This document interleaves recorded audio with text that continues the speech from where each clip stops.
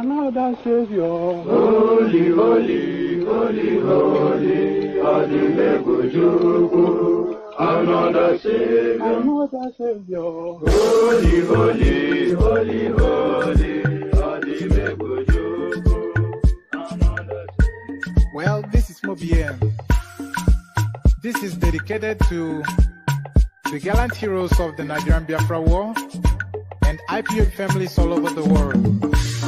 I remember the Nigerian Biafran War, in the thickness of the Biafra genocide. Hey, one man revived the vanishing hope to life. Let the great Biafran army to fight, and they were singing out, holy, holy, holy, holy.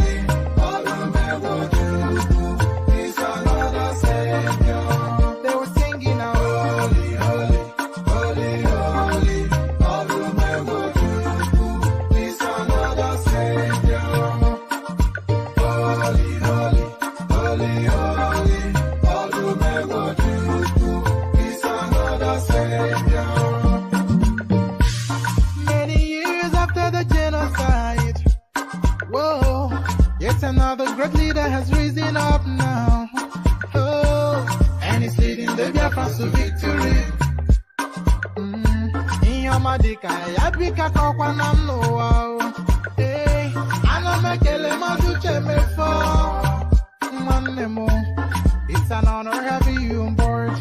When I'm singing along, holy, holy, holy, holy, Nandekano, it's another Savior. Gonna sing along, holy, holy, holy, holy, Nandekano, it's another Savior. When I sing along, holy, holy, holy, holy, holy, holy, holy, it's another Savior. Getting it right and getting it faster now. Holy, holy, holy, holy, it's another Savior. Holy, holy, getting it right, holy, faster, never freedom.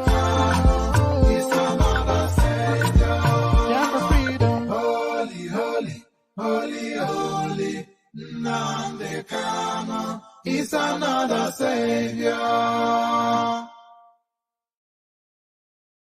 Another Savior. Holy, holy, holy, holy, Adimebujuku, another Savior. Another Savior. Holy, holy, holy, holy, Adimebujuku, another Savior. Well, this is Mobien.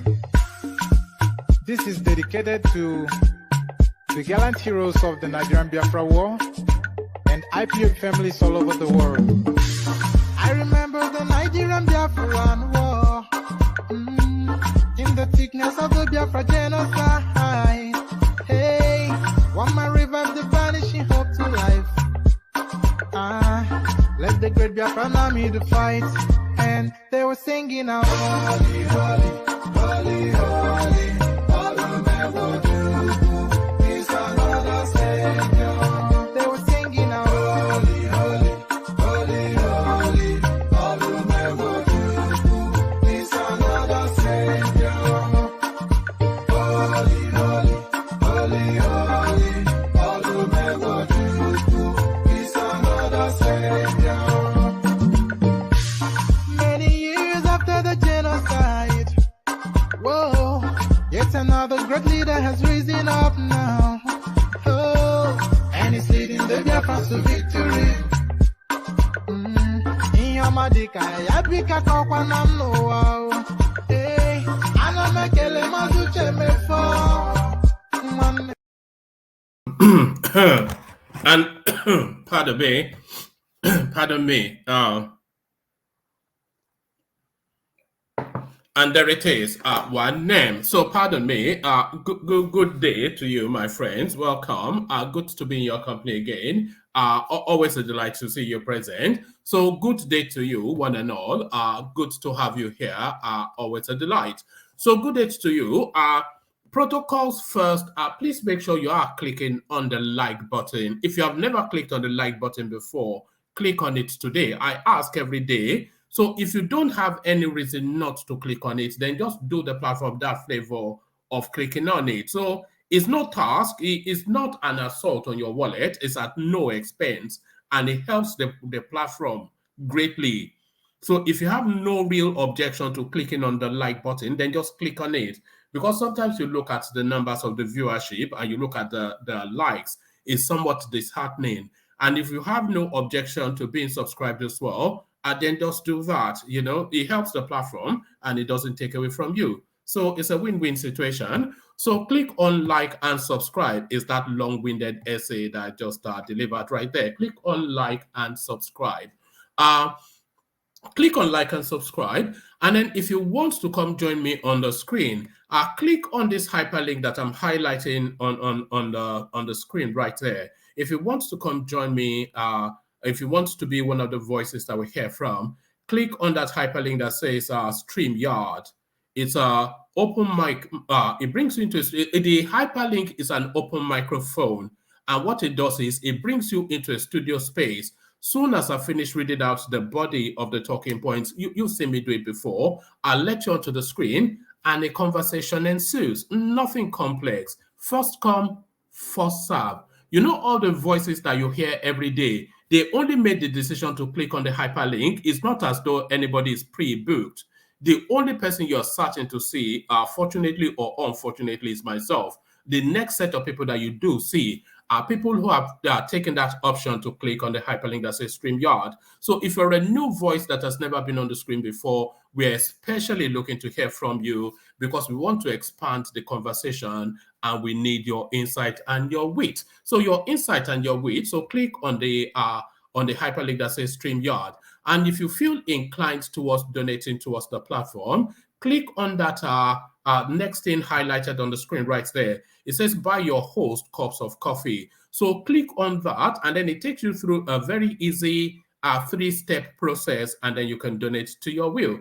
You can do that, or you can go to the bottom of the comment section, click on the $ and super chat and super sticker. So because of course, the platform does need that support. I'm sure you know that. You don't need me to be telling you that. So do that. So click on like, click on subscribe. Those are compulsory. At your discretion, click on the hyperlink that says StreamYard.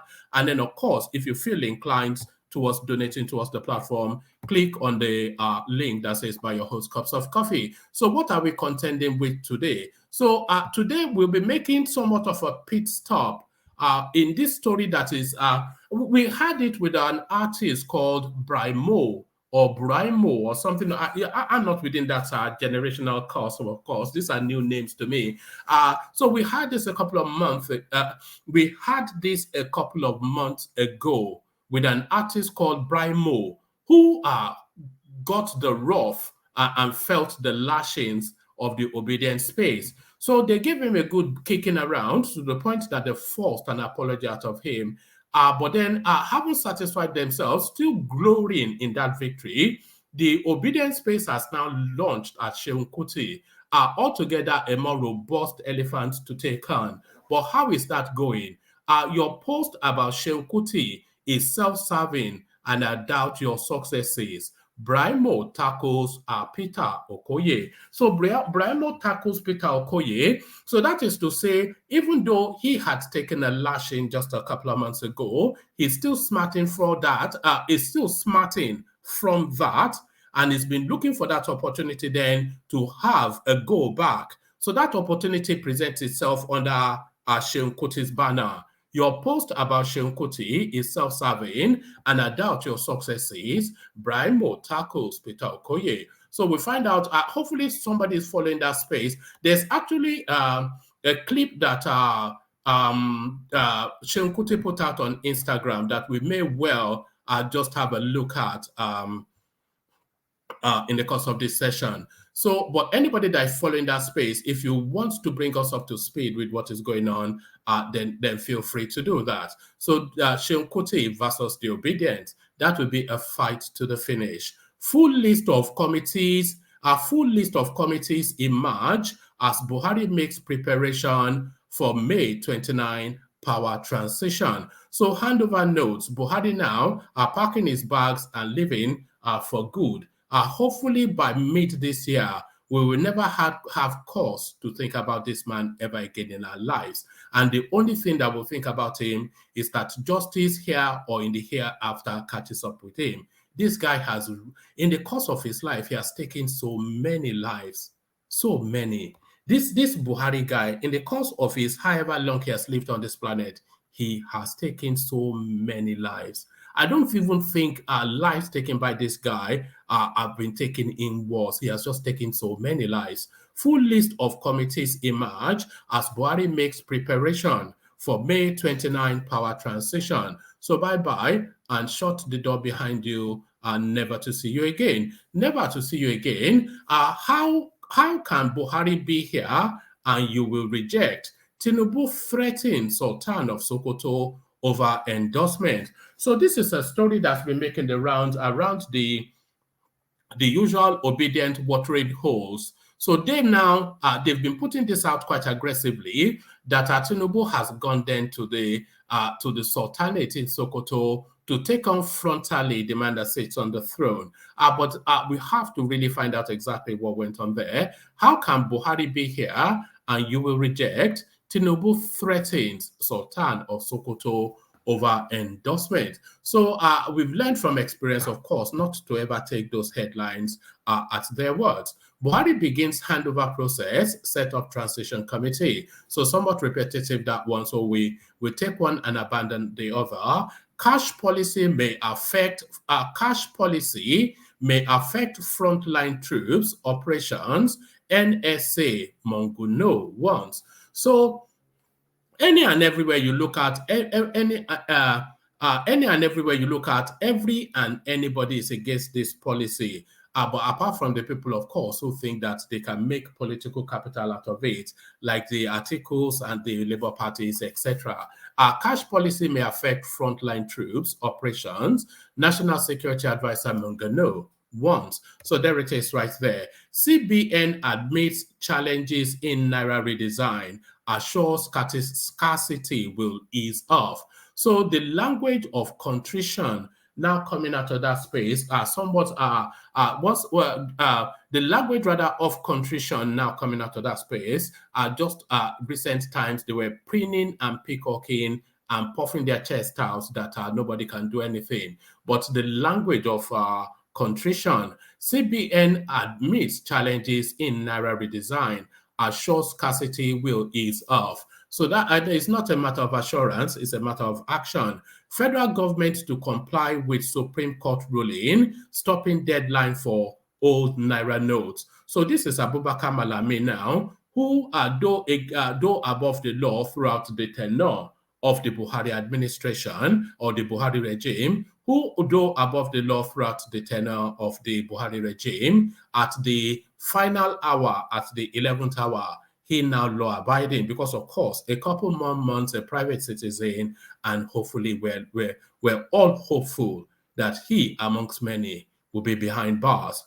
Federal government to comply with Supreme Court ruling, stopping deadline for old Naira notes. So this is Abubakar Malami, then the lawyer to the Buhari regime. Obasanjo assaults embattled Labour Party spokesperson Arabambi, threatens to arrest, jail aggrieved party members working against Obi's presidency. So there it is right there. You can take the man from the barracks, but you cannot take the barracks from the man. Obasanjo assaults embattled Labour Party spokesperson Arabambi, threatens to arrest, jail aggrieved party members working against Obi's presidency. So quite what power of arrest he has, we're not quite sure. So there it is. We may or may not land on this one. Respect your age, Northern Elders Forum tells Adebanjo. So Adebanjo, of course, telling us that Nigeria will collapse if P2B is not made president. So two things I can guarantee. Now, P2B will not be president and Nigeria will not collapse. So rest assured, just take my words for those two things. P2B is not going to be. The only president is the only presidency that they will be swearing Peter Obi in for will be the Rotary Club in Anambra Central. That's the only presidency coming his way in May. So there it is right there. And Nigeria will not fall, of course. I think you all know that. So there it is. A rich and diverse menu, as always is the case. So lean back, kick back, take it easy, relax into it. The usual protocol, click on the like button as you're coming in. Make sure you're subscribed if you haven't done that. Click on the hyperlink that says StreamYard if you want to come take on any of these highlights that I've just read out. And if you feel inclined towards the platform, click on the buy your host cups of coffee. It says cups, by the way, not a cup. So if you're only going to go there and do a cup, then don't even bother going there at all. So go there and be as liberal with your wallet as you can. Otherwise, just don't make the bother. So click on like, click on subscribe, click on the hyperlink that says StreamYard to come join me in the studio. And then, of course, click on the buy the coffee thing to go do the necessary. So all that and everything, let's go to the care guides and then we'll launch into it. But first, the care guides. Water, only water, only water, where they see ma. Water, only water, where they see ma.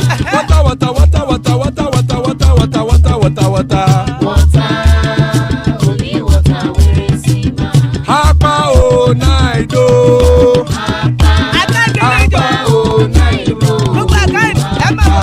Hapa you don't come o.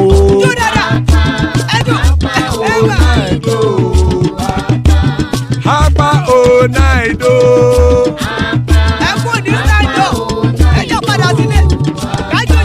Oro kẹ̀kẹ́ ẹlẹ́mù yé o.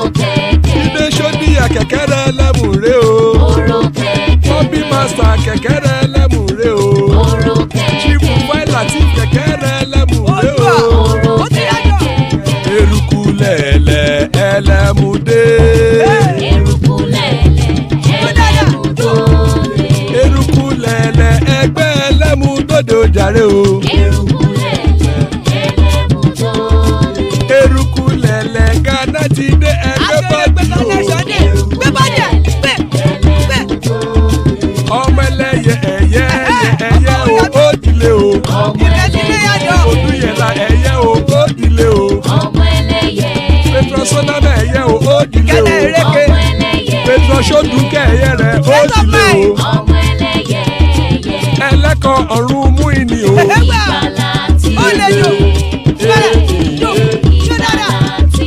Àkùkọ ọ̀run mẹ́kọ̀.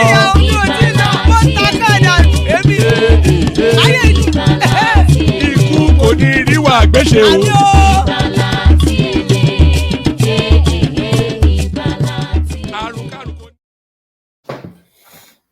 And there it is right there. Iku Koniru Agwesheme, death have nothing to do with us. Iku Koniru Agwesheme. So there it is right there. Pardon me. So Iku Koniru Agweshe, as guys, I bring you this. Full list of committees emerge as Buhari makes preparation for May the 29th power transition. So power transition, but of course, he confident that he'll be transiting only to his own clansman from Adamawa State. Our correspondents report that President Buhari has approved the establishment of a presidential transition council to facilitate the process of handing over power by his administration. In an announcement made by the Secretary to the Government of the Federation, Boss Mustafa, on Thursday, February the 9th, councils will be inaugurated on Tuesday, February the 14th. The council will be inaugurated by the SGF at the conference hall of the House. Sorry, let me take that entirely all over again. Correspondents report that President Buhari has approved the establishment of a presidential transition council to facilitate the process of handing over power by his administration. In an announcement made by the Secretary to the Government of the Federation, Boss Mustafa, on Thursday, February the 9th, councils will be inaugurated on Tuesday, February the 14th. The council will be inaugurated by the SGF at the conference hall of the office of the SGF, with members expected to be seated in person. The statement signed by the Director, Information of the OSGF, so that'll be Office of the Secretary to the Government of the Federation, Willie Bassi said. So this is what we find oftentimes, that there'll be some random mala sitting at the top of whatever parastatal, and then the spokesperson is like this. The police, Malam, the spokesperson, Frank Umba, the DSS, Mala, the spokesperson, Peter Uwajeren, the office to the secretary to the federal government, Mala, the spokesperson, Willie Bassi. So that's the role, of course, of the South in this Buhari administration. T-boy. So that's our role in this administration. The Transition Council will be inaugurated by the Secretary to the Government of the Federation on Tuesday, 14th of February 2023 at 12 noon at the conference hall of the SGF. Members are expected to attend the inauguration in person. Members of the committee are Secretary to the Government of the Federation, Chairman, Head of Civil Service of the Federation, almost certainly a Hausa person as well. I wish they added names to this, because you'll find that all of these names are Malams. Head of the Civil Service of the Federation, Solicitor General of the Federation, and Permanent Secretary, Federal Ministry of Justice. Permanent Secretaries of the following ministries and offices: Defense, Interior, Finance, Budget and National Planning, Foreign Affairs, Information and Culture, Federal Capital Territory Administration, Special Duties and Intergovernmental Affairs, Cabinet Affairs Office, Office of the Secretary of the Federation, General Services Office, Office of the Secretary of the Federation, Economic and Political Affairs, Office of the Secretary to the Government of the Federation, State House, National Security Advisor, Chief of Defense Staff, Inspector General of Police, Director General, National Intelligence Agency, Director General, States. We have an overly policed sort of a governance system. So we have a defense chief, and then from the defense chief, we have a national security advisor, and then we have another chief of defense staff, and then we have an inspector general of police, and then we have a director of national intelligence agency, and then we have a director general state security services. So we should be the safest country on the planet, just from all of these people collecting dollars from the Niger Delta oil fields. President Buhari is expected to hand over power to whoever emerges. So whoever, you can replace that with Atiku Abubakar, of course, because we all know that games are food. The games are food.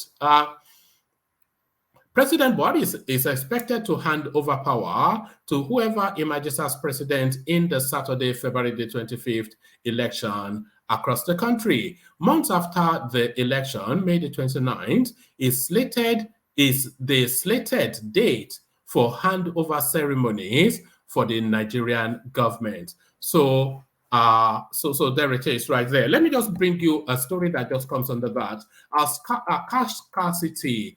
Hope as Buhari moves to convene important meeting over rising national crisis. So they talk about a rising national crisis, but this crisis, of course, totally, absolutely avoidable. Not only is it avoidable, this crisis is of the doing and making of the Buhari administration itself. So they've changed the Naira note at the very epicenter of a transitional election, and then they've squeezed it to a 3-month slot, and then they refused to release the money. So it's entirely an artificial crisis created exclusively and wholly by this regime. To what purposes? I think you can guess at that. But because people had anticipated their purposes, their intentions, and there's been a lot of public outcry about that, are they now able to follow through with it? They were looking to foment anarchy in the country. so that they can declare a state of emergency. But that's not quite worked in the manner that, or has it? Cash scarcity, hope as Buhari moves to convene important meeting over rising national crisis. President Mohamed Buhari is set to ensure that the crisis going on in the country due to scarcity of naira notes and fuel is addressed. The president will be meeting with leaders in key sectors of the economy, including the governor of the CBN, Godwin Emefiele. I'm not quite sure why he is still meeting with Godwin Emefiele. What new thing is he looking to glean from Godwin? He meets with him every single day, and the crisis shows no sign of abating. In fact, it continues to increase. So what exactly, unless he instructs him to extend the date so that people can use both currencies as an easier and slower phase out of the old notes is sequenced. Unless it does that, then all of these meaningless meetings are essentially meaningless. In addition, the president will meet with the chairman of the Independent National Electoral Commission. And by the way, the activities of this government is not at all suggestive of a government that is easing out of power. So just at the very last 6 months of your two-term administration, you have then made you have now singularly made the biggest move that your administration has done in its history. So that's not indicative of anybody looking to leave power. In addition, the president will meet with the chairman of the Independent National Electoral Commission and the Inspector General of Police to discuss plans for the 2023 polls. So there it is. It's not the meetings that we want to hear about, it's the solutions that we want to see applied. Naira scarcity, CBN Emefiele gave false information to President Buhari's aide, alleges. So we did anticipate that they were going to throw Emefiele under the bus for this. So we heard first from all manners of persons landing on Oshiomhole.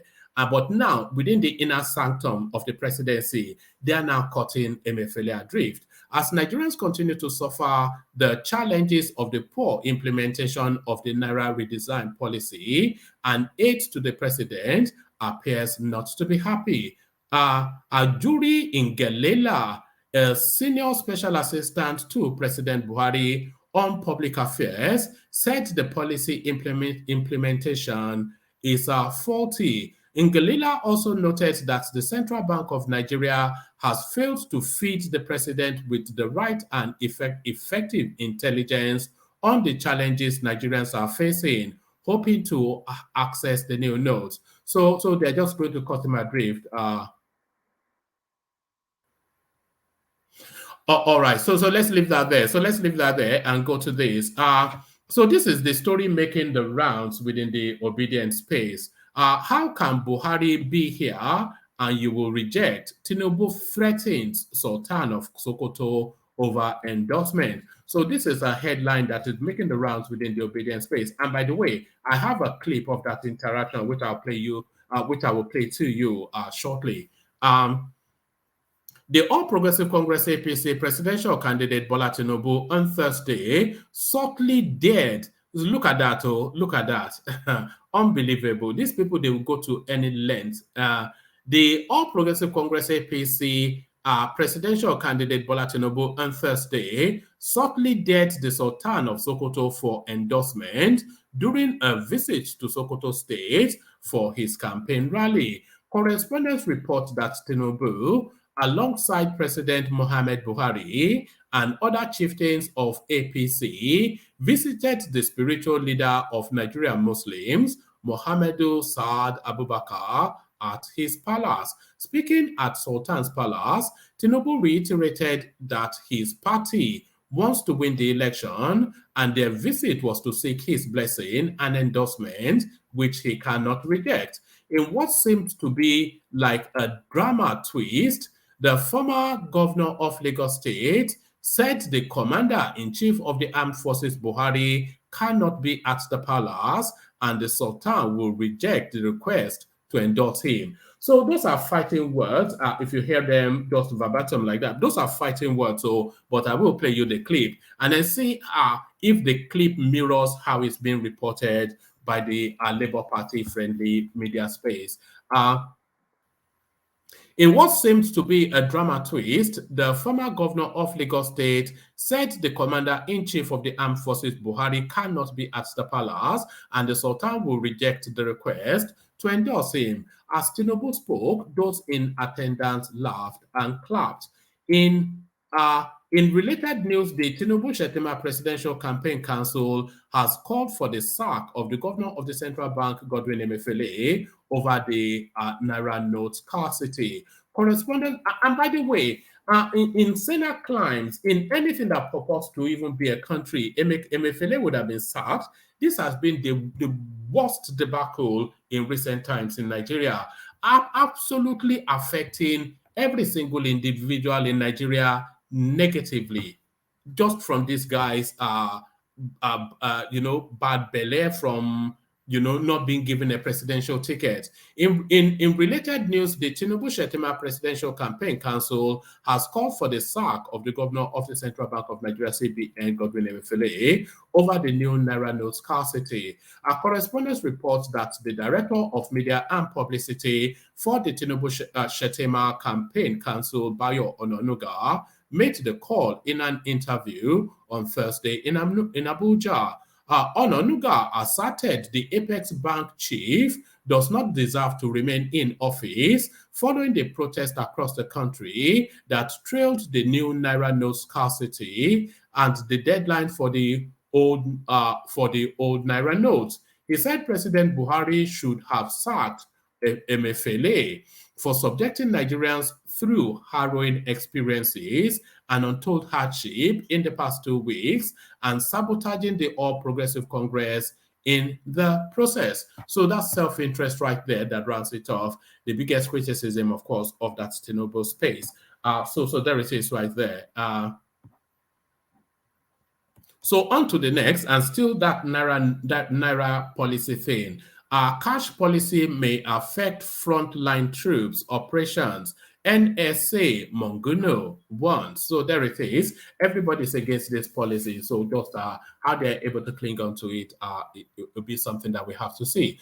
National Security Advisor Mohammed Monguno says the change of currency and cashless policy of the Central Bank of Nigeria, CBN, may affect operations of troops in the field. Mr. Monguno made the observation when he appeared before an ad hoc committee of the House of Representatives in charge of currency and cashless policy on Thursday in Abuja, represented by the head of Defense Unit, Rear Admiral Abubakar Mustafa. So, of course, it has to be. It will never be Major General Tunde or Lieutenant General Uche. It will always be Mustafa Danladi. Represented by the head of Defense Unit, Rear Admiral Abubakar Mustafa, the NSA said that even in advanced countries, such policies could affect operations of troops if not well implemented. Because of the sensitivity of some of this information that will come and bordering on security, there are things we cannot say in the media. Globally, military operation, even in first world countries, such policies, if not well thought out, will affect some certain operations. Some of our soldiers are deployed in places where they cannot actually access digital means of paying for their daily subsistence. That is the main issue that the NSA has been talking about. It is important that this committee sits down and articulates better ways of actually addressing these issues, he said.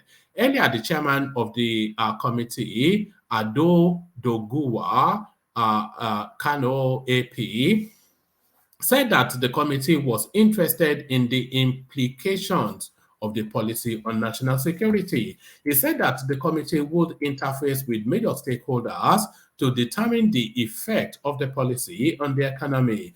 Mr. Dogowa said that from what the committee had so far gathered, the policy posed a challenge to agriculture economy, and security. So essentially, it's a danger to the country. The policy of the Buhari administration is a parting policy to the Nigerian state. It's an existential threat to the Nigerian person. Listen to this. Mr. Dogowa said that from what the committee had so far gathered, the policy posed a challenge to agriculture, economy, and security. According to him, it is unpopular amongst the people. It has caused hardship and it may affect the forthcoming election.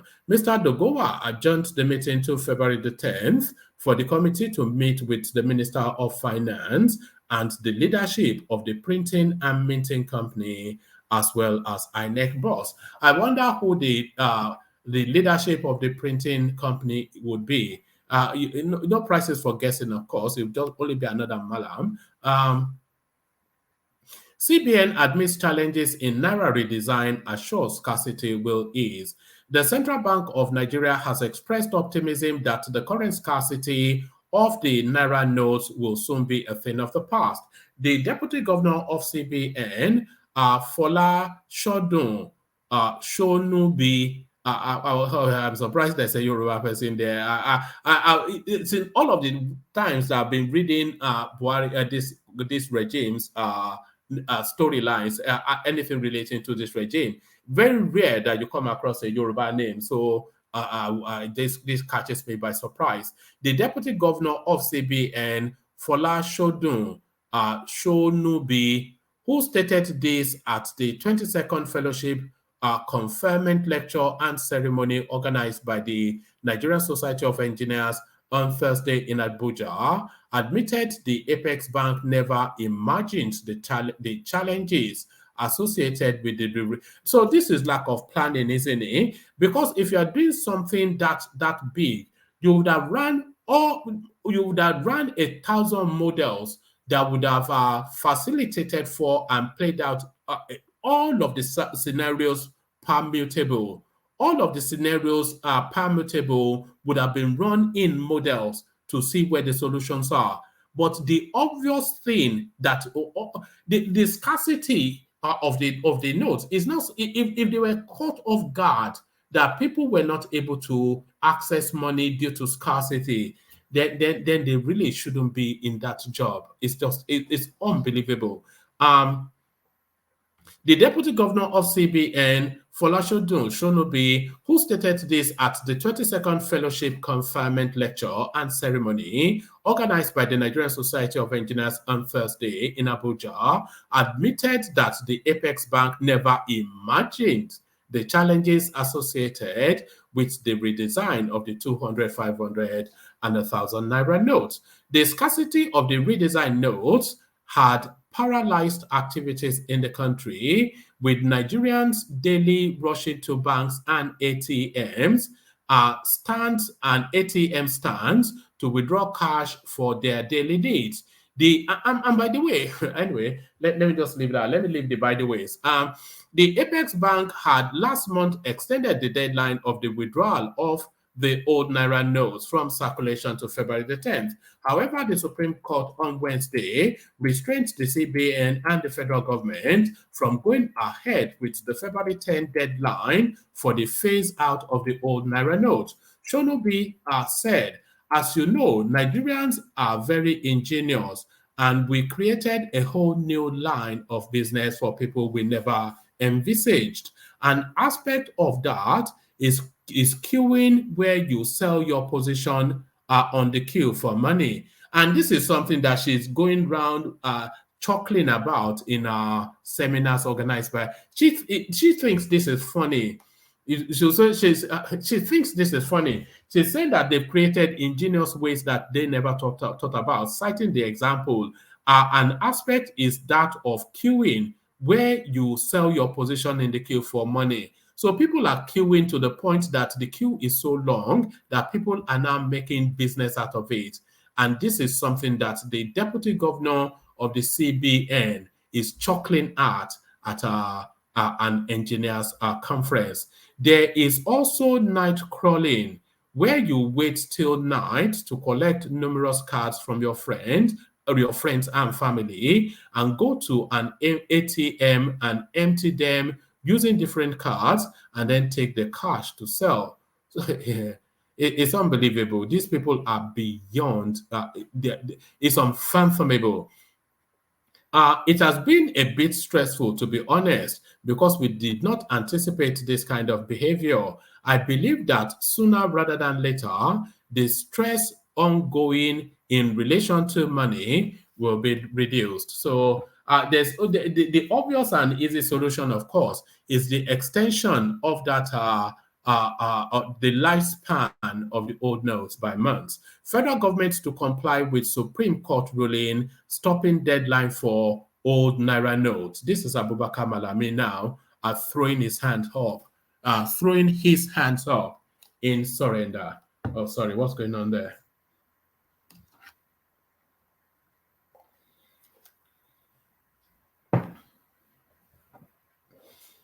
All right. Okay.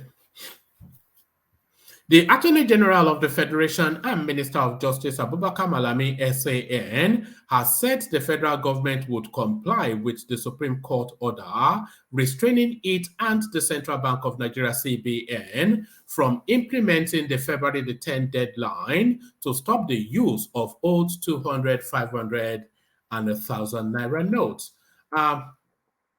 Correspondents report that the Apex Bank on Wednesday granted an correspondents report that the Apex Court on Wednesday granted an ex parte motion filed by the government of Kaduna, Kogi, and Zamfara states seeking an interim injunction restraining the federal government through the Central Bank of Nigeria or the commercial banks from suspending or determining or ending on February the 10th, 2023, the time frame with which the now older version of 200, 500, and 1,000 denomination of Naira may no longer be legal tender, pending the hearing and determination of their motion on notice for an interlocutory injunction. The court subsequently fixed February the 15th for the Attorney General of the Federation to show cause why the deadline should not be further extended before the next adjourned date. Speaking on Thursday night in an interview with Arise News, Malami said the federal government will comply with the order of the Apex Court in demonstration of its commitment to the rule of law. He, however, noted that his office had filed a preliminary objection to the suit instituted by the Kaduna, Kogi, and Zamfara state governments. So there it is, right there. We never thought we'll say the day that that the Buhari regime abides by law, but it looks as though now on their way out, they've suddenly found a new way of being. Obasanjo assault embattled Labour Party spokesperson Arabambi threatens to arrest, jail aggrieved party members working against Obi's presidency. A former Nigerian president, Olusegun Obasanjo, has been accused of physically assaulting the embattled acting national publicity secretary of the Labour Party, Abayomi Arabambi, by kicking him. I didn't even know that Obasanjo still had the strength in him to kick at anyone. Obasanjo is a strong supporter of Labour Party presidential candidate P2B. The Ogun State chapter of the party had been engulfed in crisis since 2022. Some members of the party, led by Arabambi, had expressed their displeasure over the conduct of some officials at the national headquarters. They also suspended the membership of Donyo Okoye, former Director General of the Presidential Campaign Council of the LP, who they said ceased to be a member of the party, having failed to pay his membership dues for 6 months as prescribed by the Constitution.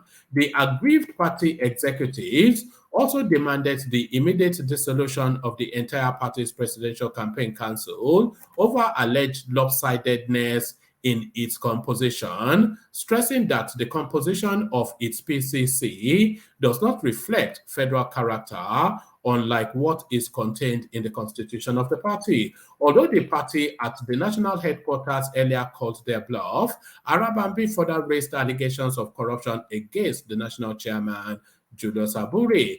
He accused Abure of obtaining money under false pretenses and defrauding candidates and aspirants who obtained nomination forms to contest under the party. It was gathered that members of the Ogun State Caretaker Committee and some aggrieved members, dissolved members of the Executive Council, led by Arabambi, met with Obasanjo at his residence on Wednesday afternoon. During the meeting, the former president kicked the embattled Labour Party spokesperson and ordered him to. During the meeting, the former president kicked the embattled Labour Party spokesperson and ordered him to withdraw all petitions and court cases, multiple sources at the meeting told correspondents.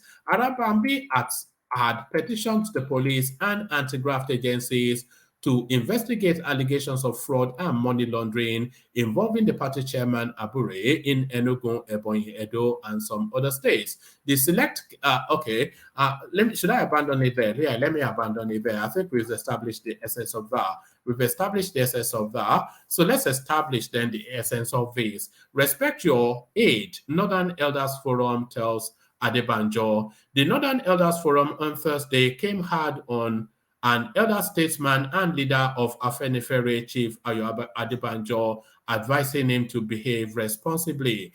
The organization said his comments whilst campaigning for the presidential candidate it's just from the septuagenarians to the teenagers, it's just violence all the way through with this Labour Party obedient experience. It's just crass, crude. Even the 80-something-year-olds, they are kicking and abusing people. The Northern Elders Forum on Thursday came hard on an elder statesman and leader of the Afenifere, Chief Ayo Adebanjo, advising him to behave responsibly. The organization said his comments, whilst campaigning for the presidential candidate of the Labour Party, P2B, were irresponsible, condemnable, and inflammatory. The NEF, in a statement by its Director of Publicity and Advocacy, Dr. Hakim Baba Ahmed, and by the way, this Hakim Baba Ahmed, of course, is the elder brother of Dati Baba Ahmed, the Mauritanian VP for P2B. The NEF, in a statement by its Director of Publicity and Advocacy, Dr. Hakim Baba Ahmed, said that Nigerians with any influence over Adebanjo should advise him to show respect for his age and all the advantages he enjoys from being a Nigerian. So a Mauritanian is giving warnings to a Nigerian to respect the advantages he enjoys for being a Nigerian. So there it is right there. And by the way, when I say that Hakim Baba Ahmed is a Mauritanian, I'm not being derisive. He actually is a Mauritanian. So they are from Mauritania, the Baba Ahmed family. I think you all know that. So he's threatening the Nigerian-ness of Pa Ayo Adebanjo, and there it is. So on to this now.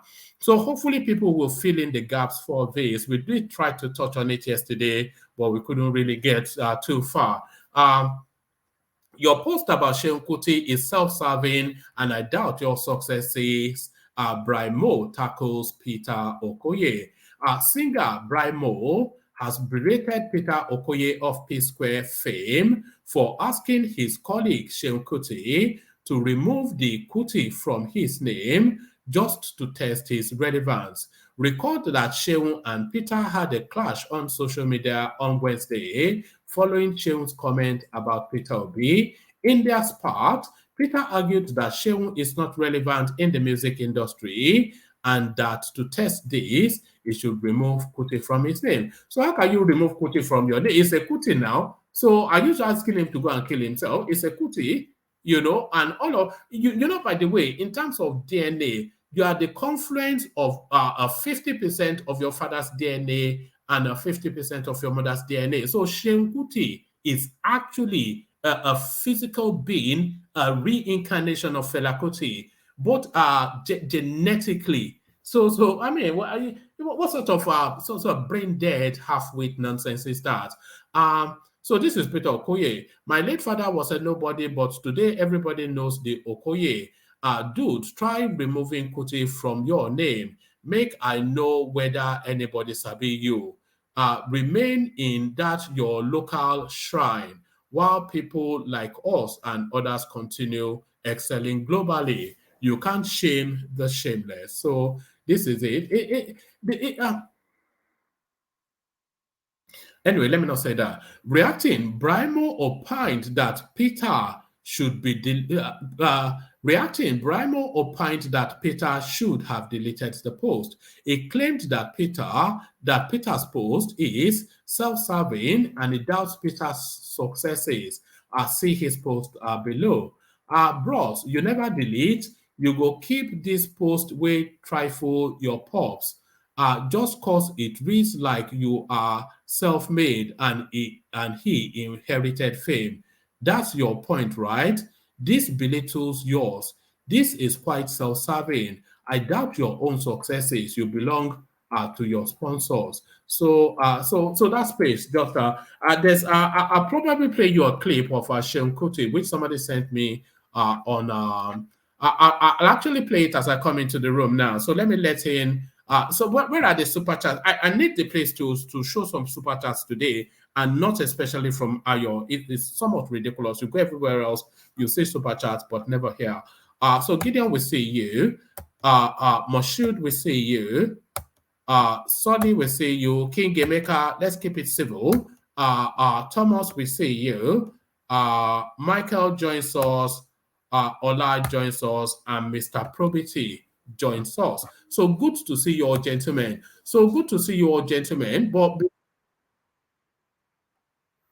But before I come to you, gentlemen, let me play you this clip from let me play you this clip from well done, Desmond, for responding to that, even though that's not the usual color you come with, but that's an opening salvo from you, I suspect. But let me play you this clip from Seun Kuti. Let me play you this clip, which some of you may have seen, but let me play you a little bit of this.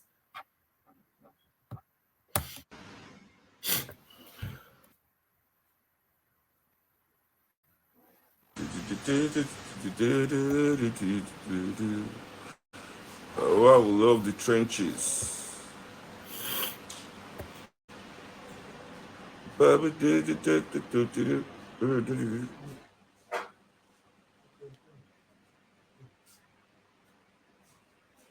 Hello, everybody.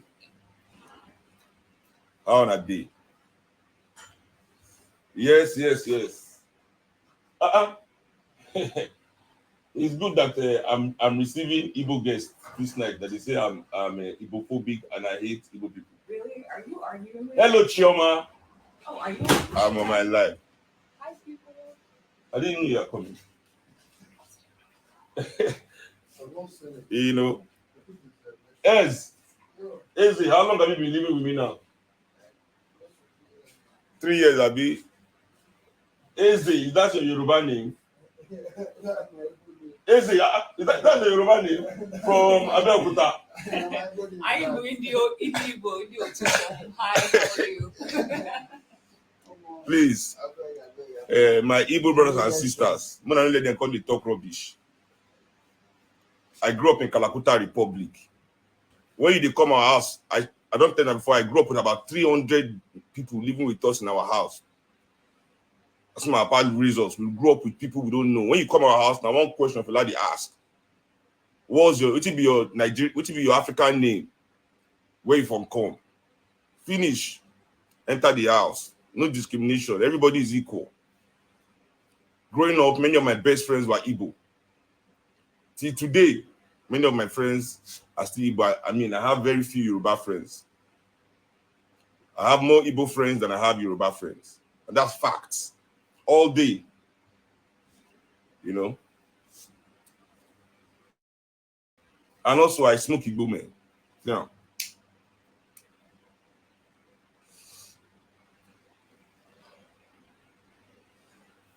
Now, see so what? I know the either. So nobody will use that one, TikTok, anything. But real quick, this live was short, man. This live was this short. And it's probably going to be the last time I touch on this topic, you know, with the obedience and the Peters, you know. Quickly, I'm going to address this trenches issue because now teachable moments. First of all, anybody will come from nothing. Then you make fun of people that have nothing. That means you don't respect where you are from, what you've come from. I repeat, anybody who has come from nothing, right? And then begins to insult people who have nothing, has no respect for where they have come from. Whether you like it or not, that nothing molds you. That ain't give you the bravery. So people that have it, that have nothing, you making fun of them means that you don't respect where you come from.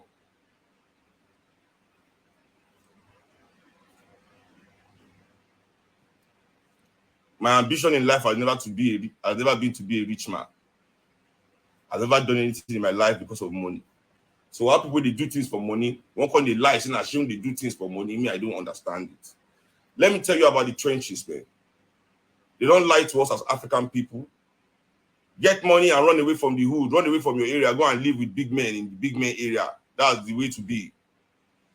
But who is going to be left in our areas to show the young people good example? Who is left in the... You'll be complaining that politicians are going there and influencing them, turn them to touts and area boys, turning them to criminals when they have nobody in the neighborhoods to look up to. They have nobody in the neighborhood to look up to. I'm going to get small change in a wrong, go Lekki, wrong, go VI, wrong, go Okoye, going to live close to oppressors, running away from the people. We stay with the people, man. And you cannot run away. The trenches, black people, we are the trenches. We are the hood.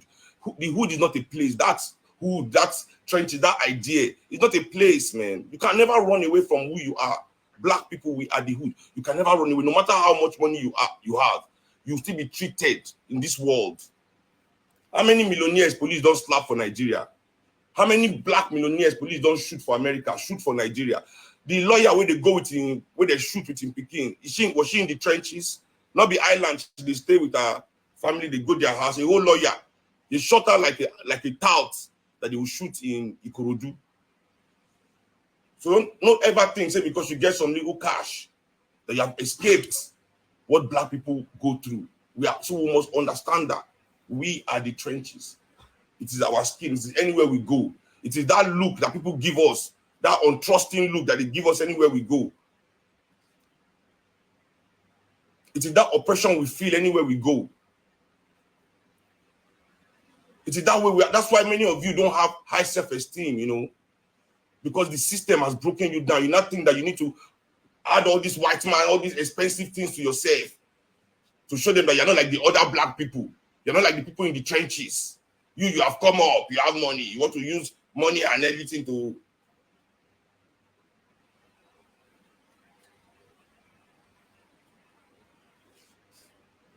Thinking that you have escaped. No, you have not escaped anything.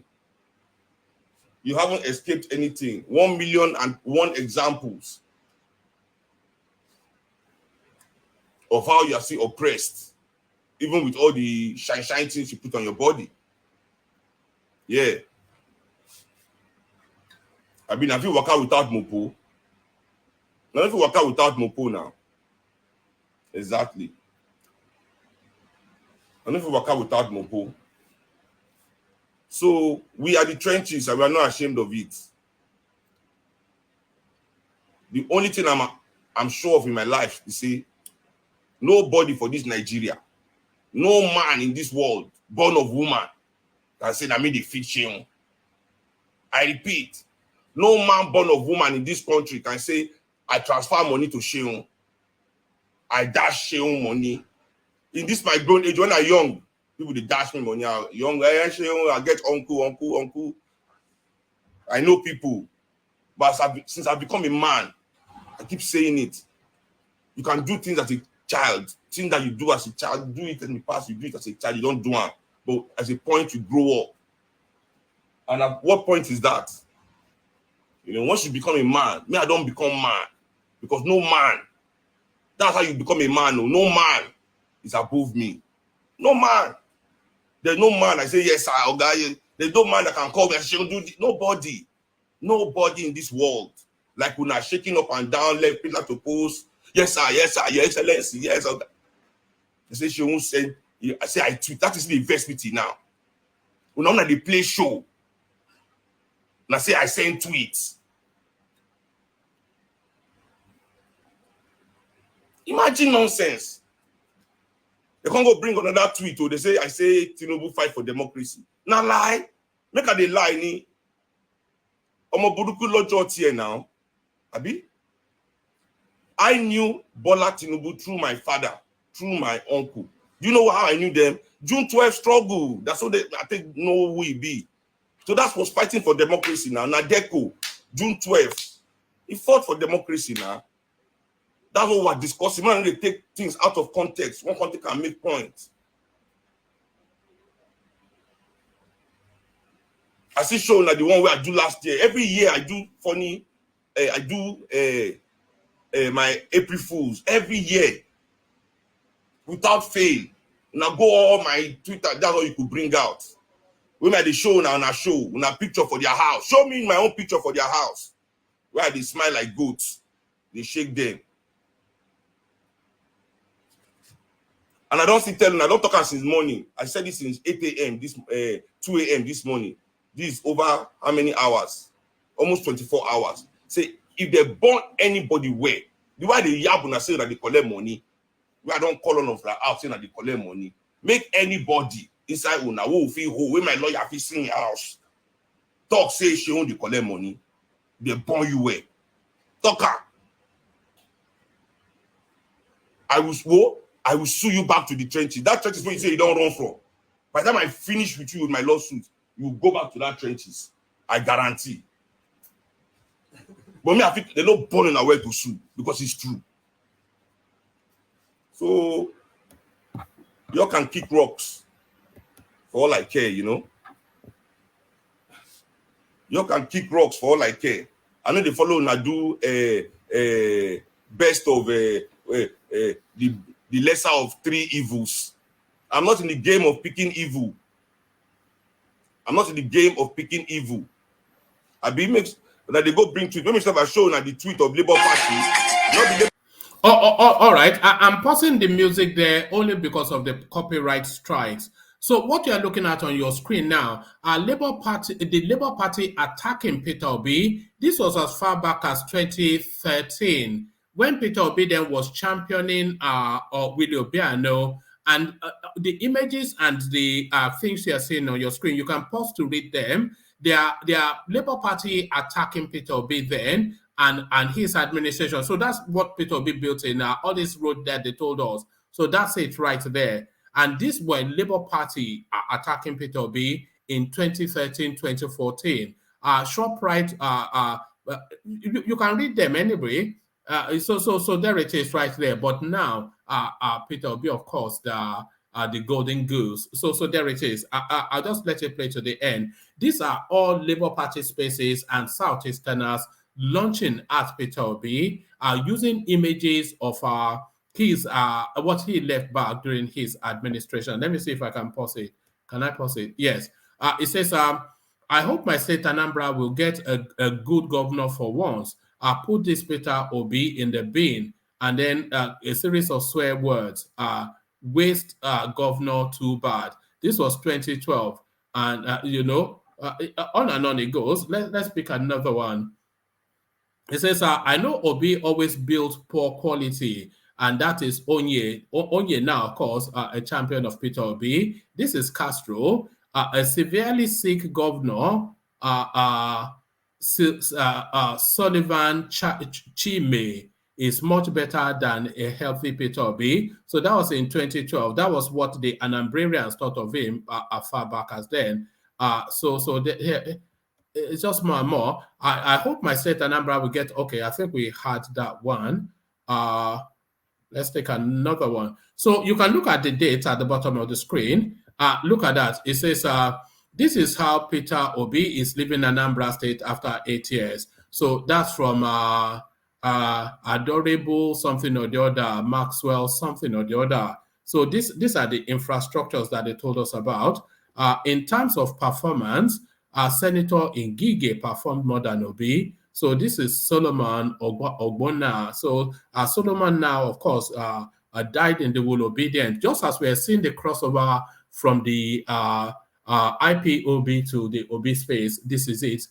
This is Anambra of Peter Obi, Ume, Willie Obiano, and Fidelity Bank after 8 years. Hashtag Ngige to the rescue. So this is Community House School, Nanka. He took education from number 30 to number 1. So there it is. That's how we did it.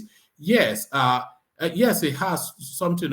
My mom just called. Apparently, it's been an exit carnival for Obi all through the weekend. So celebrating his demise. If you look at the date, what's the date on this one? The 17th of the 3rd, 2014. This guy, of course, now died in the will obedient. Anambra State, something or the other, that's covered up by. I look at this one. I can't even read it. I feel like KILLING this Peter Obi, Governor Peter Obi. This is from an Emmanuel, and this was the date obscured. This now died in the will obedience. So that's just the way it is. So that's just the way it is. Seun Kuti, back and forth with the obedience. So I'll keep the super chats coming in. I would really like to see this space light up just for today. And it looks as though Desmond taking up that challenge. So there is Desmond. Everybody won't use Obi Shine. I swear I never knew this guy until now. You never knew Seun Kuti until now. You must be a joker. Thank you for the super chat, but you must be a joker in our midst. A super sticker from Alexander Gomez, and of course, Desmond kicked off the super spaces earlier on. So there it is, and here it is. So let's go on then. I'll kick it off with the new names. Let me remove that from the screen. So I'll kick it off. Sorry, woman. My apologies, right, to interject into the show quite early. And good evening to the panelists. Not to disregard or disrespect my brothers on the panel, but I don't know if I could go early. I don't know how you're swinging in with the panels, just because of I need to attend to some personal concerns as quick as possible. And why I joined was specifically because of this Seun Kuti stuff, right? And I'm so shocked. And I'm not ruling it out that some people, especially the Gen Zs, are saying they don't know Seun Kuti and Jude. No, Desmond is not a Gen Z. He's just being cheeky. Who on this planet, a Grammy nominee, who you don't know, a Grammy nominee. I've been seeing a lot of stuff going on social media. People saying things about him, not knowing him, saying a lot. It's quite shocking. Anyway, if it gets to, if I've been privileged to go early, and I would love to speak more about it because I'll bring you on second, only because there are new names, and I like not the problem. Yeah. Thank you. All right. Mr. Sorry, one man. I just quickly want to add this, just to give everybody a chance to be able to speak. I think if you can time us maybe 5 minutes, should be fine. No. I like to do it. The guy I wanted to go to has now left, Mr. Probity. No. I don't like to do that. I don't like to time. Oh, okay. Yeah, it's your program, so no. Okay. Let's kick it off with you then, Emeka, because I was going to Mr. Probity, but he's left us. Brownberry, your device is not connecting, so I'm not able to. So now this space now, I think it all kicked off when Seun Kuti tweeted something complimentary about Tinubu, And then, of course, the wrath of the obedient immediately kicked into gear, and we landed at the spot where they are now throwing Instagram streamings at each other. So what are you then making of that space? Seun Kuti versus the obedient. Who comes up on top? Anyway, anybody, you see, for one, you can tell, even if you go against the obedient, you can tell how they behave. They come at you with the full route of insults and brimstones and fire they have been a victim of this, and your good self, you've also been a victim. I think a larger percentage of your viewership would have been a victim of it. So I'm not shocked or surprised. Even if Peter Obi criticizes himself, you will see how the obedience will go after him. And many of them have said it publicly. So like they keep saying that the movement is bigger than Peter Obi. So which means it's a threat to him. Their behavior is barbaric. It's let's start it from the beginning. What does Seun Kuti stand accused of? What has he done that offends so much? Probably accusing Peter Obi for who he actually is, truly is, and trying to let obedience see the man for himself, that Peter Obi is not different from any other politicians, which we have clearly highlighted to open their eyes. But, many of them do not even know why they support him. They are blind, they are deaf, they are so carried away with their emotions, right? And because he has been repackaged, rebranded by a few sect of people, and actually by the Peter side, that those group who have re-engineered him via social media to say he's the new next coming Messiah, right? And those who follow social media without doing their own independent research are now carried away, and they think he's the new thing after sliced bread. So he's trying to, I respect Seun Kuti a lot. Yeah, I might not agree with him, but I do. He has been consistent, just like his father, right? In terms of his activism, he has been consistent. He has always stand against bad government. He has always sang against bad government. He has always stand in line with those who are oppressed, which is the majority of the Nigerian people. So for such man, I would respect you, even though I don't agree with you, because you are consistent. You have shown your hands, and you are saying, "This is who I am." Strip me up naked, do anything to me, I will still stick to my values. I respect him more than Peter Obi, because with Peter Obi jumping from one value point to another value point, and then lying with statistics and lying left, right, and center, claiming to give good governance from an Anambra state that I know very well, and then a lot of people, recycling and recycling information that are not true. I have no respect for Peter Obi in this remark. Yes, I could understand that politicians do that, but when you claim that you are for the truth, you are for integrity, you are for clean hands, and you stand for the people, and then your character in the past do not equate to that. What are you making of? What are you making of the details of this part between this Okoye guy and Seun Kuti? So he came out to say that if you removed the Kuti from Seun, then he would be a relative unknown. But in terms of musical achievements, Peter Okoye should be ashamed of himself, clearly. That name, that's why, I think I watched another social media, I think from Seun Kuti, and he said, "You guys don't respect my father." He went ahead to, I think Peter Okoye went ahead to insult Seun, that you are dirty, you are this, you live in the trenches. Seun Kuti is Fela Kuti 2.0. He exemplified what Fela Kuti is. Out of all of the children of Fela, he's the most like Fela, more than Femi Fela. Or anyone. Yeah. Even his type of music, I enjoy their music, right?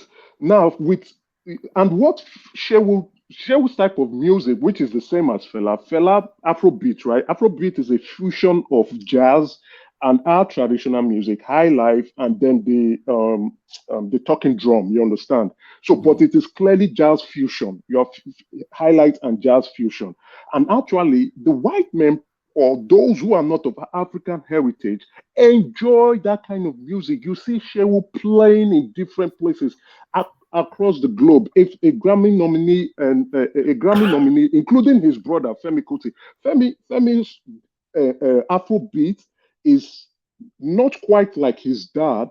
Why? Because he injected a little bit of funk into his own type of music. Sometimes he plays the Afrobeat, but if you listen to most of his albums, inclusive of his recent album, he included funk music into it. So just to get people grooving more. Now again, Femi sings more. He sings about the African struggle too, but he would also sing about about life. You had about Bang Bang Bang. You also have about which one, the popular one that he sang that brought him to limelight, which his father didn't agree on, but that was what pushed him to limelight in 1992 when he released it. But Fela, his dressing, his music, his behavior, his attitude, Shehu exemplifies it to the core. So if you say, let me bring you this. Hold on, Emeka. Let me bring you this headline because Paul Okoye has invited that if you removed the Kuti name from Seun, that he'll be an unknown, which is to say that he has no achievement of his own back. I think the BBC disagrees with him. So correctly. This is no. Yeah, I don't need the BBC. Can you hold on, please? I think the BBC disagrees with him. This is a headline from the BBC. Fela Kuti's son, Seun, says Grammy nominee was norm was unexpected. Musician Seun Kuti says his recent Grammy nomination completely blew his mind. He's the youngest son of Nigerian Afrobeat pioneer Fela Kuti. His album, Black Times, has been nominated in the Best World Music Award category. Seun told BBC Minute, many African artists are stuck in the cycle of pop music and need more encouragement to do their own thing. So unless Paul Okoye has been nominated, unless he has won a Grammy now, that's the only way he supersedes him, Emeka.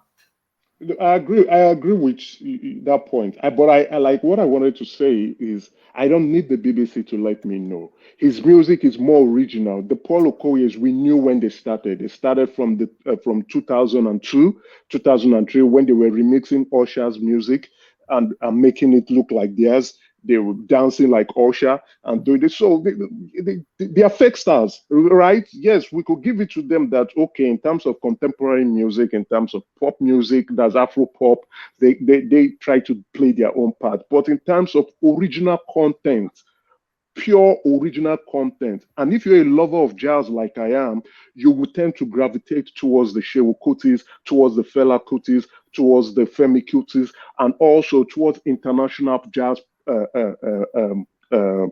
musicians, because jazz is a type of music that it's well embraced and it's well loved by a certain class of people. If you've gone to a jazz club, I don't know how many of you on the panelists or those watching who have been to a jazz club, you need to be in the proper class to be able to enter into the club and enjoy such kind of music. You understand? It's not all about the dance. You don't dance to jazz. Yes, you could dance to it, but you don't. It helps you to relax. It's a music for people who think, people who want to open their brains up, not push me, I push you, don't push me again. You understand? So, yes, the P Square, they've done well for themselves. But again, let's also look at the name, the Kuti, Ransom Kuti, before he changed his name to Anikolapo Kuti. You understand? The Kutis have been a household name right from time. If you've done a little bit of research, their mother was a suffragette. The first woman who drove a vehicle in Nigeria, right, in the 50s. She was the first woman who drove. Not only that, they are a family of affluence. Their name is well known. They fought for the Nigerian independence. They fought for the Nigerian struggle. His father took up that. Fela was actually sent to London to study medicine before he took before he decided to go with music. And exactly. he did study music, by the way. He didn't just pick up a sax. Exactly. I'm not sure that Paul Okoye knows the history of that family, even as not a lot of people know about we could say the oldies, like yourself, maybe a few of us on the panel and a few oldies who are watching know about them, who have done their research, because there was right there, when the TV was black and white, there have been documentaries about the Kutis, right from his brother Bello Kuti, who was the former Minister of Health, I think he's late now, to their junior brother, who is their uncle. It's a well-known family. It's a well-known family. If you are old enough, you see the documentaries on the black and white in NTA. We know about them. So I think maybe, because probably the trenches was from the Okoyes, who do not know about the Kutis when they were in Jos. They do not have that TV at that point in time. So he didn't know about them. If he knows about them, he won't be running his mouth the way he's running his mouth. You don't disparage that name. Forget the Fela was even the bad sheep. Fela was the black sheep of the family. Emeka, they say money can't buy your class. I think this is what we are saying. Money cannot buy your class. It definitely cannot. If you look at how Paul Okoye conducts himself, every small thing, if you disagree with him, he will tell you, "Oh, you are suffering. I live in a mansion." For Christ's sake, you are not feeding everyone in the country. Yet you might be doing good, you might be doing well, because it is the people who purchased your music or who subscribed to your music that placed you in that good fortune. But you don't turn around, just like what Shehu was saying. You understand? When you've left the trenches, you don't come around to insult those who are in the trenches. It shows your sense of insecurity. So the Paul Okoye at this point in time, or Peter Okoye, sorry, not Paul Okoye, but they are the same. They act the same. They behave the same. Peter Okoye is the both of them, because he even replied himself. Yes, Peter Okoye, the rude boy even replied. Yeah, that's why I say they act the same. Peter Okoye should be ashamed of himself, right? He should, this is politics. The people you are fighting for now, just like what Seun Kuti said, you danced around with Buhari during his inauguration. Now you are dancing around with Peter Obi during campaign. And even let's say, well, we know Peter Obi will not win, but let's just pretend. And the bad governance continue. So what are you now going to say? You understand? This is politics. It's nothing personal. You express your opinion. We disagree to agree, and we move on. But this is what the obedience do not want to understand. We have our preferences. We must not share your opinion. We must not agree with you in every place of life. But we still have a collective disposition in our views as Nigerians. You don't love what the obedient think or try to put themselves as they love Nigeria better than you. No, we love Nigeria too. We love Nigeria, that we've been able to look at it from a different viewpoint. You love Nigeria and you are looking at it from a different viewpoint, but our love for Nigeria still remains the same, because we are patriots of Nigerians. But the way they behave themselves, their dispositions, their attitude, their behavior, and their character is despicable. Coming from top to down, despicable. Top to bottom. Top to bottom. It's embarrassing. Sorry, Mr. B, cannot be angry, please. Do you know that this thing there, it really triggered people that even in IPOB space, they were even criticizing P Square today in one of the IPOB space. The anger of this thing really touched them, that they had to use this thing as one of the topics there, and they finished P Square today in that space. You know that Seun Kuti is an amugo and a guy, so all of those people that are in that guy demography is their man now. So whether you are Igbo or Yoruba, if you are in that guy demography, then Seun Kuti is your guy. So I think he misread it. That's how Okoye fella. There were specific language or choice of statement of words that he used, right? Saying, "Oh, you're dirty." Now, but you say you respect fella, you love fella, you honor fella, but you are looking at a replica of Fela, which means if Fela was alive and I know if Fela was alive, Fela will not nominate P2B. Fela would be against P2B. I know. Why do I know? Fela would be a Showore man if he was alive. Exactly. Thank you. You know Fela very well. Why do I know this? I know what Fela stands for. I know Fela is consistent on specific things. Once Fela like say, and he keeps saying it in his way, politicians are the same. Animal in different skin, in different colors, beast of no nations. He will never nominate P2B. And based on that, obedience will lynch on Fela Kuti. And that is what they are doing to his son. And not only that, that's what they are doing to someone who is a resemblance of Fela Anukola Kuti. And yet they claim, oh, I love Fela. They are hypocrites. They are devil-like. They are idiots to me. Sorry if I'm using harsh words. Settle down now. No, sorry, I'm using it because I said I joined because of this. And I'm like, what do people? This is somebody who, his family, Fela, his mother died because of this. The military pushed his mother from her building and she didn't recover from the hospital. Fela went to jail because of military government. Fela suffered because of military government. And when democracy came, he didn't even see democracy at all. He died in 1997. He didn't live to see the powers returning back to the people. He died. Then his son continued. His other son, his first son, who is trying to be neutral and focus on his music alone, do not want to express an opinion. But his other son, who is like him, would always express his opinion publicly. Yet people like Peter Okoye and Paul Okoye, his brothers, the Okoyes from nowhere, dancing like who? Copying all the international stars. They copied Michael Jackson with his dance, copied Usher with his singing, copied who again? Remixed a lot of people. Who else did they remix his music? Before they started coming in with doing some highlight fusion, and then they quarreled because of money, disgraced themselves because of money, abused their wife because of money, could not even stay inside. Who were the Okoyes? Where are they? Even their village house in the village. Who is Emeka? Who is worse? Paul Okoye or that one they call Nyanya? Do you know the one they call Nyanya? I know Nyanya, but I don't know if he. No, I mean, who has the biggest ego is more the question, because the ego on that Nyanya are only really to the level of Okoye. Nyanya just resuscitated his career now after returning back to his former manager, Ubi Franklin. He left Ubi Franklin thinking he was a superstar. Then he didn't recognize that success is a collective thing. He ran to Don Jazzy and they did a few hits and he was left in the trenches.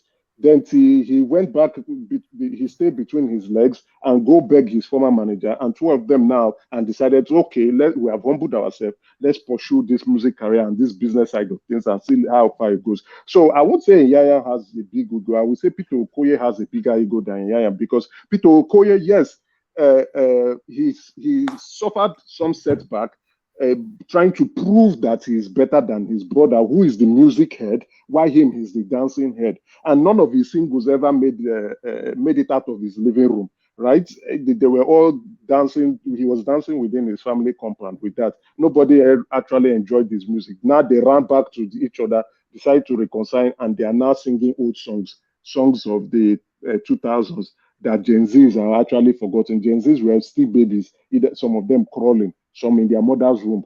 That's what they are still singing, trying to make music. And he's bragging to us that he's having international shows left, right, and center. I'm ashamed of him. Release new music. Let's see what will happen. All right, brilliant. Well said, Emeka. So, Emeka, Mr. Probity is back with us, and I'm keen to document his voice because he's new to the space. Stay with us just for as long as you can. You know, the audience like to hear from you. But on my way to Mr. Probity, let me acknowledge the super chats that have been coming in. Desmond, we've read that one, and then Ayo comes in. Ayo, God bless one man and this wonderful platform. So thank you, Ayo. So Ayo now officially the sponsor of the World Bank platform. Because as you know, as soon as the session starts, he does the buy the coffee thing. He seems to be the only person that uses that space, but that doesn't prevent him, of course, from still super chatting. So that's Ayo doing the buy the coffee. and Ayo, you see him twice on your screen with the super chat. So he doesn't stop there. He super chats yet again to say keep up the good work. So thank you, Ayo, the sponsor of the One Man platform. This question directed at you, Emeka. Who is Emeka's favorite jazz musician? I am a jazz buff. So that's from the mighty Mr. Gomez. So a question for you there, Emeka. Desmond wanting us to leave that space quickly. One man, I suggest you remove the topic. Thank you for the suggestion, but of course, you know I won't. I strongly suggest this topic should be scrapped. Thank you for the suggestion again, but as you know, you know well enough that that's not going to happen. So there it is right there. So thank you for the super chat. So thank you for the super chats. Keep them coming because of course the place needs to light up with super charts. So let's go on then to Mr. Probity, who joins us. So Mr. Probity, good to meet you. Let me just answer that question. Fela is my favorite jazz musician because he's one of ours, right? So yeah, he would claim not to be doing jazz, but he studied jazz in England. As you know, yeah, no, that's an easy answer. Who is your international outside of Nigeria favorite? There's this what's his name again? Is it Takanawa? There's one Takanawa that I used to I know Takanawa, but there's this guy. I'll try to his name is going over. He sounds like he's a brother. I think he's a brother to this popular trumpet guy. He's very, very good. I love him. But once I get the name, I'll just put it in the private chat. So I'll try to get the name from my playlist now right away. But it has always been Fela for me. All right, brilliant. So to you then, Mr. Probity, do you have any thoughts on the Okoye versus Seun Kuti space, or do you want us to launch into the politics, Mr. Probity? Hello, everyone. Good to meet you. Yeah, I've been following the One Man Show for a very long time. Not too long, actually, and I have my favorites on the show, Mr. Thomas, Kulata, and the likes. And there's also one Yoruba man. Ajanle Koko. Yeah, Ajanle Koko, yes. I love that man as well. So, yeah. No, I'm never anybody's. Everybody comes here, but nobody ever mentions me. I know I'm just the doorman, but there it is. No, you're not door. The doorman. I won't take that from you, sir. All right. All right. Let's launch into the politics then, unless you want to speak on the Okoye space. Anybody that wants to speak on that can speak on that. But this headline, when I saw it, my eyes popped. It says, how can Buhari be here and you will reject? Tinubu threatens Sultan of Sokoto over endorsement. So this is a story that's gone viral within the social media space. But I have been doing some digging and I've been able to find then the interaction between Tinubu and the Sultan of Sokoto. So have that headline in mind and watch this. We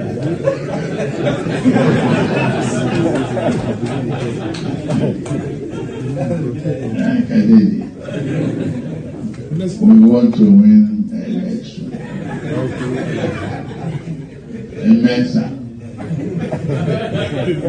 And since that one will come forth, we seek your blessing and endorsement.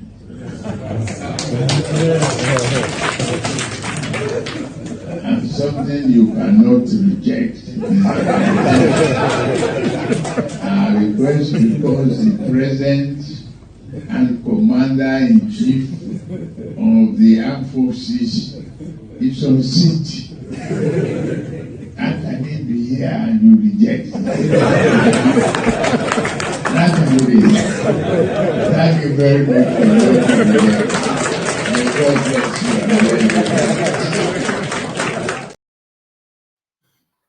So there it is, Mr. Probity. It was a jocular joshing around and not at all anything to do. I didn't hear threats there, did you? No, there's nothing like threat in that video. I have a little bit of history with politicians because my father died in politics. I mean, I'm from Ondo State. So I'm conversant with what happens in Nigerian politics. And I've been around for about 20 years in the Nigerian political scene. So for me, I For instance, I remember when there was a governor in Ondo State. There was a man running for governor in Ondo State then, Governor Olusegun Mimiko, and he was having some cases with the federal government, Obasanjo and the likes, because there was a governor there, Olusegun Agagu. Obasanjo was supporting PDP, and Mimiko came through the Labour Party. So Mimiko was a minister under Obasanjo before that time. So the PDP, there was like a witch hunt against Mimiko. And my father was supporting the party, and I have some other people supporting Mimiko. As at that time, there was even a plot to like go arrest him or something. He was hiding in the north, and some of them, the loyalists of the party knows, he was hiding in one of the Sultan's house in the north. Through, I think maybe through Atiku or someone in the PDP. So all these things, I believe Jagaban knows the Sultan very well. They might even be talking on phone often. So all those, the way he was talking to him, he was talking like someone who knows the Sultan. And that was, everything there was just a joke. The thing is, the obedience. I'm not an obedient, and I'm not supporting Tinubu, but I believe the obedient are just trying to make a big deal out of that thing. Everything now is political in Nigeria because of, that's just my take about. Can I interject, if allowed? Yeah, comment on that, yeah. You see, that thing, it depends on interpretation. And, there's a way you can do. I'm not saying that's what Tinubu did, but it depends on the character you are talking about. That thing can actually be a serious threat and can be a serious warning. Be for me, or you can imagine the consequence if you oppose me and eventually I become the commander-in-chief. What? Yes, from what we just heard, that's what you are interpreting. No, really, because when you look at, you can interpret it differently. It depends on perspective, right? Please. Okay. Now, please, can I? Hold on, probably. Look at it this way. We have one history where Abacha deposed a particular sultan, yes or no? Now, we have a situation where an action group deposed a king. Although not directly, I think they took the king to court or thereabouts or something like that. I can't remember the history categorically.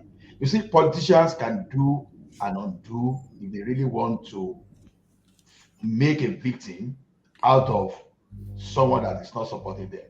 So that's why sometimes the traditional rulers is more advisable for them to be neutral.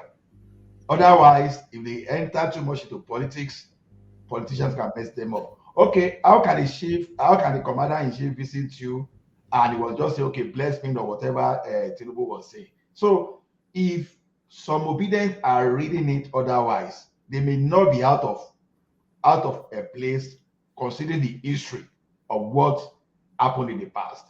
So I'm just trying to play some kind of devil's advocate, or okay, don't let me call myself a devil advocate anyway. I'm trying to flip it to the other side.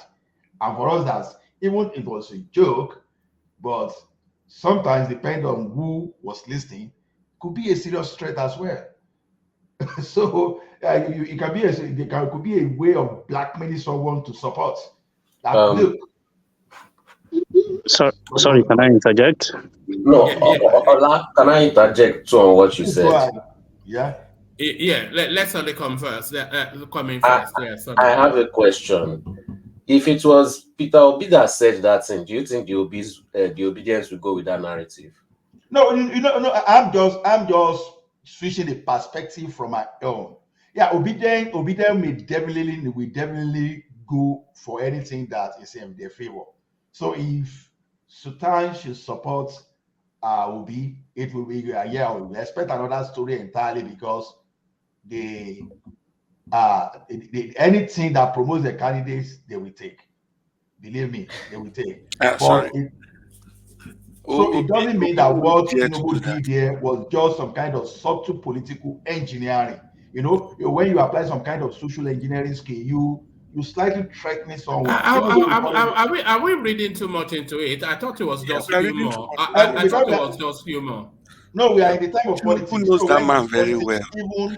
Everything you say, when you have the positive consequences, your opponent will always come with the negative consequences. So be prepared for that, because everything, even your normal routines, your normal daily activities during the politics can become something so mega that people can just re-engineering to fit the purpose. So, they are in the competition, so they will do everything. So can what Tinubu was saying, is it really possible? Yes, if you really see someone that is ready to get as a traditional ruler that will not be supporting that traditional ruler, yes. Now look at this guy. Who did this guy depose? This Osun State governor. How long did it take him before he deposed someone, for example? So that is why that as much as possible, if it is possible, distance these traditional rulers from the ruling political party, because politicians can mess any of them up.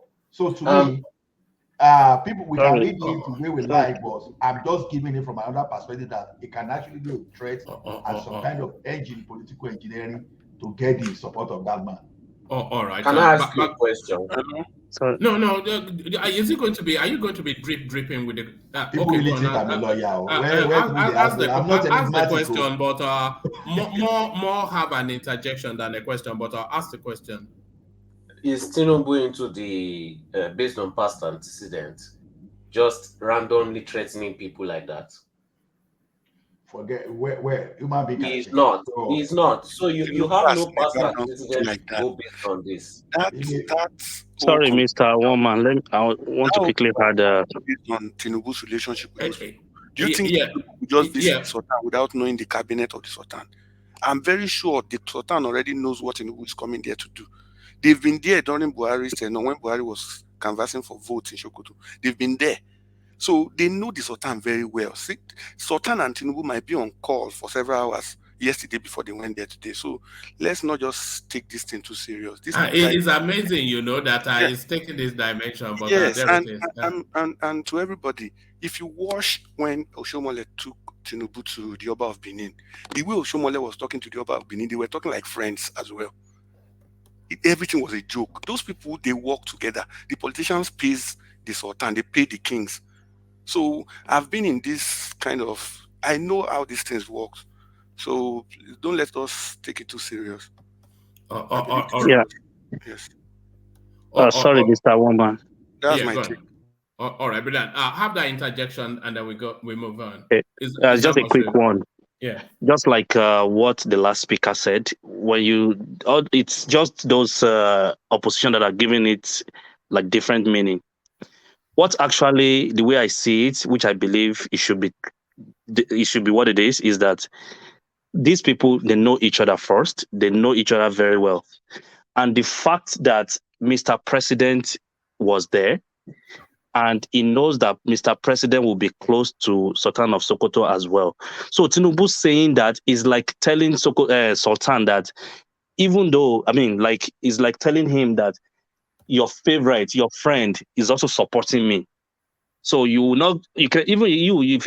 somebody is looking for something, you want to take something, and you have a friend that is close to that person there, you can say, you cannot reject this based on your friends that is here.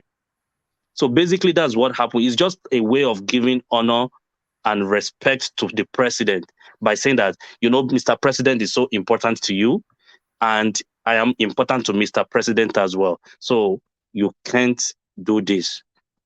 That's just my point. All right, brilliant. I think that is the universal interpretation, but Ola has a different understanding. But let me take you to a different talking point, Mr. Probity. So now, the Minister of Justice, Abubakar Malami, he has now come out to say that the federal government is going to abide by the ruling of the Supreme Court, which is to say that the end date of the old Naira note is now no longer tomorrow, in some spaces today where I am, because we are at the 10th of February now. So an additional 5-day grace as the Supreme Court makes a determination. Is this now, are we seeing the slow reversal of that policy position? And aid to the president, Aju Ingulali, or whatever his name is, the one that looks like an Arab, he has also come out to say, Ajuri. So he has also come out to say that MFLA misdirected Malam Buhari. So are we seeing now this policy being reversed? Are you anticipating that before those 5 days even elapse, the government will abandon this deadline? Mr. Probity. I believe the whole Naira redesign policy from Malam Buhari is actually one of his policy. He wants to do it. He did it during his military regime. And coming back to Malami, and I believe the last meeting he had with the governors actually changed everything. They made him realize that without Tinubu, he won't be in that position. They told him a lot of things. So I believe now, if you watch most of their rallies, he's now doing more in those rallies, coming out supporting Tinubu without, you can't even really see anything like a negative body language to the way he supports Tinubu nowadays. And there have been a couple of tweets on Twitter as well. So I believe the Naira this thing will be, it might be totally scrapped the way I'm seeing it. If the election is going to hold, the Naira redesign might be scrapped or be extended till the next administration comes on board. Because I believe we all saw the video where Rufai was instructing the people of Kaduna that when Tinubu comes on board, that everybody should keep spending the old notes. That when Tinubu comes on board, he's going to change everything. So I believe that speech was like a threat to Buhari himself. And I believe Emefiele cannot carry out those nonsense without the support of Buhari. Buhari himself, they might be cabal, but Emefiele dare not support that. I don't know if we heard about what transpired between Honorable Kazuri and Emefiele. If you follow that news closely, you know that Buhari is not actually in one good time with Emefiele. Emefiele is buying his time with Buhari. So I believe, and I'm very sure that the whole Naira redesign stuff, they got it wrong. APC as a party got it wrong, even though I believe it's one of Malam Buhari's policy. But I believe they are going to find their way through it, and it's going to be extended. That's my. Yeah, are you eating? What's all that? No, I'm not eating. I'm just holding a piece of meat. Okay. All right, just holding a piece of meat. Yeah, not in my mouth. I'm just holding it in my mouth. Oh yeah, carry on. Yeah, I'm done eating. So that's my take actually. So you see one man, credit to Enigmatic. You see where we say we have some kind of special people on this platform. You see, when we raised this issue yesterday, or was it 3 days ago, Enigmatic just told us that is that action to even challenge that Supreme Court that is dead on arrival. Then, one surprise thing when I was listening to the like of Dele Farutini and some other people, when they were talking about technicality of not adding this CBN to the suit, and how can they obey that the CBN guy will go ahead. So it's a surprise to me. Now, what I don't know now is this. This guy, Malami, is saying FG will comply. Then some lawyers are saying this CBN is not under any obligation to comply because they were not joined to that suit. So that's where I'm surprised now. Okay, Malami have accepted now. So what is Emefiele going to say? Will he go against the cabal, or will he now obey the Supreme Court? There's a call from the Presidential Campaign Council of Tinubu to have Emefiele sacked. And I cannot see why he has not been sacked already. He should have been sacked years ago, but certainly this now thing that he's doing, I don't think it would have lasted 2 minutes in any country that any of us is living in with what is going on in Nigeria. He would have even resigned before they came to sack him. And there he is, just preening and peacocking all over the space, disrupting the country, causing hardship.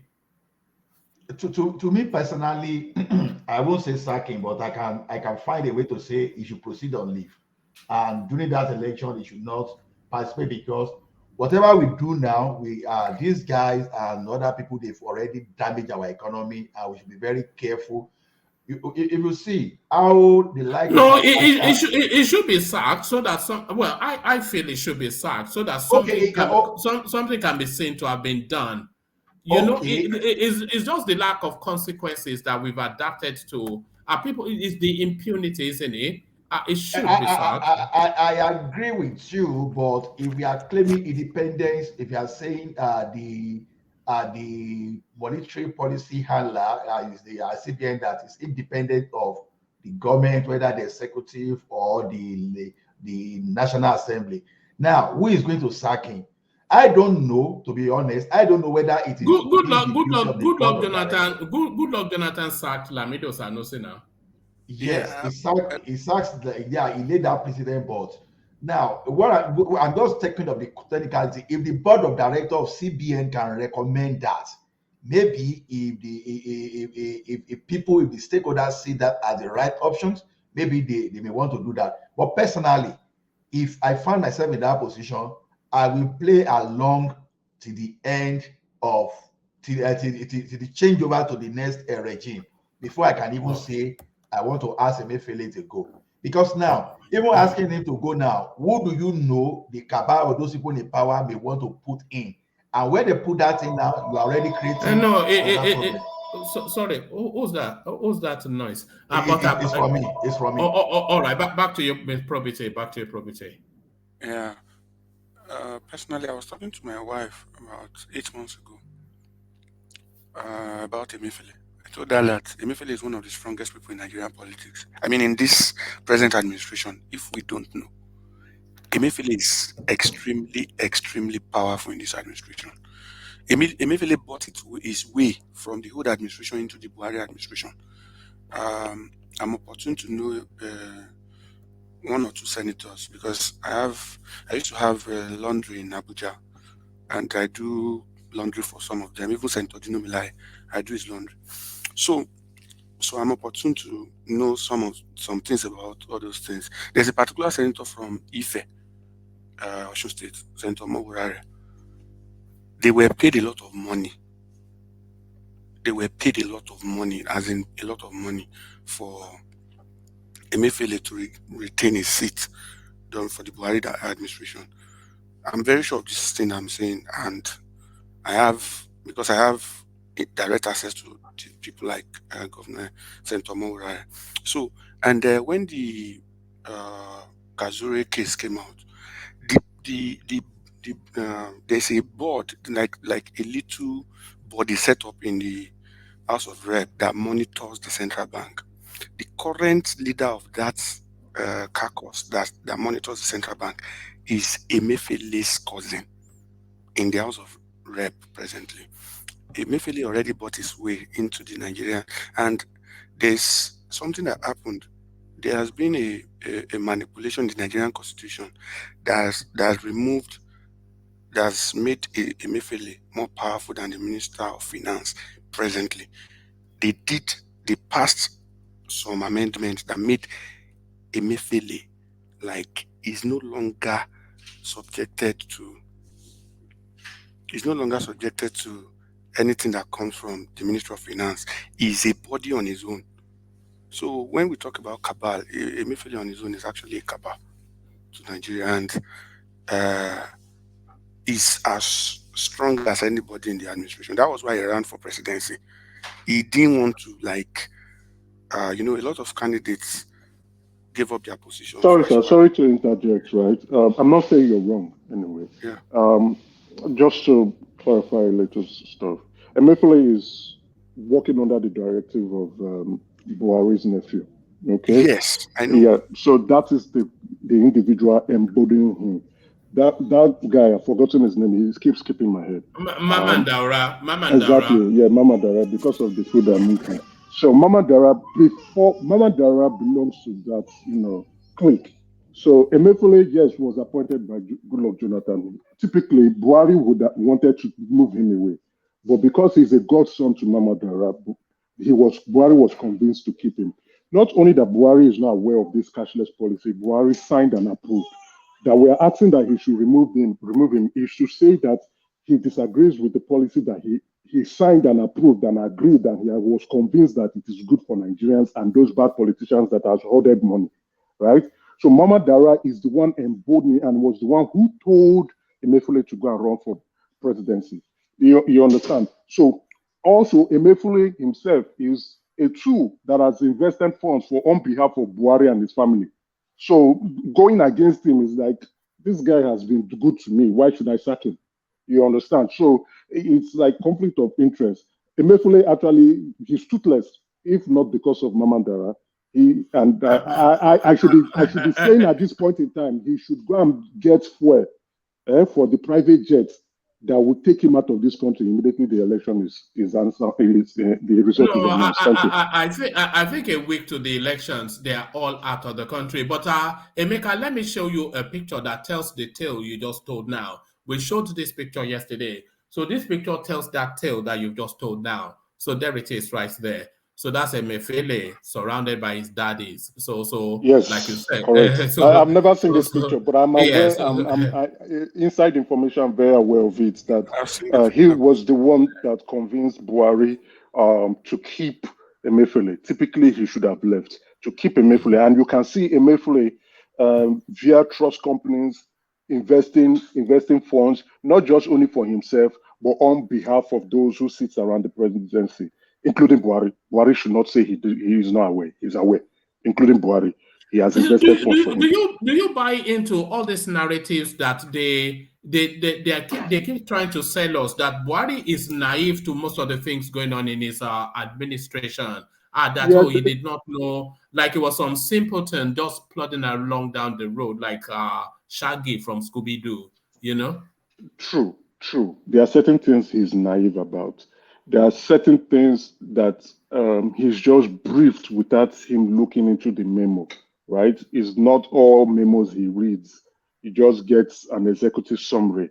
Even the executive summary, too, he might just get a quick brief or probably a one-pager of an executive summary that might be 4 or 5 pages than the document or the memo itself. So he might get a verbal brief or might get a one-pager just to narrate what they have put in front of him. And again, there's a publication released by why am I forgetting people's names now? This Arise News guy. Old age now. This Arise News guy. Ruben Abati. Ruben Abati, who said there's some mystic power around the presidency. Initially I didn't want to believe it, but I think it is true. That once you sit on that place, there are some people who would use black magic to confuse you. So in terms of Buhari being naive on specific things, true. But there are also things that he's aware that he agreed on that did not work, especially this cashless policy. All right. I was going to ask you a question and I've forgotten. It's like contagious. Now I was going to ask you, what language do you think the language of communication is in Aso Rock? What language do you think they use to communicate in Aso Rock? Yeah, all types of languages, emails, print out papers. No. I'm suggesting that they communicate in Fufude or whatever, or Hausa. I cannot imagine that they communicate in English. No, it's Hausa, definitely. It's Hausa. Yes. Hausa is the language of it. It's like, well, that's a funny one, Mama. Yeah, you know. Yes. All right, brilliant. Round of that space, Mr. Probity, and then we move the conversation on. Mr. Probity. Okay. Yeah, thank you, Mr. Woman. Yeah, personally, I don't like to assume when it comes to things. Whenever it comes to anything, if I'm asked any question, I don't assume. I talk from what I know, as in what I'm like 90% sure of. So I don't go and talk about, there are people in Aso Rock doing this and that. Yeah, it might be true. It might be true, but most of the time, all the news coming out that some people are doing one thing or the other. There are some things that the Kaaba cannot just do. Buhari used to know a lot of things. He doesn't just care. He's nonchalant about a lot of things. He allows. It's not that they do things at his back. Those things passes through his table. They tell him about it. But once they find their way of convincing him, okay, let's do this thing. Because if you look at one of the videos that I think it was Governor Rufai at Arise TV, is it Arise or TVC? He was talking about him going to Buhari to tell him about a particular thing they were supposed to do. And Buhari agreed. That was on restructuring. He said Buhari agreed. He went, they created a committee. The committee came up with a way to go about it. He said he showed it to Buhari. They even took 2 of those things to the House of Rep. He said after some time they dropped everything. He went back after like a year to Buhari, and the president said a different thing entirely, that some people already convinced him that what Rufai said is not going to work. After about a year, what did Buhari told Nigeria? He said to Nigerians that what he told him, he doesn't understand what restructuring means. So it's not like Buhari doesn't know a lot of things. He knows a whole lot of things. And personally, I'm not just blabbing. I know people that speaks to the president. I know people that knows him in person. Hausa people. My brother's wife's mother. The house I live is a senator in Nigeria presently. Yeah. So anytime I go to Nigeria, I'm actually not. Anytime I'm in Nigeria, we sit together in the sitting room. We talk about Buhari. We talk about what's this? Their Senate president, Lawan. They talk on the phone. So I know them very well, and all these things I'm saying, they're actually very true. Buhari knows a lot of things. He will just act like he's just nonchalant about all these things. So that's my take. I'm not saying Mr. King Emeka is not. He doesn't have a point, but the Hausa people, there's a strong Kaba in the north, and Buhari is part of the Kaba. So, all right, brilliant. All right, brilliant. Thank you. So let me move the conversation on and take it in the direction of Thomas, who hopefully is still there. Thomas, are you there? Thomas, I'm there. I'm here. On drive, ne? On drive. Can you come back to me? Just keep me on. Yeah. All right, brilliant. All right, we'll come back to Thomas, who seems to be driving at the moment. Let's go to Gideon, who hopefully is there. Gideon, are you there? Gideon, Gideon is not there. Okay, let's go on to let's go to Solomon. Solomon, you are there, surely. Yes. All right, brilliant. Solomon, I'm going to kick it off. Are these shoes that you are looking to buy or you've just bought? This is one of those Nikes that you young people. Yeah. I love these Nikes and Jordan. I have lots of Jordan, even some that he brought for me that I've not even wore. I just buy them and keep. And when they buy them for me, I still keep them. I don't really wear them. You know they are collector's item. People go on to sell them for fortune. Some of these are Nike and Jordans and whatnot. So Solomon, I'm coming to you with a series of videos. So let me play you this first one. We're talking about naira scarcity in Nigeria, but scarcity is just the operative word in Nigeria now. Scarcity, the operative word in Nigeria. And Nigerians, of course, known for being innovative. Watch this. It's only 10 seconds.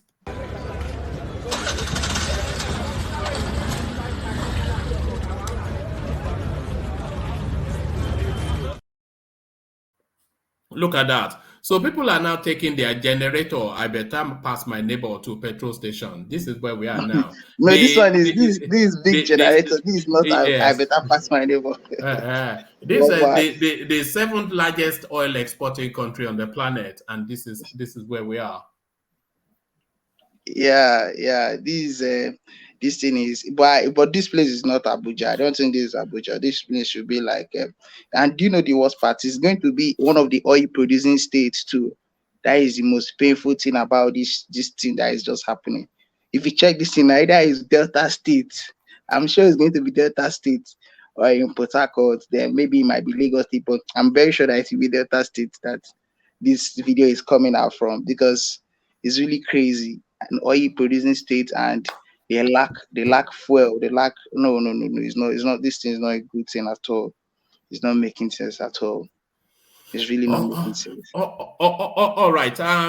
Solomon, were you watching when I last appeared on Rudolph's channel, and I was explaining to them about this theory around the conservative North and the progressive North? No, I did not. I did not go on that platform that day. You were the last time you went on that platform. I was not online, and but we've elaborated on the conservatives and the progressives here. Yeah, I even got more insights about them on this platform. Here the other day we were talking. All right. So I've been theorizing about that, and a lot of people mock when I try to theorize about that. But I want you to watch this. This speaks exactly to what I'm saying. But watch this. You will know this guy. Watch this. Vice President of Nigeria, Atiku Abubakar, to become the president simply because he is from the North. Even though most of them don't agree with him, most of them don't trust him, but they still want to support him simply because they want this regional interest to be sustained. And that's the game at play. So one thing I want you to know, Nigerians, is that we are passing through in the North, I mean from the northern side, we are passing through a political transition from the leadership that has been there for a very long time, respected, reliable, and to a new leadership that is emerging, also respected and reliable. And you know, political transitions are often turbulent and sometimes even painful. And that is the situation we're in. So most of us, you know, the younger population in the North and also some of the people that are above us, the emerging leaders, are all in 100% solidarity with the fact that democracy must be sustained and power must shift to the South. And Asiwaju Bola Ahmed Tinubu is the choice. So you don't have to worry about the hula balu, especially those of you that are not from the North. It is all a political game between an emerging leadership and a new leadership, which usually it doesn't come easy. We are going to get over it. We are going to pass through election, and inshallah, Asiwaju Bola Ahmed Tinubu will be the next president of Nigeria. All right. So Solomon, is that not exactly what I've been describing for the last few days? One of the subscribers, they came across that and immediately rushed it to me that, look, you are right. This is exactly what you were saying. So what are you then making of that, Adamu Gaba? Yeah. Yeah, this Adamu Gauba. This guy is one of the guys, the kind of confidence. I don't support the guy. I don't like the guy. He's a very tribalistic. He's in fact, he's a bigot. But sometimes most of the things he says are facts, and they are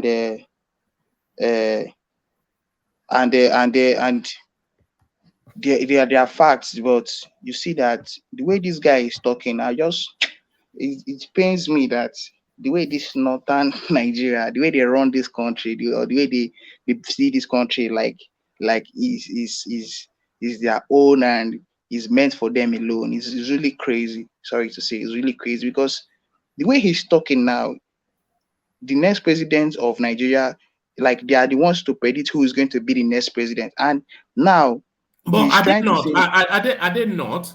You know, no, of course they are. I keep saying it's whoever the North goes with that will be the president of it. They hold the power and they hold the numbers. You know, we are at their mercy. You know, we have to just concede that we are at the mercy of these people. No, we need to break these shackles. We need to break this thing because I don't see how we'll be in a country. And right now, what he's saying now, once they're able to seal up or to amend or to heal or reconcile between the old elites and their present ones and their younger ones. Not even the younger ones, not 50 years old, from like 65. Those the Merify now. They are the ones that are talking that they want to transit power to. They are the people he's talking about that they want to transit power. That the old people, those Mama Dara, them Buhari, all those old men, that is Erufai them that are talking of. That they are the young ones that they are talking of, not even people of 40 years or 50 years old. So if you watch that video and if you understand what is going on, so once they're able to reconcile and to reach on an agreement, whoever they stand with will be the next president, and it's really crazy. But he's saying they are standing with Tinubu. Yeah, they are going to. They are like what you heard what he said now, that the common northern person. No, not the common northern person. No, it's talking No, about I want to say something. the intelligent middle class and their leadership. So somebody at his bracket and slightly lower, led by people like El Rufai, Shettima, Zulum, etc. So that's the progressives. Yeah, I know. Why I said the common, I want to say in the northerners, the normal, not they are normal citizens there that are not in the elite class. They will go for Atiku. They are going to go for Atiku because he's a northerner, not because because he's a northern. That is what he was saying. Then this No, progressives now, he's this not set of, talking to the average northerner. When the North speak, they don't speak on the average northerner. They speak to the oligarchy. They speak to the northern elites. That's what it's no, because the northern I'm elite talking about the first controls phrase he made. The first the thing he northern. said that He is speaking to the middle class northerners. The northern elite controls the average and even the middle class northerner. They respect their leadership. When the North, the oligarchy, the northern elite, when they say this is who we want, or Atiku represents the North, vote for the North, they would go. I don't know if you've watched The Walking Dead. They will move like The Walking Dead and they will go no, and you stamp. don't classify them like that. They are human beings like us. No, I know. I'm just, it's a I'm metaphor. just It's a like the metaphor. head, It's a like it's a metaphor. I metaphor, right? understand. I'm Like they move just like the joking. head, I'm just joking. right? So, Yeah. so they move like a head to go do that. But what he's speaking about is the northern oligarchy and the middle class, those who are enlightened the North. And I think one man has spoken clearly on it: the progressive and the conservative, right? Distinguishing between that You group. see, you see, whoever wins that battle will determine the president of Nigeria between the new generation North and the stalwarts. If the stalwarts win and there is everything, because they have all of the instrumentality for that victory, they are a patriarchal society based on tradition. So by tradition, the younger ones will do as they're told, and then they also wield the instrumentality of power. So you think that says Atiku Abubakar, but that fight that El Rufai is leading and elements like this are jumping on board with, if they win through, it would change the North and change Nigeria. This thing is really painful. Like when I come across certain things like this. So we are passengers in our own destiny. That's what I'm telling you. This thing, Sorry, look, Mr. Woman, can I we add something? dispute. Oh, hold Okay, on. go Let on. her Solomon. Okay, go on. It's giving you Okay, the floor. let's just allow him. Yeah, Okay. go on. Yeah, sorry, Mr. Solomon. Thanks for giving me that No, opportunity. just call him Solomon. Yeah, but carry on. Yeah. Okay. Oh man. We don't like we don't start here. I really hate Okay, it. Solomon. People that don't go on. Sorry, carry on. Yeah. Okay. Talking about this article of a thing and the North, I think what I see to it, and I heard it from someone as well today, which matches my thought, is that when you look at these northern politicians, majority of them that are supporting Tinubu are those ones that has that like a political value in the North, and that's the problem people are predicting that Atiku is going to have in the North. Atiku doesn't have the backing of the people that usually go and canvass for votes, like the governors. And when you look at Atiku's campaign, you can find like a lot of them, of these northern elites. I mean, the core politician, and those ones are the one that people really, the northerners believe in. If they tell them go this direction, they go there. So when you look at all the states, you don't really have most of them that can galvanize vote for Atiku. The only one that I can even say I'm seeing right now is maybe Tambua. But what about Shakarao? Shakarao might gather some for him in the North. But remember, we have Kwankwaso, and Ganduje is very, very popular in the North. And this man, what's this House of Assembly man, this outspoken man in the House of Assembly that was having issue with them before Tinubu spoke with him. Is it The majority leader, leader of the House. Abdul Mamid Jibrin. No, not that one. Is it Dugara or what? No, it's not. It's from Kano. Is the House majority leader. He's very outspoken. Is it Dugowa or what? Dogowa, yes.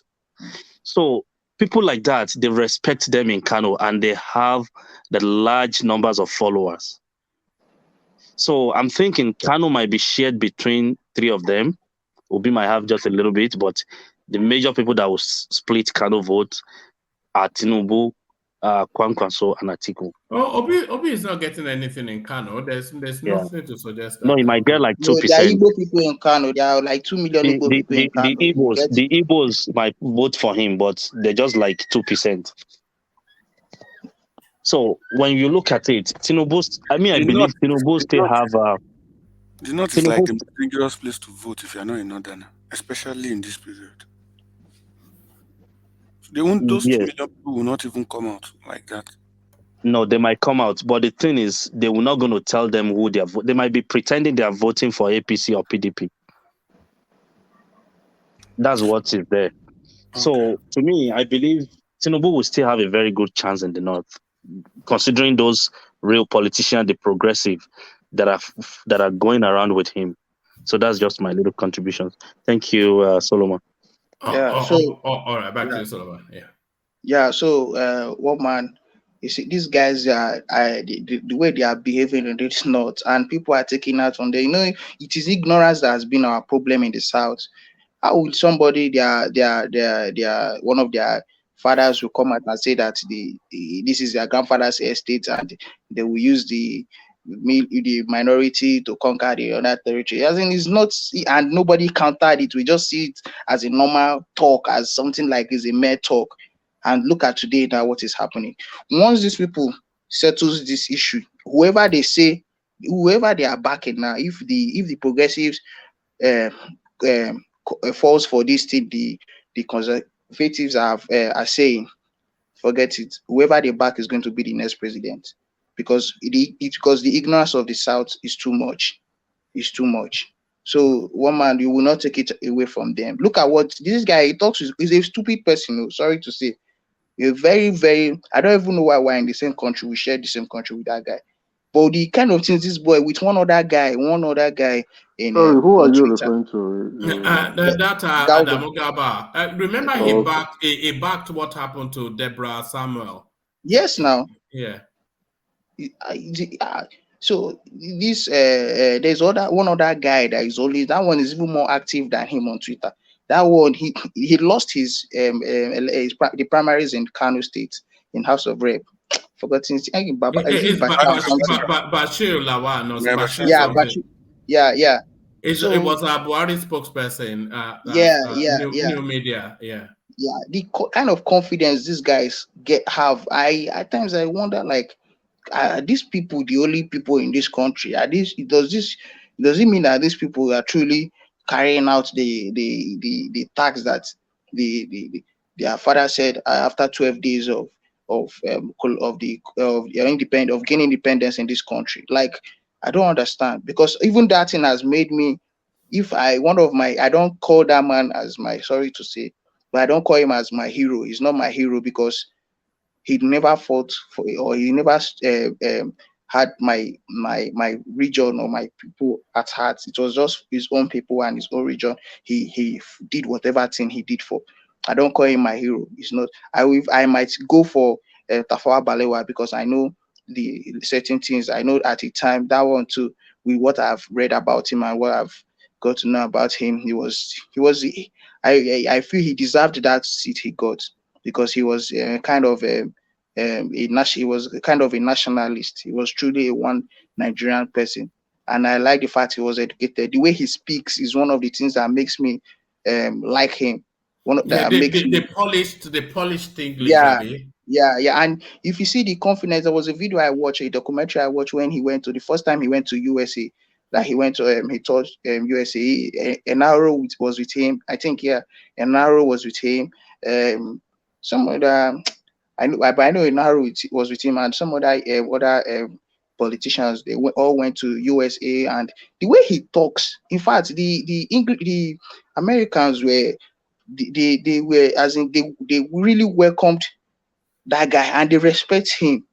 They were really respecting that guy. Let's take aside president, he's a president, but his shall I use the eloquence or the way he speaks, the way it's something that I really admired. Yeah, I really admired in that video I watched, because the man he spoke well, and he was really educated. Yeah.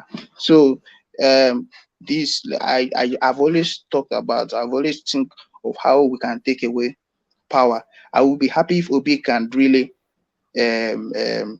take away, as in get this. I know if Obi, I trust his capacity in terms of demolishing this whole status quo. I know that. But when I look at the other circumstances, when I look at the foundation. If Obi wins, that will Can I get probably be the hold on. If Obi wins, that will probably be the best thing to happen. Because Yeah. yeah, because he will be a real departure, not a total departure, but he moves away from all these Atiku, Tinubu, Buhari. So but that would be the best thing to happen. But it See, let me probably tell. not. Yeah. Go on. The problem is not even Atiku Buhari. The people I say the problem is, like, these their conservatives in the north, those their elites, those their elders, and the northern cabals. I'm not talking about Asoro cabal. The north, yeah, even though they are not the Asoro cabals are still but the northern cabals are the people that Obi can be another Jonathan. I think Obi is more solid than Jonathan. Yeah, Obi because is more solid. Jonathan did not have a constituency. But Obi has the southeast. But Jonathan, he never really had anybody. He didn't come from a military base, and he didn't have a people. So yeah. Yeah. I know Obi would demolish the status quo. So those things are the things I see that makes me say, you can't just and with the things that's happened in the 1960, 66 stuff that's happened, even though we don't like talking about it, those people I think they are wise now, that they know that they will not just allow power to just leave their side and all that. So whatever thing now, that is why they do strictly on strongly on negotiation, in negotiating the power in Nigeria, because they can't just allow power. They can't just allow anyhow person to come in there. Anybody that they know that would want to be tough or want to come, and they will not just allow that thing to play that person But to get power into has power. always been negotiated right from the First No, Republic, I'm talking about right? Obi. Why they will not want to give Obi Don't this call power? Obi, don't call that man, please. I just kept quiet when you were speaking. Don't be calling him. He's a No, I can't. non-entity. I mean, why? Let me tell you. With the way things are happening in Nigeria, now that I know that it's already tribal thing. If this country was a free, as it was a country that they conduct all these things has not happened, that the history, if I've not gone through the history of this country, I won't. Let me tell you, I will vote for Obi. Even some days here, I feel like I need to look at other people who are backing their kingsman, because this election is going to be based on tribe. Is strictly based on tribe. No, Let me it's tell not you. going to And be based actually, on tribe. Mr. It's Isaac, can going I to be interject? based on No, interest. hold on, Probity. Yeah. It's going to be based on interest, and it has always been based on yes, interest. now, and it's Since tribal if interest. just like I appreciate you that you have read a little bit of the history of Nigeria, right from the First Republic, and if you what is actually playing now actually played in the First Republic too, but it's going to always be based on interest, and that interest is those who have that political value that can be able to protect their interests and summon up their people to go vote. And I'm saying it clearly, which many of us know. And each time I don't know why we are the ones giving some type of lifeline to the obedient and their group or Labour Party. Those guys, I don't know why we accommodate them, we speak about them, including the media. They are non-entities in this election. They will No. You never don't win have the to election. address them as non-entities, please. They are non-entities, and I keep saying it.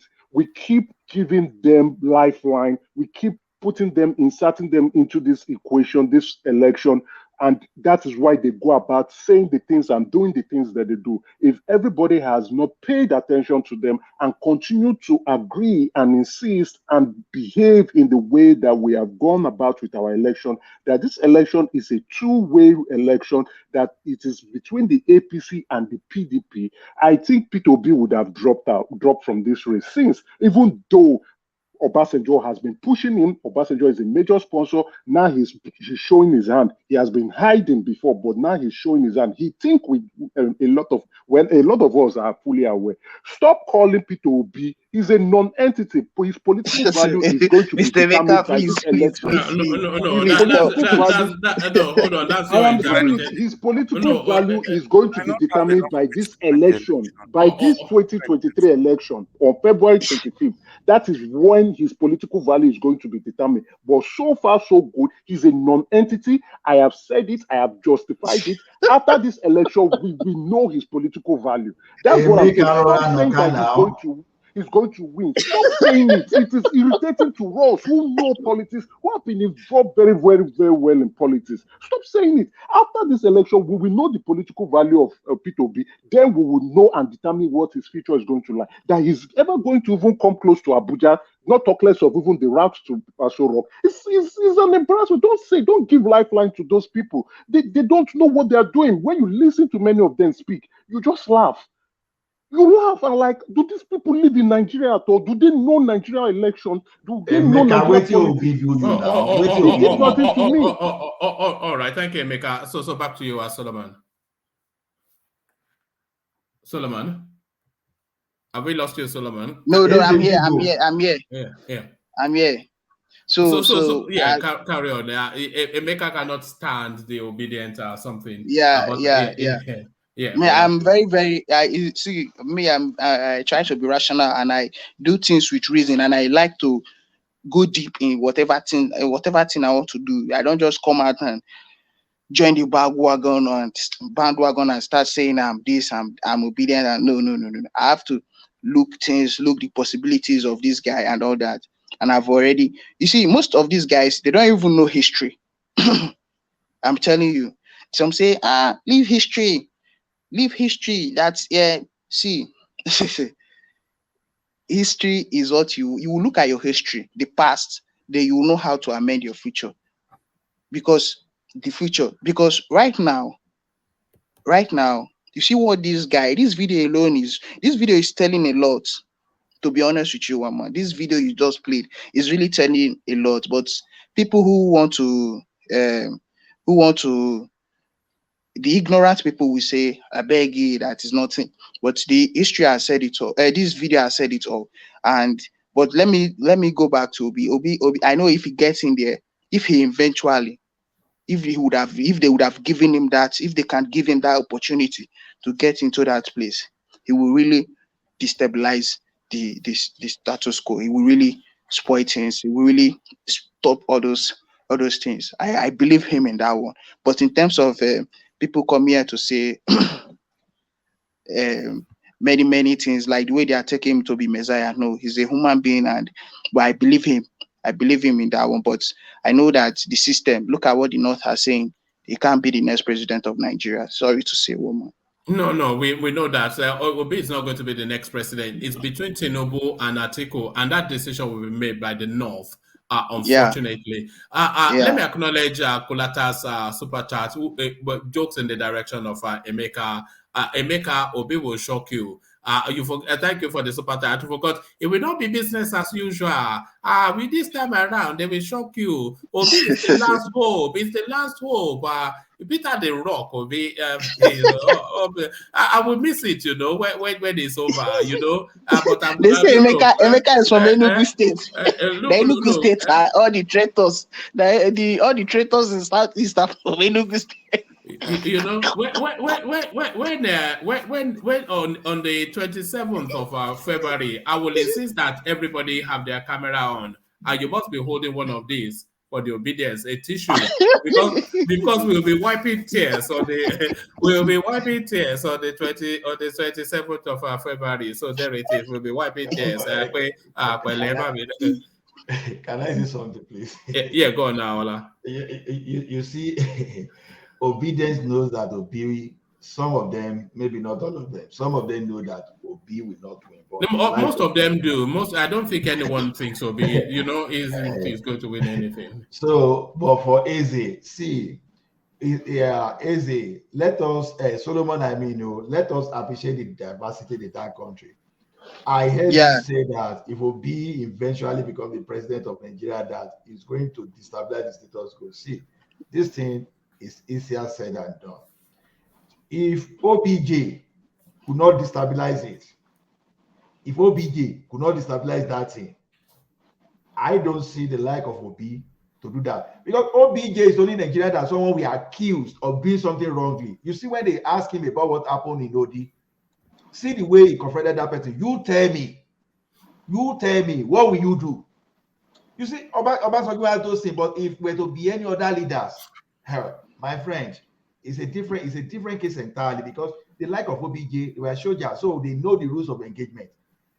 If Obi start doing anything wrong something, you see how they lobby against Jonathan when they went to United States, whether it was true or story, I don't know, that they went to the US to say, the guy was abusing human rights, or this is that they stopped the weapon sales to Nigeria. That's just the beginning. And Jonathan gone deeper than that. See the type of lobby they could lobby to the point that even they can invite the foreign organization to come and help them destabilize Jonathan that time. That's how bad the situation was. And look at it this way.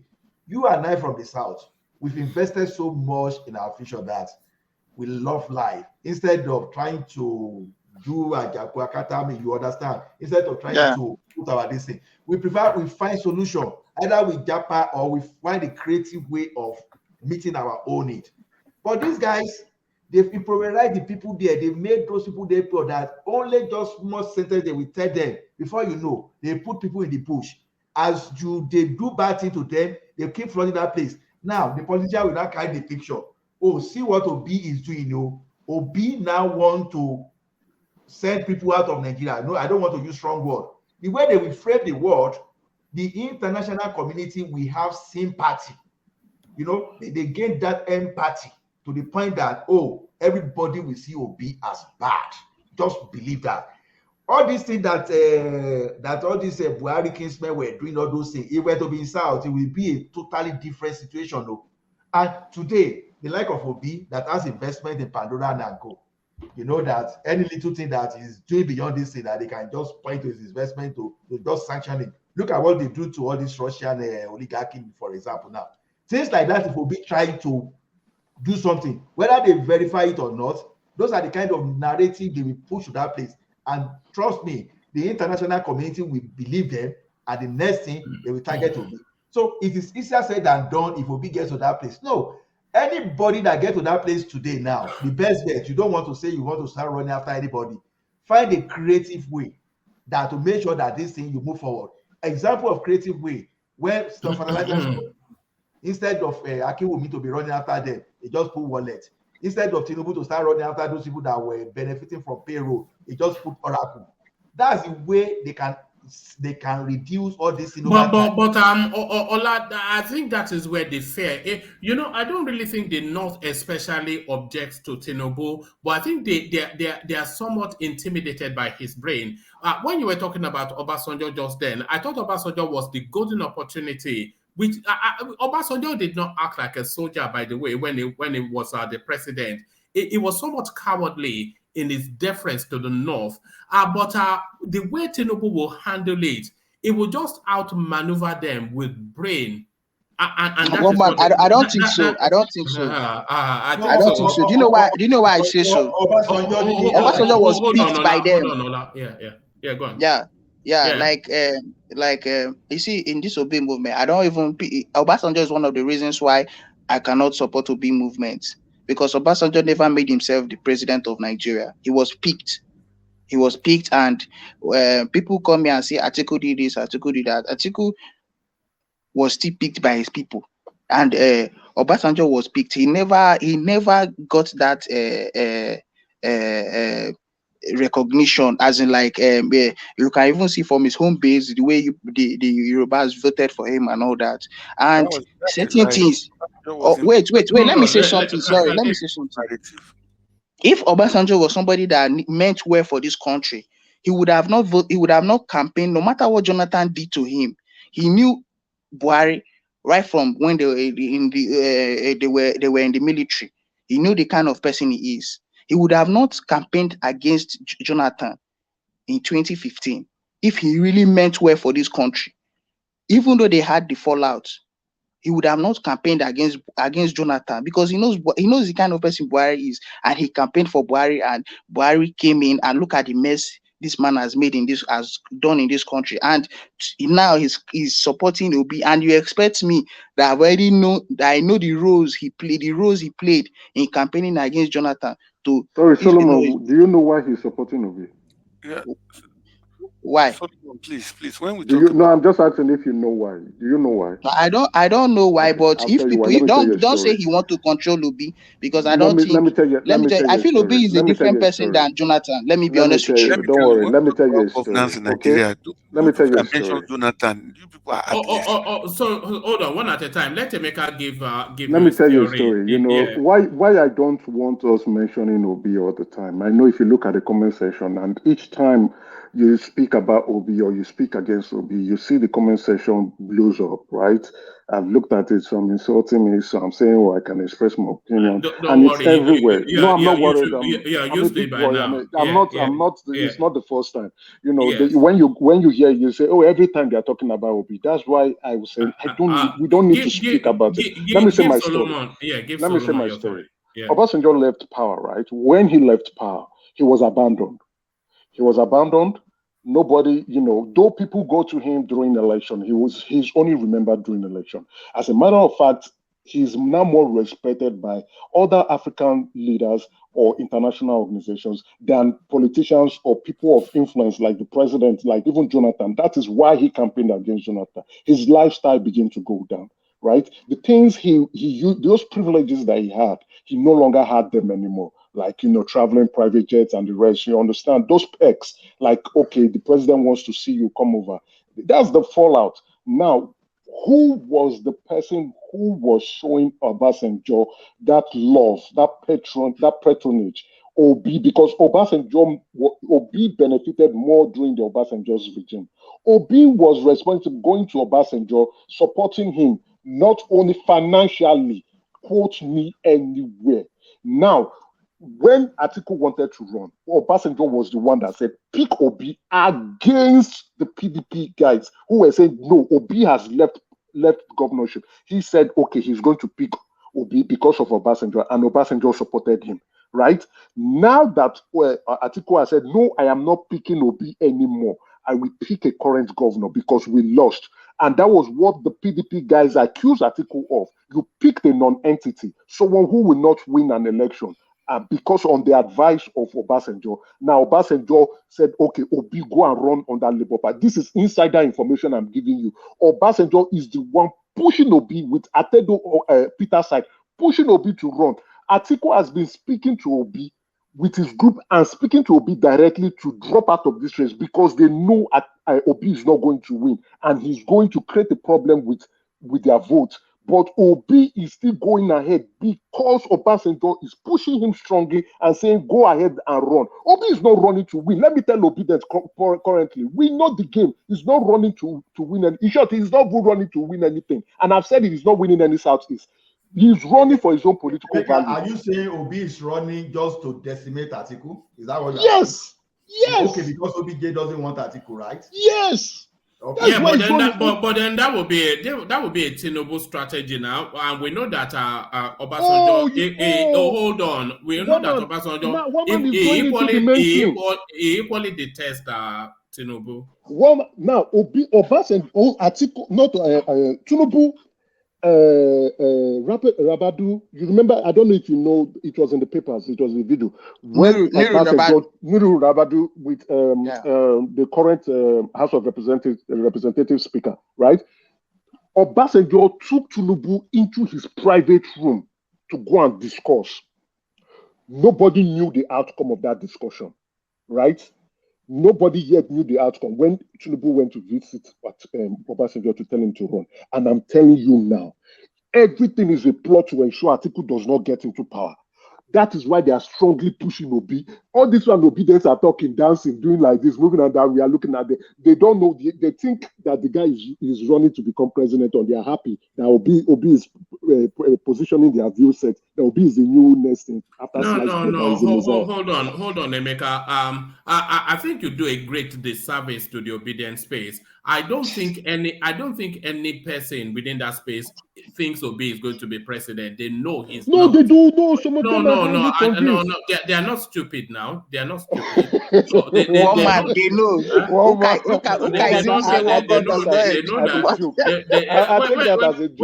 when they say that Obi is going to win the Northwest, the Northeast, then you know that they are only trying to. It's like they are trolling. They are trolling the space.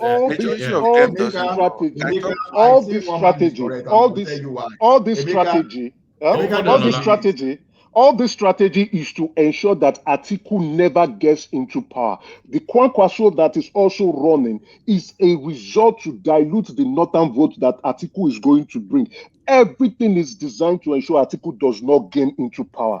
That is what a lot of us don't know. And I'm saying this to the obedient that think that they're just neophytes in politics and coming out and insulting people and insulting people's parents. I am saying it to them so that why I'm saying it, I know you want them to cry. Hold on, Emeka. You don't try and trigger them. Let's hear from Ola. Let's hear from Ola coming. You know one thing is this. What Emeka is saying, I think scientifically, I think I want to agree with Emeka. But that one man said it before I continue. You see, when obedient are saying they are going to win, you ask them to put their money where their mouth belongs.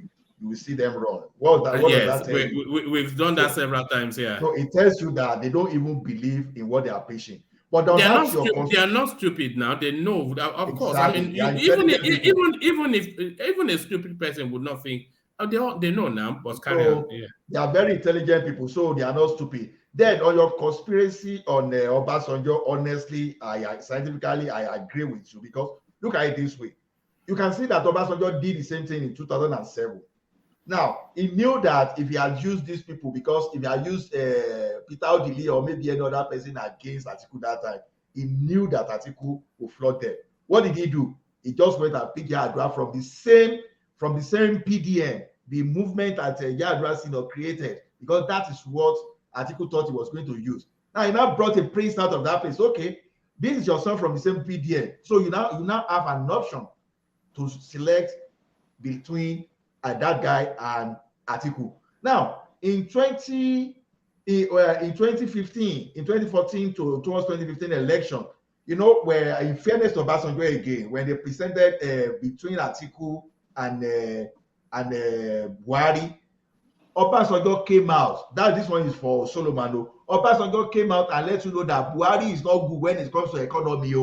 But he will fight corruption and he will do infrastructure.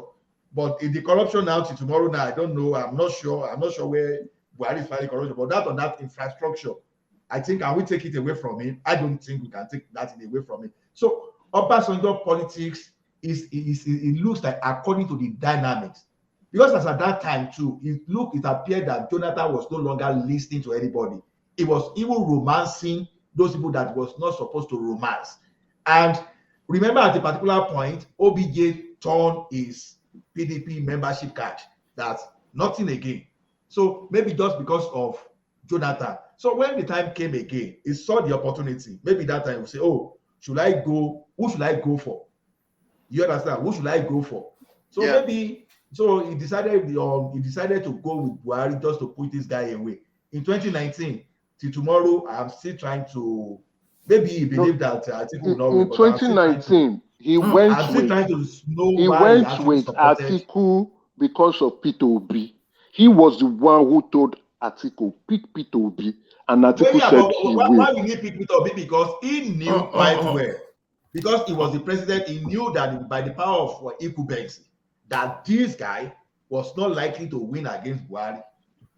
Because Obasanjo knew. Are we going to call that kind of man a good old man? Is he somebody Obasanjo is a politician now. He's a politician that has some kind of military trait. So he's a politician. So when you want to blame him, that if people are saying he's so soft on the north, How? Because I will ask a question. What did They he were the not ones do? that put him there. They were the ones that put him there. Because no, not even because of that. When they brought Sharia was constitutional. So what will he do? Will he start rolling out tank and start? No, he won't do that because what they were doing in reality was constitutional. So why will he fight them?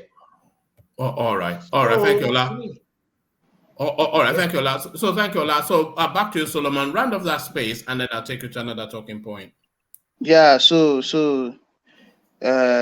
like I said, Obi, if Obi, they assuming he would have gotten that chance, because I'm assuming that I would have gotten that, or he gets that chance, he would. To me, I feel like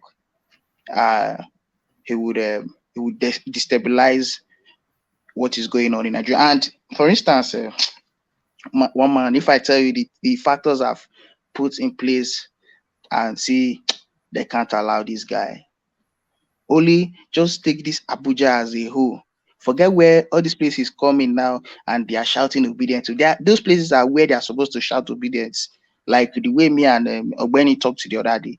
He knows the terrain very well. He knows the environment well. So if you see what is going on here, you will know that they can't allow him. But it would have been good if he gets him, to be honest with you. Let's go to the next topic, one man. All right. No. Sorry. We must move on. Thank you. We must move on. So thank you, Solomon. So Solomon, let me acknowledge Izon's super chat. Let's go to that Seun Kuti space, one man. Yes. Hold on. Before we go there, let me acknowledge. Let me acknowledge Izon's super chat. Who super chats to say this is Izon. It says one man. You may not know this, but there are 12 million Ijos in Nigeria that makes up the fourth largest ethnic group. Goodluck Jonathan had the people and their love. So there is Izon in Fantasy Island as usual. I wonder if he's counting the fish in the creeks as people. I thought it was only one man and his dog in the creeks, but there he is. Izon as ever in Fantasy Land. Kulata continues the conversation via super chat, which is his preferred method when it's not on screen. It says, Emeka go chop brushing if he Emeka go chop brushing if he go village or so no. Emeka, I'm going to the village. I'm going to the village. I don't know. You guys noticed that I've not been around for quite a while, right? Yeah, I had some. I lost a family member, so I'm going to the village in May. Where is your village? Where is your village? I'm from Umuahia. Don't say your village, though. Otherwise, you get the no. He's my homeboy now. He's my homeboy. Joe Igbokwe treatment. You want to go Joe Igbokwe treatment? Emeka go chop brushing if you go village. So that's Kulata and his dry humor. So Desmond continues with the super chatting. Desmond, did you see what they did to Oshomole at Edo today? No, I did not. But if you have a link, pop it to me on Instagram, and then we'll see if it's fit enough to play in this space. So thank you for the super chats. Keep them coming. Let's see if we can hit 20 super chats today. So Solomon, you are quite keen there to go into that contretemps between Seun Kuti and whatever his name is, P Square. Yeah. This headline is one of the headline that for the past 2 days now has been really, you've been enjoying it, I've been the fight. Yes. And so the first person that spoke, I think it was Emeka that spoke here, and he really said certain things. And you said something that money is not class. If you even watch this guy on P Square, class is not about who is wearing blinks, and it's about how is the authenticity in somebody. That is one of the things you look at in the class. This you can't if you keep P Square and Seun Kuti. I am not. Some people say I come here to. It's not because I'm not doing Yoruba. No, I listen to Seun Kuti's songs, especially with the one of his EP with Egypt 80. Seun Kuti featured Egypt 80. I think that was even the album that got him into that Grammy nomination, 2019 or so.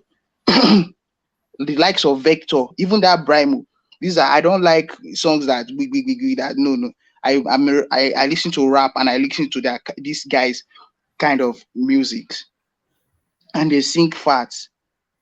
They sing things reality. It's not to come and be singing girls song or be singing shouting love and all that, and life is more than that. But this guy, if you listen to like Vector Teslim, this is new album, you get to hear see reasonable things, things that are happening, things that, or even the likes of Jesse Jacks. If you hear like the one he even dropped today, he just dropped it today, and these are songs that would make you know your reality, know what is happening, know what life is all about. It's not making noise and shouting and doing things. It's really crazy. So this guy, this Seun Kuti, is I won't say he's a human being. I won't just give him 100% in the acts he did, but P Square did not try in saying he lives in trenches and he he's a low life. When they come about, forget about his earthly possessions. But now let us talk about his material stuffs. Let's talk about achievements in the music line. Do you know if you get a Grammy nomination, you've gotten to like that Grammy nomination is the peak of is the highest is the epic award, is the highest Apex award, sorry, is the highest award as a musician. Then when you now win it, you've gotten the highest award. The nomination it shows that this guy has not been playing, and this guy is really he knows what he's doing. Even though we have some other people like Snoop Dogg that hasn't gotten that Grammy award. Deep down, he won't tell you. He will tell you that he's in his heart somehow he wished to have that award, but has not gotten it. No problem. But anybody that is opportune to get that award, that person is a big musician. Him talking down that guy is just unnecessary ego. And in some other platforms, they really rubbish to these guys, even where to the extent if you even keep them in debates. The way I listen to your program sometimes that maybe I don't come on panel, or maybe I not come online. I just go later and listen to what everybody like the program you anchored or hosted that I was not present. That is how I listen to this guy's talks, that he just like the way he did this video you played here. And if you watch what he's always talking about is for the liberation of Africans, liberation of the Nigerian people. Even goes to religion.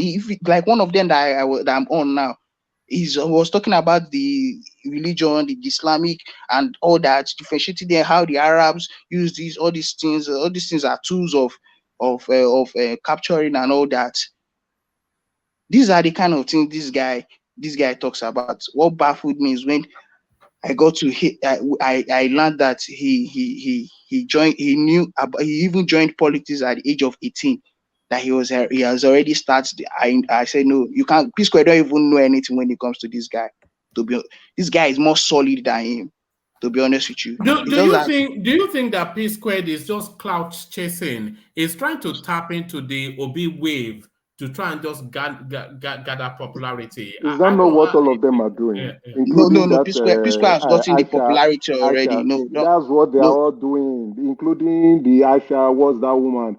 Yusufu Aisha. Is that not what all of them are all doing? Didn't P Square dance with dance for Obi in was it not in Rivers or Port Harcourt? Is that not what they're all doing? Resuscitating their dead career. That's what they're all doing. Cloud chasing. Anything trending. That's what they key into. These guys are. Make I keep quiet. No, so P Square, like even when they reunited, P Square, when this December they had tours. People came out. Africa, they still have the ground. The whole of Africa still came out for them. We don't take it out from them. But I'm trying to see who makes more Solomon, impact. Sorry to interrupt you. Yeah. I am not disputing that, right? That they don't have fans, right? But within the Gen Z, right? They don't. Yeah. Their fans are not some part of the Gen Zs, right? They have their fans from probably, let's say, from those who are 39 to probably like 23. Yes, those are people who still collectively would want to listen to them. They've never released any new music. The music they've released, their music when they did theirs, they were separated and they released their single LPs. It was not successful. It was dead on arrival. It was dead on arrival. Now, what are they doing? They are going back to their old hits, just like what Madonna is doing, just like what Janet Jackson is doing, just like what Alicia Keys is doing, going back to their old hits to play for loyal fans across in Africa. Let them do a show in Nigeria here. How many millions will come out? And let Davido do a show now. How many millions will come out? They can do that in Africa. They are saying they are touring the world. They are touring the world to their loyal fans. No problem. No doubt about that. Same thing Seun Kuti is doing. Seun Kuti also has his loyal fans. Seun Kuti plays in popular jazz club across the globe. Seun Kuti, yeah, he probably not so big, but he has his loyal fans. That's what they are doing. Their career, these guys, their career is dead, and it's dead. They are resuscitating it with the Obid movement so that young Nigerians, I'm telling you, I know what I'm saying. Young Nigerians who support P2B will look at them and see them in the forefront. Guess what will happen, my brother? You will be surprised. I'm telling you now. After this election, right, they will release a new album. They will release a new song. You see, one man. You see, in this platform, let me tell you, I don't know why at times when people like Emeka are bashing the obedience, I think they deserve more of it. Certain obedience, not all of them. But you know, I want to move away from the obedient bashing a little bit because no. I think see. Let me tell you, I'm here. I'm here talking. You don't want to bash them. You want to bring reality to them, but yeah. I'm here talking. Why is Joel of Nazareth saying that? What am I smoking? What am I smoking? Dex. I did not even call Dex name, and he's calling my name and super chatting it. That I like. If he can't even start the taste of music I listen to, he think it's all this noise making. Look at what he's saying. How will you say Seun Kuti and P Square? Who is more solid?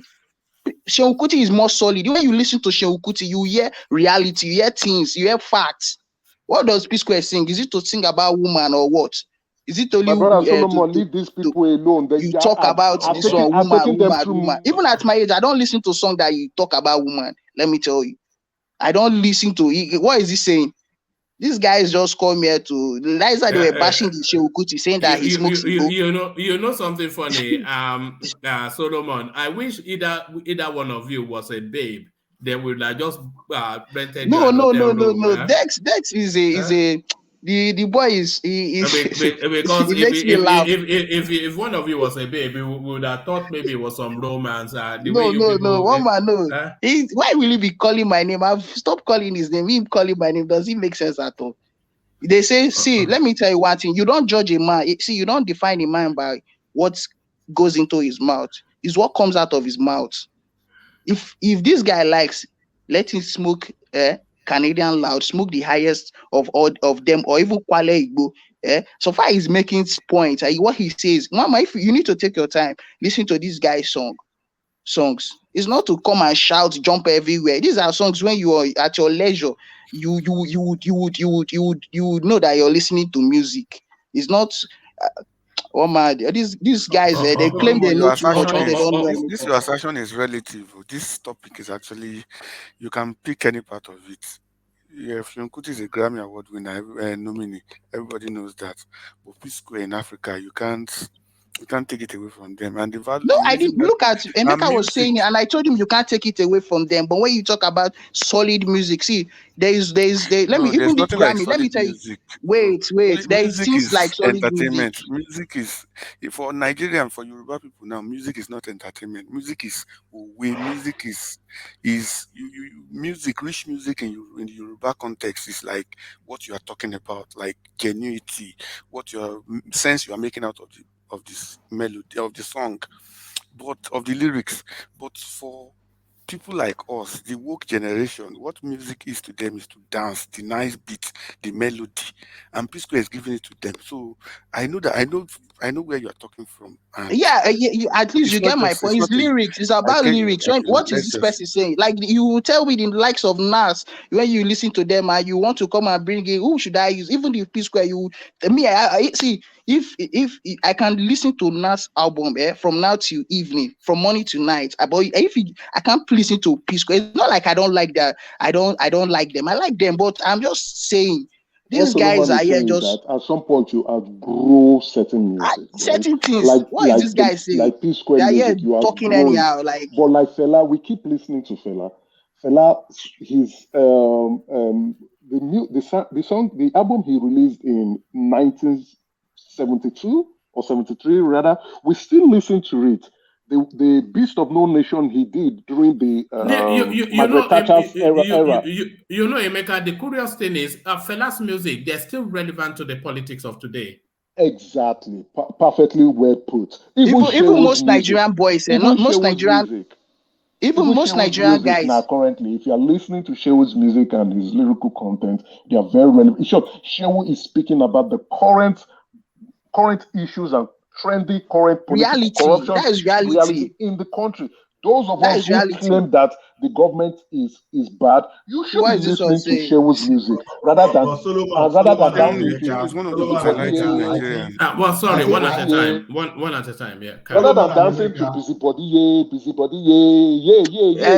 Emeka, leave there. Look at what Joel is saying. This guy, he makes me laugh. I say, he's one of the funniest obedient. All right, leave the comment sections alone. But let me, now you brought him up, let me just acknowledge Desmond's super chat. It says, only Solomon like rap, jazz, and R&B. You forgot rock. Please stop this hate speech and focus on the real problem we are having in Nigeria. Politicians. So I don't really think I don't think Des comes at you as aggressively as you respond to him. No. Maybe there's just something that rubs you wrong about that guy. Des still, it says P Square, Two-Face, Damfo, and so many others are all icons. Please leave this topic. It's really not worth it. You are talking about. Let me see your playlist. Don't tell us to leave the topic now. You know we won't. So why bother say it? But thank you for the super chats, nevertheless, Des. So we want to take the super chats to 20. So keep them coming. So one man, you see what the way Solomon, just give me a minute. You see, okay. No, what you and Emeka are doing to P Square, I don't agree with you. You see, music is a matter of choice. Let's face the reality. You can sing rubbish and someone is still listening to you 100 years to come. Forget it. But see, sometimes you will see with some song as far back as 60s that you see, even it may sound rubbish that time, some people you see their choice. Let's be that it. Let's speak about the maturity of these people that are fighting. Are you saying P Square something? I won't lie to you. Recently, I still played that P Square about busybody that we're talking about. I still played like some weeks ago, and that thing was far back as to early 2000 or around 2003 or thereabouts. See, music, we appeal to different people differently. That's where I see it. Now it doesn't matter that P Square song is time bound or those. Now I don't believe that, but the maturity of how they carry themselves. That's what I want to speak to. Now, because like P Square trying to rubbish Seun Kuti, saying if not because of his father, that they will be known to see. Waiting Yoruba talk before say Allah Baba and money Muki Baba.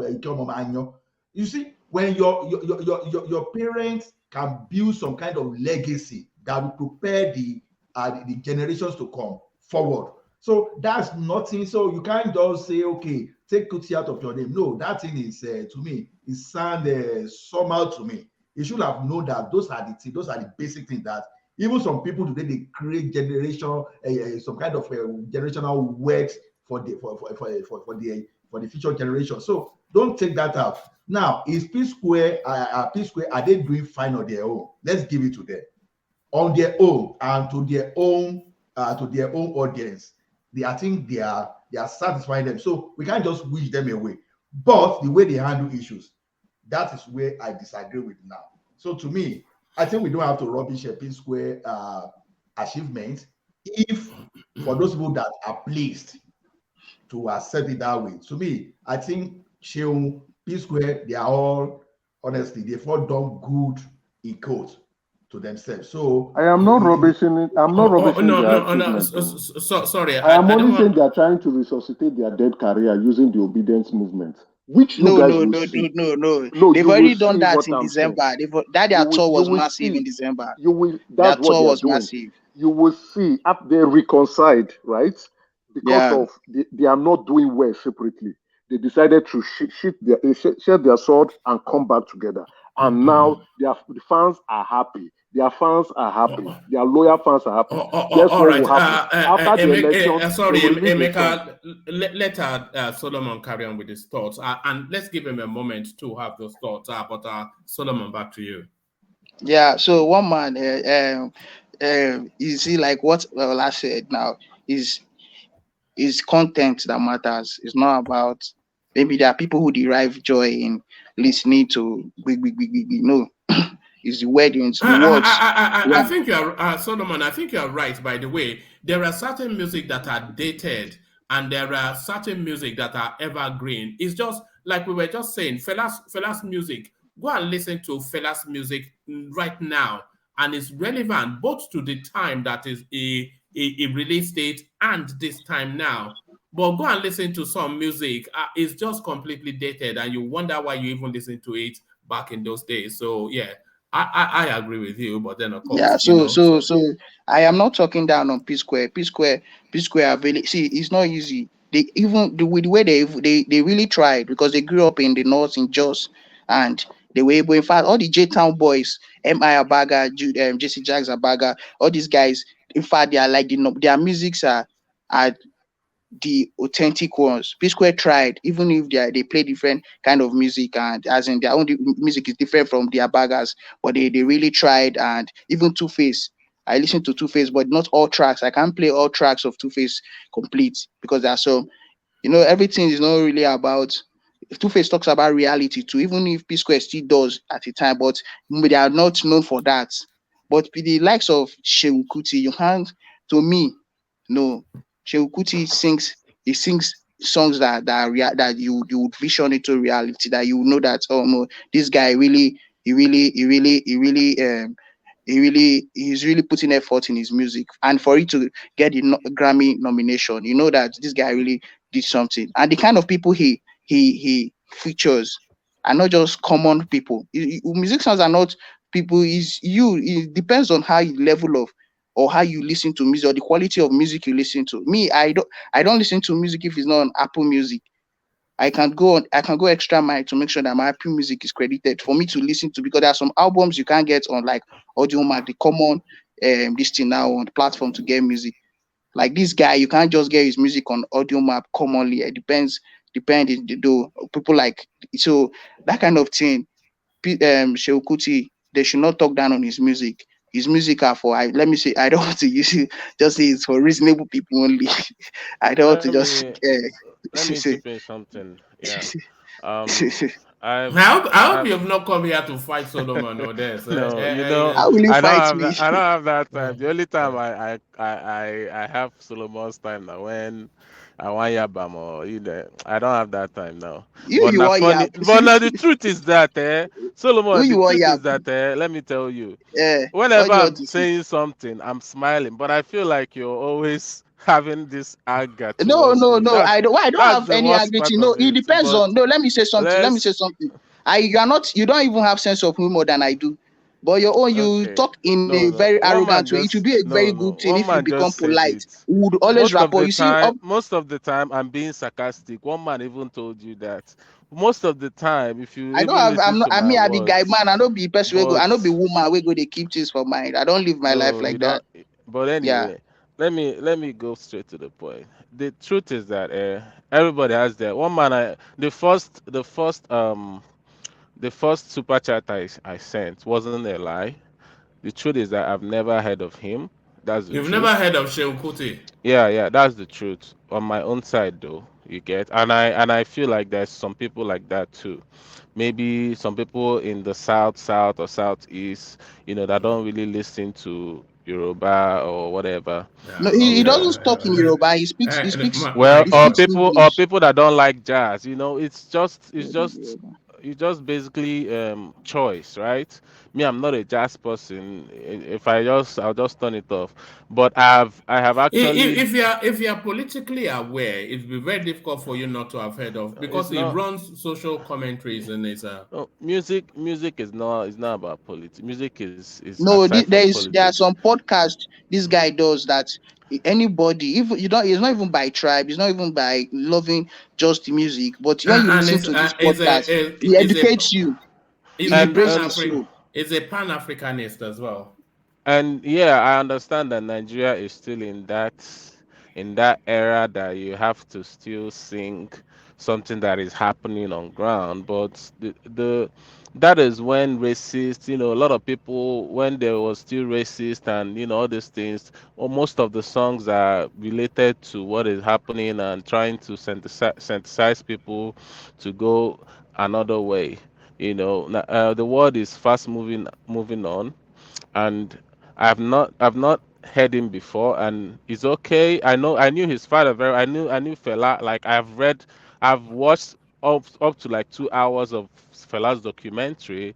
I focused on Fela, so I know everything about him, how he lived his life and how he married so many wives. I knew he has a big bowler and all that thing. I've practically, you know, known him. I've listened to most of his song actually.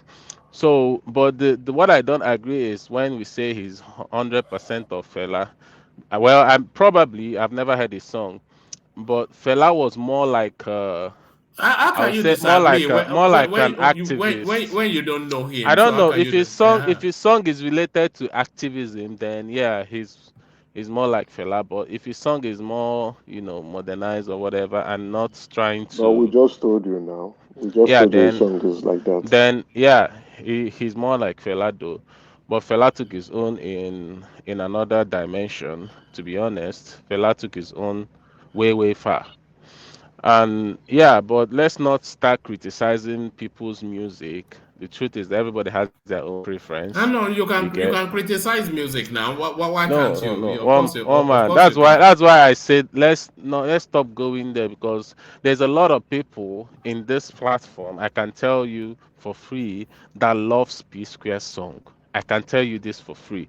A lot of people. So when you are trying to I'm even saying why I'm saying this is for your own good, not even for mine, because I've understand the the space you are in. I understand Who's this it's security? actually no. I'm just saying there's some people that love Fela, even some girl, sorry, P Square, some girls that are probably in this platform that how girls go to a concert and start hey shouting like I'm in love with this guy that I've never met or they've never seen, or maybe you start arguing about whiskey is this. Have you ever had a fight with your babe and telling whiskey I don't like whiskey?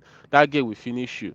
So, and she'll probably not talk to you for a while. That's why I'm saying there are some people like that here that love P Square so dearly. No, So let's He's talking of diehard fans. no, you no, mean no, no. you mean you. I'm not even a Nigerian music fan. I'm more of an American country kind of music person. I'm more of like a worship song kind of person.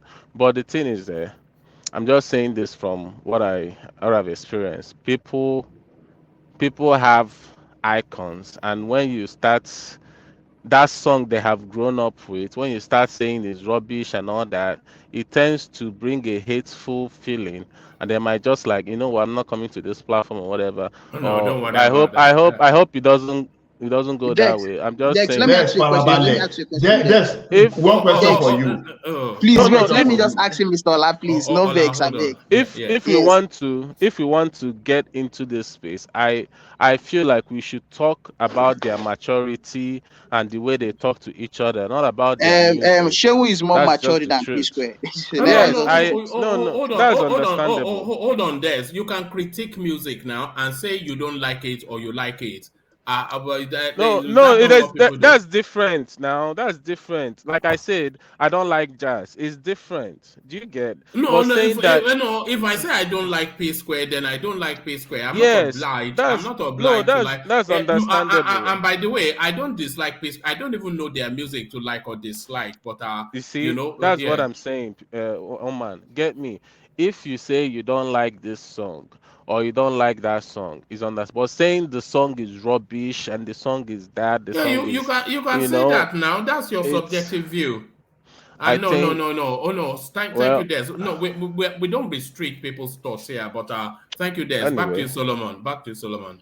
Yeah. So me, I am not disputing the fact that P Square, P Square are not trying. Like last year, they had their tour, and the tour was very massive. Maybe it was even that tour that made them feel like when they go to River State that they would call out numbers. Well, fortunately, they really failed their hand in that River State what they call um, rally that they went for. They really no, that was I never believed P Square would do such, like the turnout would be like that, because it's supposed to be massive, man. Even Portable self, Portable. I don't know if you know Portable. Portable's campaign I rally, know him. even with Zazo. Shinapela last week was very massive than that P Square rally in the River State. It was crazy, Just no. P Square did not try. They don't need to involve. I feel like they should do it. They would have supporting Obey alone is a good thing, but all these ones that are jumping from one place to saying that they're doing rally and all that. I know they will not try that again. Anyway, I like P Square. I like P Square. At times, if I'm passing and somebody's playing some their old songs like Senorita and all that, I jump to it. I vibe to it. But you can't tell me that Seun Kuti's song and P Square song, which one is more solid in terms. If you say you're a matured man, and you tell me that you just be listening to certain songs and you listen to Seun Kuti and say you would not vibe to you are really lying to yourself. And let's stop this tribal. We will start to scrutinize certain people here. We don't need to go that tribal space and say this one. Like somebody said, not me, saying that Emeka is leaving his people and is supporting the white people and is disgracing himself. Come for me. Emek, It's not making it's not making sense. It's not making sense. He's saying his mind. That people be doing like this.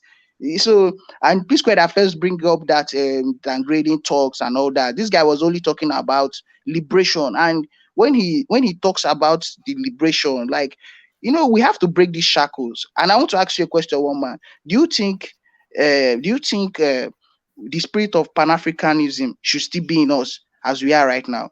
Don't you think it should still be part of us? No. I think that is. I think the fact that it's not is one of the things holding us back. Exactly. Yeah. Exactly. Look at somebody in your comment section. He's saying that he's talking about Pan-Africanism. Does it make sense? We are supposed to, you see, with that spirit of Pan-Africanism, we the youth, the younger ones coming up, when we have it, we know that we have to break the shackles of this because see, it is not, forget about that there is the greener pasture is in the other side. But is it really okay that we have our own place like this, and for one to make it in life or to become somebody, he has to jackpot first? Does it make sense at all? But because of we neglect, this is one thing I get angry about Nigeria, because we neglect certain things we're supposed to look into, we're supposed to involve in, and because of you too know. That is why you can see a Gamba Shehu on video saying that it is that when the conservatives and the progressive arrive to, that is when, and see, this thing he said is a fact and it's going to play out. It's going to play out. So let us stop deceiving ourselves. We bring down our eyes and do the needful. We will start from the root, and this Pan-Africanism should be part of us, making sure that, because Africa is I got to know is the home of civilization. It was the beginning of civilization. So, and look at where we are today. but because of forget the people in the comment section. By the way, they are fools. But do you know who the ultimate human being is? The ultimate human being. Yeah, I can't answer that question. Can you just help me out in that question? The ultimate human being is the East African female. Do you know why? Why? Because they have found the genetic trace of every known human type, from the Chinese to the Indians, the Mongolians, and the Aborigines. All of them are the East African woman. She carries, not the East African man, no, because she also carries his traits, but he doesn't carry the one person on this planet that carries traces of all of the known genetic types in the human race is the East African woman. That's the ultimate human being. So you see, and in other things that the African continent is superior to other continents in the world are still there, and we just neglect them and say that spirit of Pan-Africanism should be in us. Even those that have kids outside Nigeria, you should make sure you tell them you're an African. They should know where they're coming from, and we have to stand up and make this continent a great country, a great continent. Nigeria especially, well, because like what Professor Lumumba Okoye said, that the day Nigeria wakes up, the rest of the African countries will wake up. Let's try and wake up and see. There's still a shackle. Do you know one thing I like Tinubu? I see this guy that the only thing I like him for is that shackle in that broken shackle in his logo. I feel like for me, it's not for the freedom of Africa. For it is his own personal thing. I think is because of his background, is the shackle of the broken shackle of poverty in his life. That is why I feel like that thing is it's not for the freedom, but I like that logo.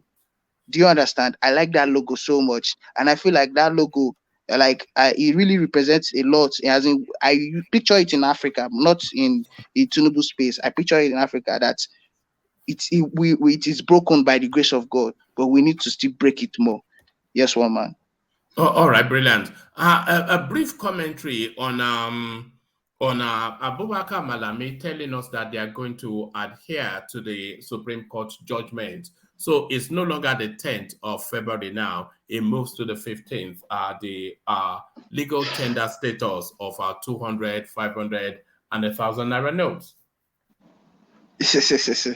Abubakar Malami, this guy, for him to say that he still stand with the Supreme Court. Can you just recap on that Supreme Court line? Like, I just want to understand. The Supreme Court, have they said that there will not be extension of that of the naira notes? No. The Zamfara, Kogi, and Kaduna State, they've gone to court to ask that the court stop the federal government and the central bank from that February the 10th deadline for those denominations of the naira note.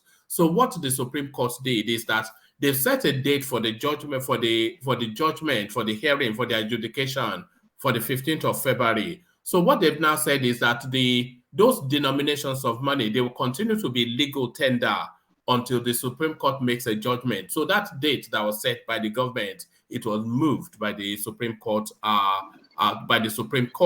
So a lot of people were speculating as to if the government would adhere to the judgment of the Supreme Court, because the Buhari administration, as you know, they have no regard for the rule of law. But Abubakar Malami now comes out to say that in this instance, probably for the first time, they will follow the rule of law. Yeah, him saying that they should adhere to the Supreme Court stuff and all that. I feel and I believe is for their own self-interest. And let me tell you, Buhari's interest will always be Malami's interest. Malami's interest will always be Buhari's interest. So definitely they've gotten to a conclusion. They've reached a conclusion that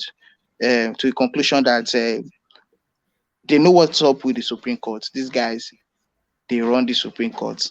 Let's forget about this autonomy that we feel like the Supreme Court have this power of no. Supreme Court is under disguise.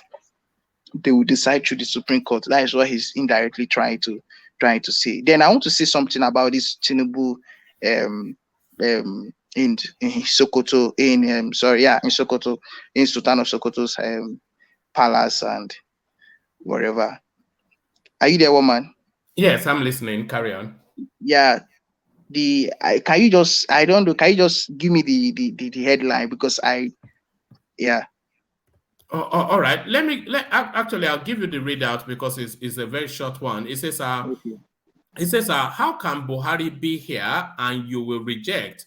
Tinubu threatens Sultan of Sokoto over endorsement. So that was the headline that caught the eye from the Labour Party space. The All Progressive Congress APC presidential candidate Bola Tinubu on Thursday subtly dared the Sultan of Sokoto for endorsement during a visit to Sokoto State for his campaign rally. Correspondents report that Tinubu, alongside President Buhari and other chieftains of the APC, visited the spiritual leader of Nigerian Muslim, Muhammadu Sa'ad Abubakar, at his palace. Speaking at Sultan's palace, Tinubu reiterated that his party wants to win the election and their visit was to seek his blessing and endorsement, which he cannot refuse. In what seems to be a drama twist, the former governor of Lagos State said the commander-in-chief of the armed forces, Buhari, cannot be at the palace and the Sultan will reject the request to endorse him. As Tinubu spoke, those in attendance laughed and clapped. So that was what happened. So essentially giving the impression that he was there, being aggressive and somewhat punchy. But then we've been able to get a clip of Tinubu's interaction with the Sultan, and it wasn't anything like what the article was inviting us to believe. So watch this 1 minute video, Solomon.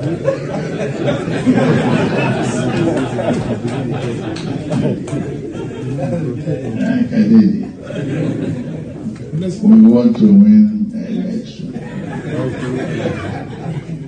In Mesa.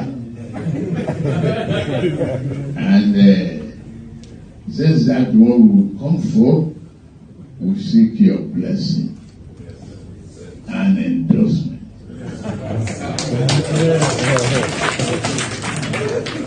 And something you cannot reject.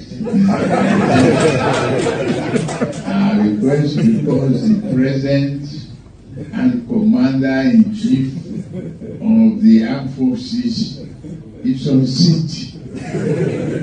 How can he be here and you reject? That's good. Thank you very much for watching. May God bless you.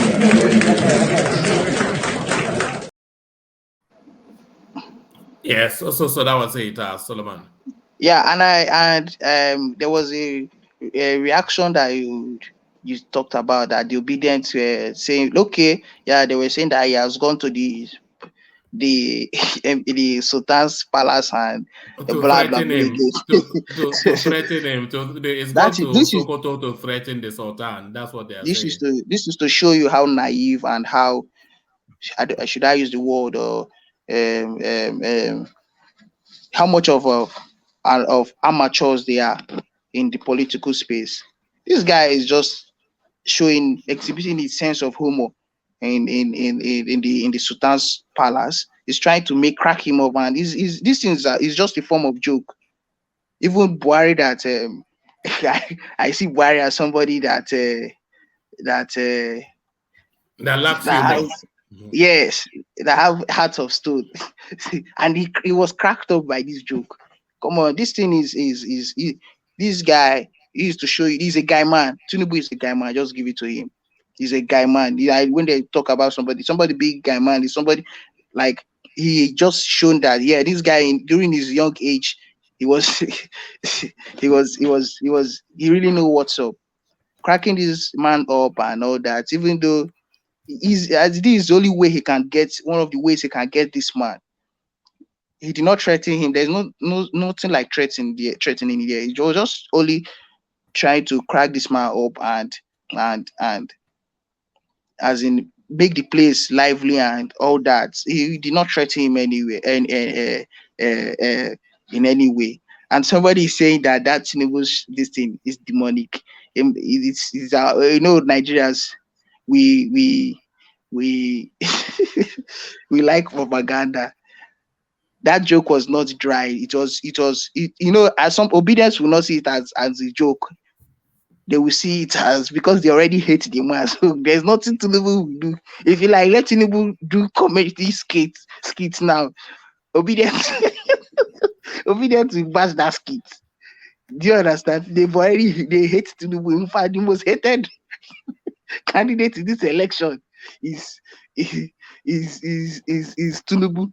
So there's nothing Tinubu will do that will make disobedience like him. They say it's just oh man, please let's move on. Let's go to another place. Another person, sorry. All right. Thank you, Solomon. So thank you, Solomon. Before we go to another person, I would like to invite the comment section or anybody that's listening on playback. So my Instagram is always on the platform. If you know any Babalawo, I want to do an interview with a Babalawo, a real or an Eastern version or a Northern version of. So if you know a Babalawo that is willing to come on, what do you want to do with Babalawo, woman? I want to document it. I want to document African religion and traditions. So I want to document it. A proper Babalawo. Let's have it. But there it is.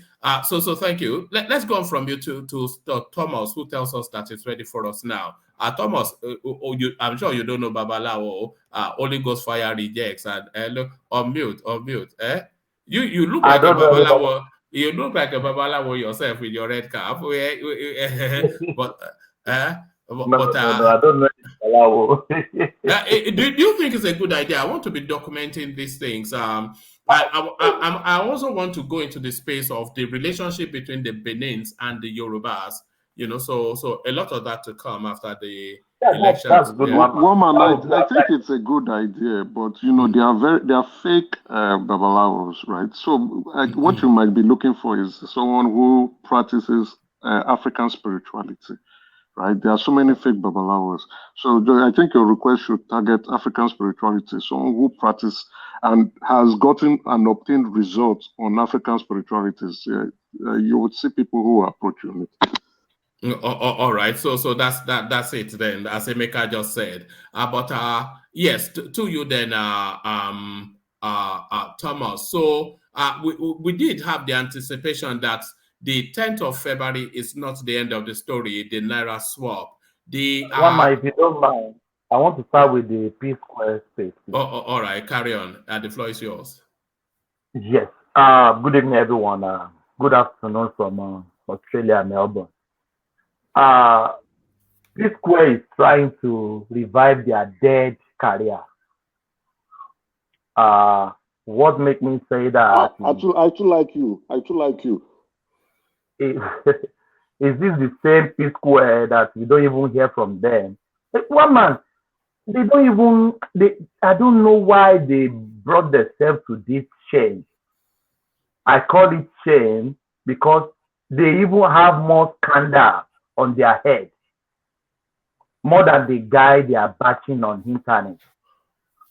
Now I discovered that it's not only the obedience space, it's not only because if we said they are insulting people on internet, what obedience normally told us that is 14-year-old girl that the mother bought a phone for, that's the one insulting people on internet.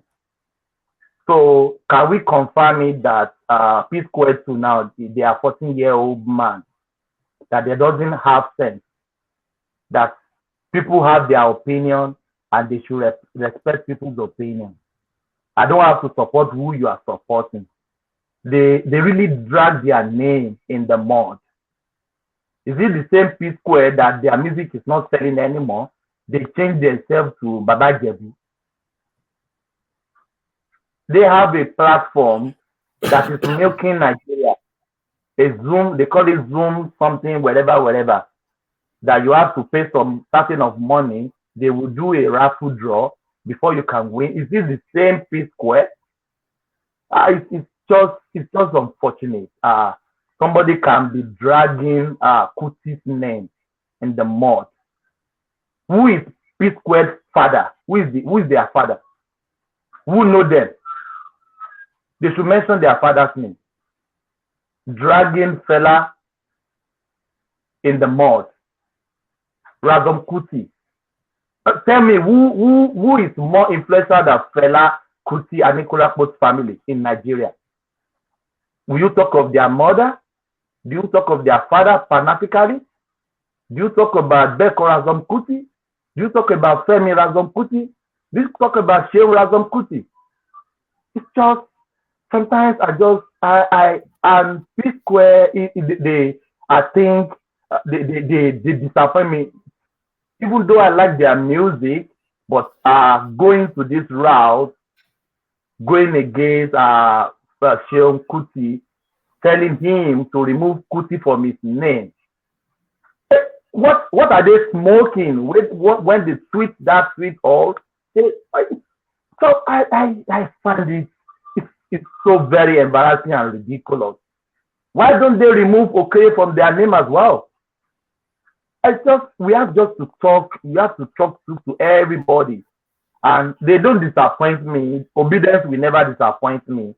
They will never disappoint me. They never disappoint. It's very unfair on Seun Kuti because he holds the opinion and they come after him like that. Have they been nominated for Grammy Awards?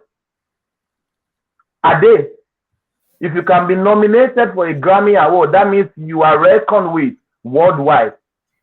With their music jumping up and down, have they recommended for Grammy Award? It's just a shame. They should be closing their eyes in shame. Is this the same P Square that they are fighting each other? That even Atiku called them to settle the fight, they ignore Atiku. Is this the same P Square? One man. Let's just move on. Let's go to the politics of it. Thank you. All right. All right. Thank you, Thomas. So thank you, Thomas. So to the Abubakar Malami space, your thought. I told you that maybe yesterday I said the federal government, they don't have any choice than to respect the verdict of the apex court, which is Supreme Court. They don't have any choice. Where are they going to go? Is there any other court after them? No, there's no other court. So to me, it's a good thing that the Malami is only agree with. So I'm making some food here. Yeah, Malami is finally agree with the federal government, with the court rather, but they don't have any choice. They don't have any choice, and I hope their final judgment on the 15th will be on the side of the people. The three state governors that filed the case, they are on the side of the people. They are not on the side of the what they call it, the cabal that normally put Nigerians in all this mess that we have now. So I think Abubakar will be respecting the court order for the first time. I don't remember the last time he has respected the court verdict. You could remember on Showore, on Ezagizaki, many people that they have turned down the court verdict on people. But this is a good development. They don't have any choice. I told you the other time, they don't have any choice than to respect the court verdict on this monetary aspect. And I think what the atmosphere in Nigeria now, one man, people are thinking that the election is not going to hold because of this monetary, the problem, the feud that is going on in the country now. But I hope Bakar Malami will respect the court when the final valid comes on the 15th of this month. So that is my submission on that. Mama. All right, brilliant, brilliant. So Thomas, Buhari sets up a committee to start to prepare his handover note for May the 29th. Are you looking forward to that, to seeing the back of this man? Yes, of course. I'm looking forward to that.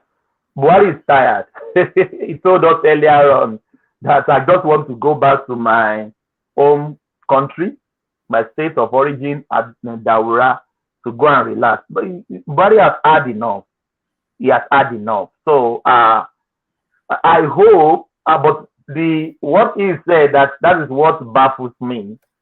That this man, I don't think is aligned with Tinubu. I don't know. Maybe they are going to stab this man at the back. I don't know. Because the last comment that you made, you said, whoever becomes the president and they are going to hand over. What? Your party have a candidate. To me, it should be saying our president, our candidate is going to win this election and we are going to have. Fine, you could say that in a broad stroke to Nigeria in general, but we are not seeing that campaign, that campaign as Tinubu did the other time to him, to campaign for him frontally.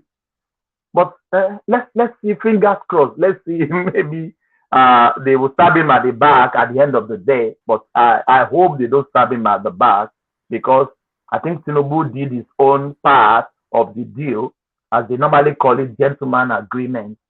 That I will help you, I will campaign for you, and he won the election 15 and 19. So I think Buhari should be reciprocating now as well to Tinubu, campaign for him frontally, mention his name. I've never seen Buhari mention his name frontally, that vote for Asiwaju Bola Ahmed Tinubu. Or I expected him to do more of that. But let's see. Fingers crossed. Let's see what will happen on the 25th of this month, and let's see, because fine, they are preparing the transition. Fine, but I hope you should be speaking the language of the APC, saying our presidential candidate is going to win the election. That is what I thought he should be speaking about. But if Buhari chooses to stay aloof, and many people have said it, countless of that Buhari is not somebody that normally campaign for people or stay with them, but if he decides to stay aloof, that's fine. That is his choice. But Nigeria will decide who is going to be the president. Thank you, Omo. All right, brilliant. And to the Tinubu's appearance with the Sultan of Sokoto and the rewording of that interaction by the Labour Party space, what are you making of that? Accusing him of being threatening towards the Sultan. Oh my God! These people, they will never surprise you. They were just banter. They were just joking. You can see the room. You can see the atmosphere in the room. People are just laughing. You know, I think Tinubu did like Oshibajo there. You know, Oshibajo is a jovial person as well. It's just banter. They are just laughing. They are in their caucus. They are in their space. And you can do anything in your space. So, but if obedience is reading meaning to that, that's fine. Nigeria has heard it now that Tinubu is attacking Sultan of Sokoto. They should go out there and vote against Tinubu. Everybody has the choice to vote, but they shouldn't take this election so pedantic, pedestrian, all this mundane, something that doesn't even have any meaning. Even the people in the room there, you can see the atmosphere in the room. People were just laughing. People were just joking. People were it's just like a banter. But you know, we know obedient now. They will never. That's what I said before. One man, sometimes they said, the harm, the obedience they are doing to Obi's camp is even more than the problem that Obi will face at the ballot. People can't talk, you'll be insulted. People can't speak, your mother, your father, your generation.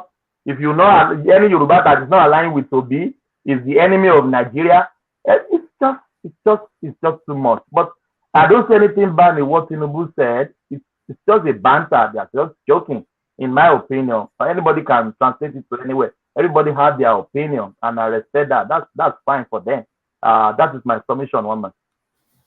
All right, brilliant. And has anything caught your eye in the electoral in the news today? Anything that Yes, it's only just it's nothing election nearing happening, but it's just only the problem that is going on in that country with this stupid redesign of money and the fuel scarcity. It's just crazy, one man. It's just crazy. People are suffering. People are suffering. My mother, I send money to her. She can't cash the money. I have to call somebody to go and get food for them in the house. It's just crazy. They should do something about all these things. No, you can't kill Nigeria because of an election. If all Nigerians die before the election, who is going to vote? Who is going to vote? And some people are even appelling, saying what they are doing is good because they want their candidate to win the election because people will think APC is dealing with Nigeria ruthlessly, so they can go to the ballot and vote against APC. You can't be thinking in that direction. I know what my family members are facing there. There is money in their banks. They can't get their money. Is that fair to all Nigeria? That is only what caught my attention, and all these riots going on in Abeokuta. Thomas, you know what my mom was saying to me today? She was saying that now they are finding it difficult to use their card payments because of the volume of traffic, the volume of transactions that are going through the system, that some retailers.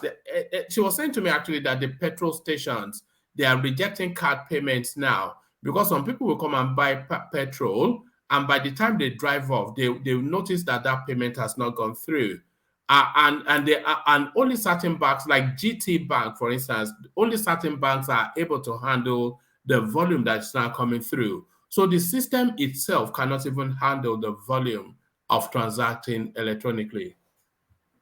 One man, are you aware Zenith Bank has shut down their banks nationwide? Somebody told me for Nigeria. I don't know. That's a rumor. That's a rumor.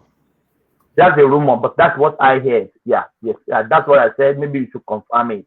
But one man, do you know what is going on again now?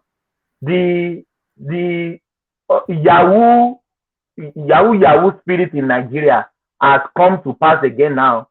People will text message on their as they alert when they go to the store. They will set their transfer money to that person and they will send it as a text message. It's just the fraudulent one now are using this portal now again to defraud Nigerians. To defraud Nigerians with all this nonsense redesign of money they are doing. It's just chaos. What did I say? Chaos in that country. I just want the election to come so that I know for fact if the election holds and we already know who is going to be we decide the winner on the election. I think all the money they are hiding, all the fuel they are hiding, everybody will calm down. Then they will bring everything out. But what people are going to eat, how are they going to live till on the 25th? I don't even know. I told you earlier on, my sister had to take a credit of a meat. No cash to give the meat seller. The meat seller rejects transfer, but the meat seller knew her. He has to say, take the meat home. Anytime you get cash from the bank, bring the money. My sister said she's not happy because she's eating credit meat even though he has money to pay. There's no money to pay. It's just ridiculous. It's just But ridiculous. Thomas, Yeah. if people survived for so many months during the COVID-19, what is the whole big deal of 2 weeks? I don't see how people won't survive for 2 weeks when people survive with very little resources at home for more than months. So I don't know.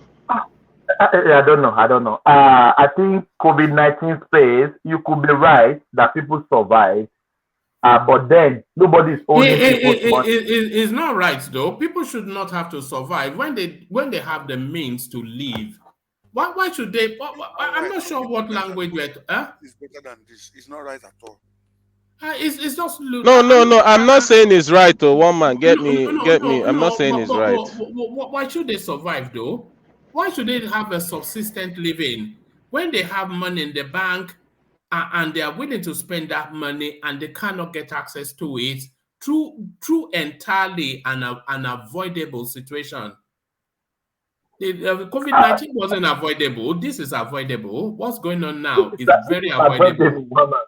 Yes, COVID-19 is a pandemic, but even in COVID-19, people have access to their money, isn't it? I have access to my money. My family members in Nigeria, they have access to their money. You can't tell me I need 100,000 and you are telling me I can only withdraw 50,000 or 20,000. My sister went to the bank, they gave her 2,000 naira. 2,000 naira to do what in Nigeria? To do what in Nigeria?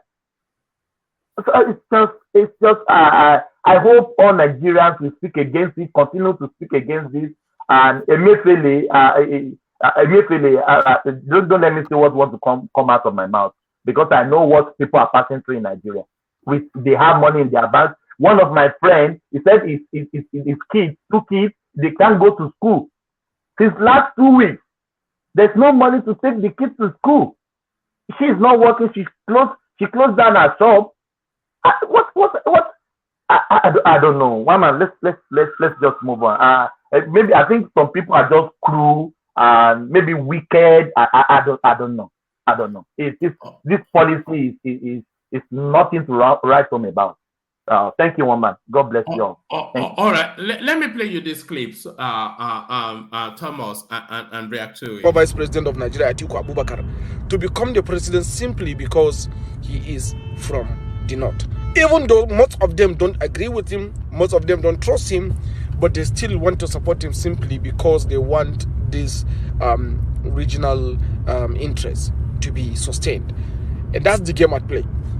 So one thing I want you to know, Nigerians, is that we are passing through in the north, I mean from the northern side, we are passing through a political transition from the leadership that has been there for a very long time, respected, reliable, and to a new leadership that is emerging, also respected and reliable. And you know, political transitions are often turbulent and sometimes even painful. And that is the situation we're in.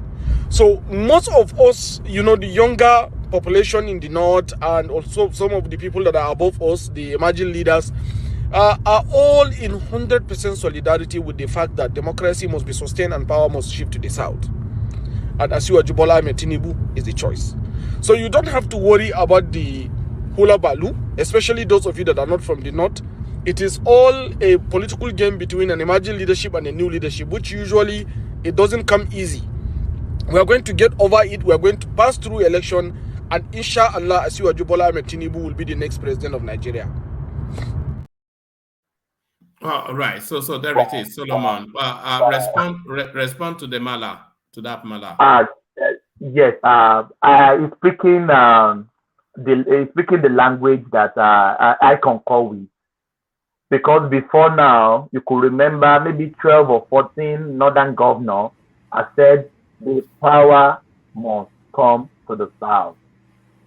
And this guy speaking now, I don't think he's one of the one that is not educated. It looks like somebody that is educated to me. So the power must come to the south. And when it's coming to the south, who are they endorsing? The guy is a Asiwaju Bola. presidential aspirant. The guy was an aspirant, presidential aspirant. Oh, he's an aspirant. Oh, Yeah. that's good. Yeah. So, do you want to say something? No, I just wanted Yeah. to recollect I was a presidential aspirant, but he's like a little bit of a crook though, but it's okay. But he's educated. Yeah. So, if the northerners, and I can say this guy is a youth, it could be in his maybe early 40s or late 30s. Yeah.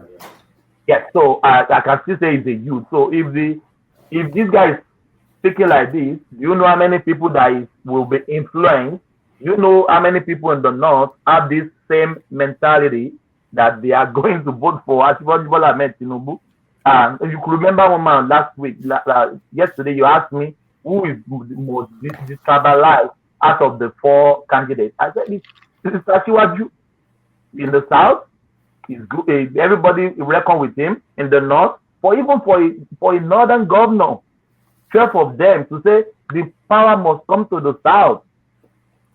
The power must come to the south. So you can see many people in the north, maybe they reckon with Asiwaju Bola Ahmed Tinubu as what we have been hearing that it's only Atiku, it's only Kwakwaso, it's only this. I think many of the northerners resonate with Asiwaju Bola Ahmed Tinubu. So yes, if the day of the election they vote for him, fine. But I'm scared that maybe something is going to happen. Maybe they will stab him at the back. Because the body language of Buhari is not. I'm not too confused with the body language of Buhari. Can I come in? Buhari is not that strong in this election. The northern governors, they are supporting Tinubu, and once you have the governors, for me, it's a walkover for Tinubu. Obi is a spoiler for 100%. Tinubu is going to get more than 30% in 16 other states. I'm very sure. I'm not even worried about that. Yeah. Brother. Papa coming, yeah. Yeah, there is me. I don't know. Maybe I'm too chill. I don't know what's going on. I many times say like all of these things they are infighting. It's the primary all over again.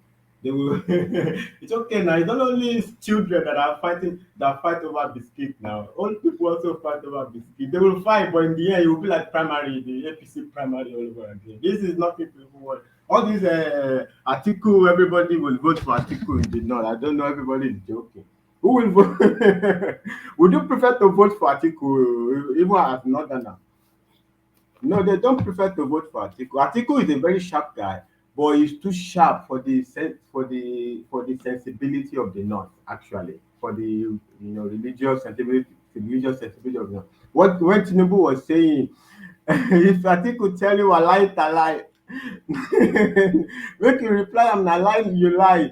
No, he's reminding them now. The north, they are very, when you see the scare. A gentleman's agreement handshake. Even if you don't sign a contract, traditional northerner, even if you don't sign on the paper a contract, you can get a handshake when they tell you walai talai. And these things they like, they will do as they say. It's like their traditional logo. But Atiku is the opposite of that. So that reminder that reminder is a good. It's a good from Tinubu. It's a good technique to remind them, like, hey, Atiku, okay, now it's up to you. Brother, let me give it back to you. Yes. Earlier on, Emeka was saying something about Peter Obi, and I could see the comment section coming up, and sometimes I don't check comment section. They can say anything they want to say. But in my opinion, Peter Obi is inconsequential in this election. I'm sorry for digesting one man. Yeah, I just want to reference that before I yield the space to you. He's inconsequential in this election. Peter Obi is not Peter Obi is not inconsequential in this election. No. Peter Obi is going to be probably the singular person that will determine who the next Nigerian president will be. Yes, you are right in that sense. Yes, but what I mean by inconsequential is I don't think Atiku. I think Atiku is the only one threatened by Peter Obi. in my opinion. In APC camp, Peter Obi is inconsequential. It could be consequential to Atiku's camp because don't let us deceive ourselves. The bulk of votes of Peter Obi is going to come out of PDP. If you don't know that, write it down now. It's coming out of PDP. The APC camp, I think they will retain their votes. In my opinion, I could be wrong, but in my opinion, they could. Yes, they will retain their votes. So that's what I said. Peter Obi is inconsequential in this election. It's still going to be among PDP and APC.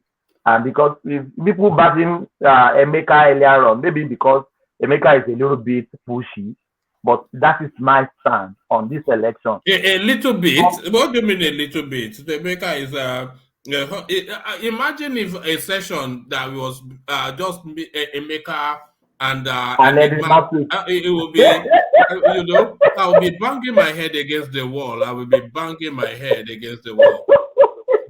Of course. So I think Emeka is not the truth is, whatever Emeka or Enigmatic says or anybody at all, it's not changing anything for us. It's just the only problem. Whether you talk from now to tomorrow, people obedience are still gonna go there and vote Peter Obi. So it doesn't really matter. We're not pained. You can talk from heaven to earth. It doesn't change, and you're just wasting your saliva and trying to convince us that Obi will not win. It's just the truth. Nobody is actually discouraging the obedience to vote because their vote is very important to determine who the next president will be. This is a mind game. You know, they said that they want power to transit to the south, and the Peter Obi vote is a key component of that, almost to guarantee that power will transit to the south. This is a mind game, trying to sell, because there's some lies you want to sell, and a lot of people might buy it. But the thing is that some people have been trying to sell this lie for over 2-3 months, and nobody is buying it. And the only last card that people like Emeka, have to play now is make sure they buy this vote. That's the only last card. If that money is not there to buy votes, it's game over for them. But all these mind games is not working for obedience at all.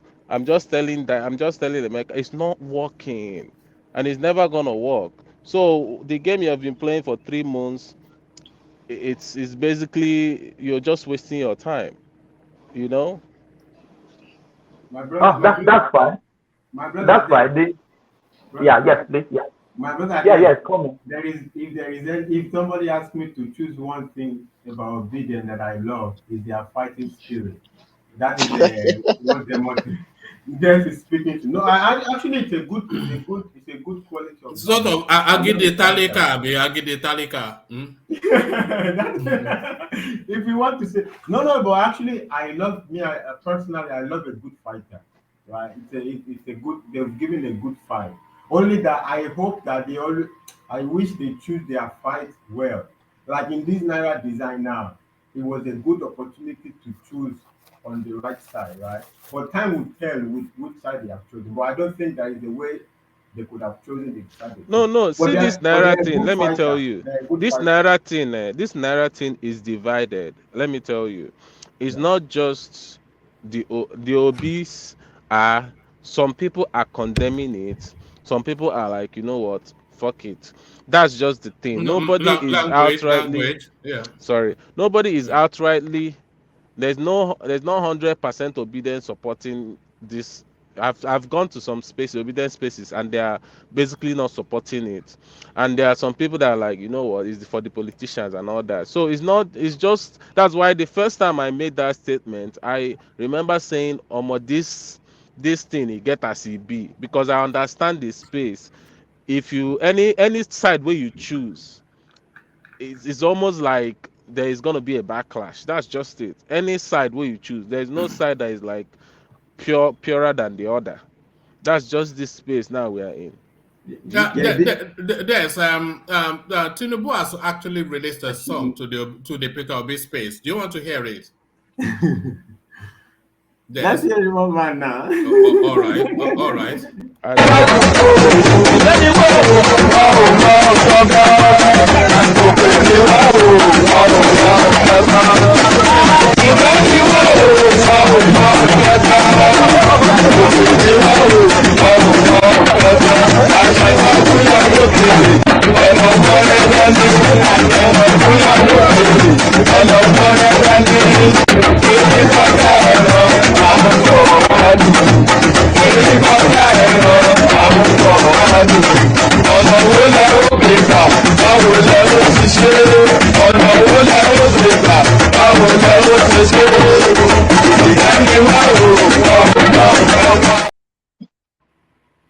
I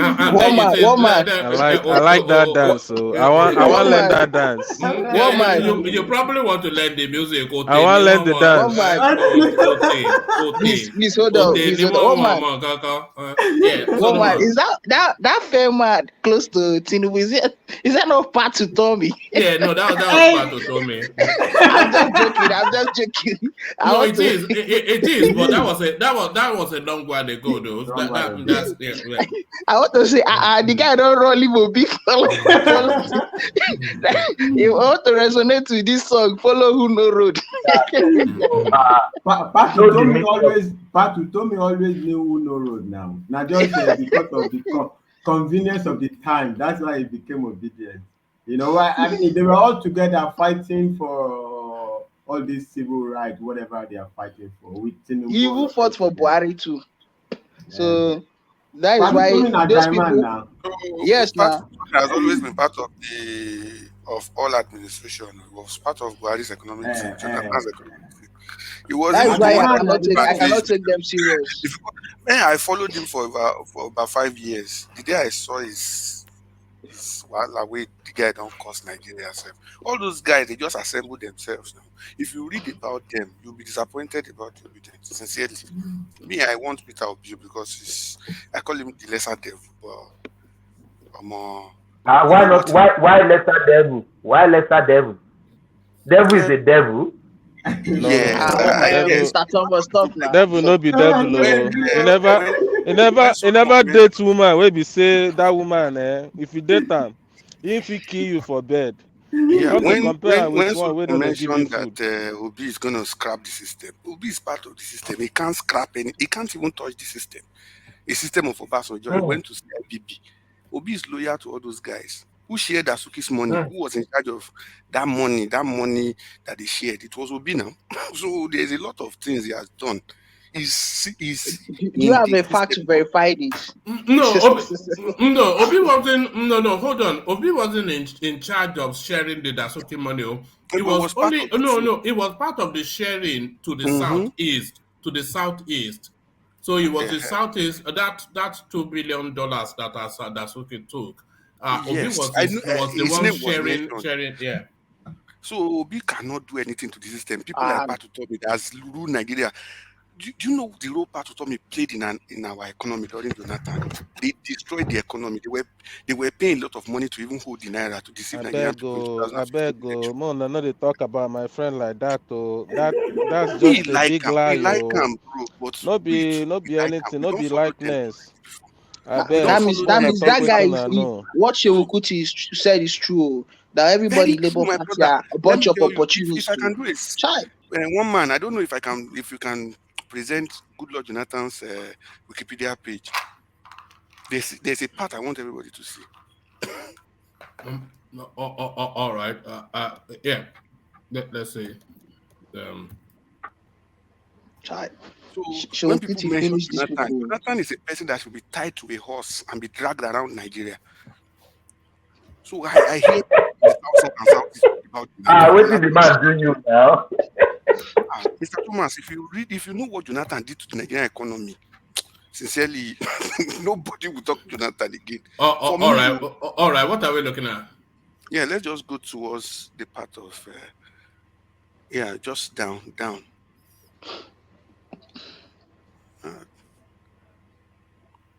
This part of corruption is not that clear. All right. Jonathan's government was large. Jonathan's government has largely been described. All right, go on. What are you pointing Hello, us to? Yeah, we can see it. What are you pointing us to? hello, Uh, hello, uh, uh, woman. oh, I can hear you. Can you hear me? Yeah, I can hear you. So I want you to read through those things. Even before they wrote that corruption, there's another part. Even his loyalists, people that are loyal to him. Soludo called him. He said his financial recklessness was equated to that of Idi Amin of Uganda. Do you understand what Jonathan took out of the Nigerian economy? No country in Africa can survive it. And people were there. People shout Jonathan. People shout Oh, Jonathan oh, because we are oh, not well informed under his administration. So there's a lot of things happening. Me, I'm supporting Ebobi as the lesser devil. That's what I tell people.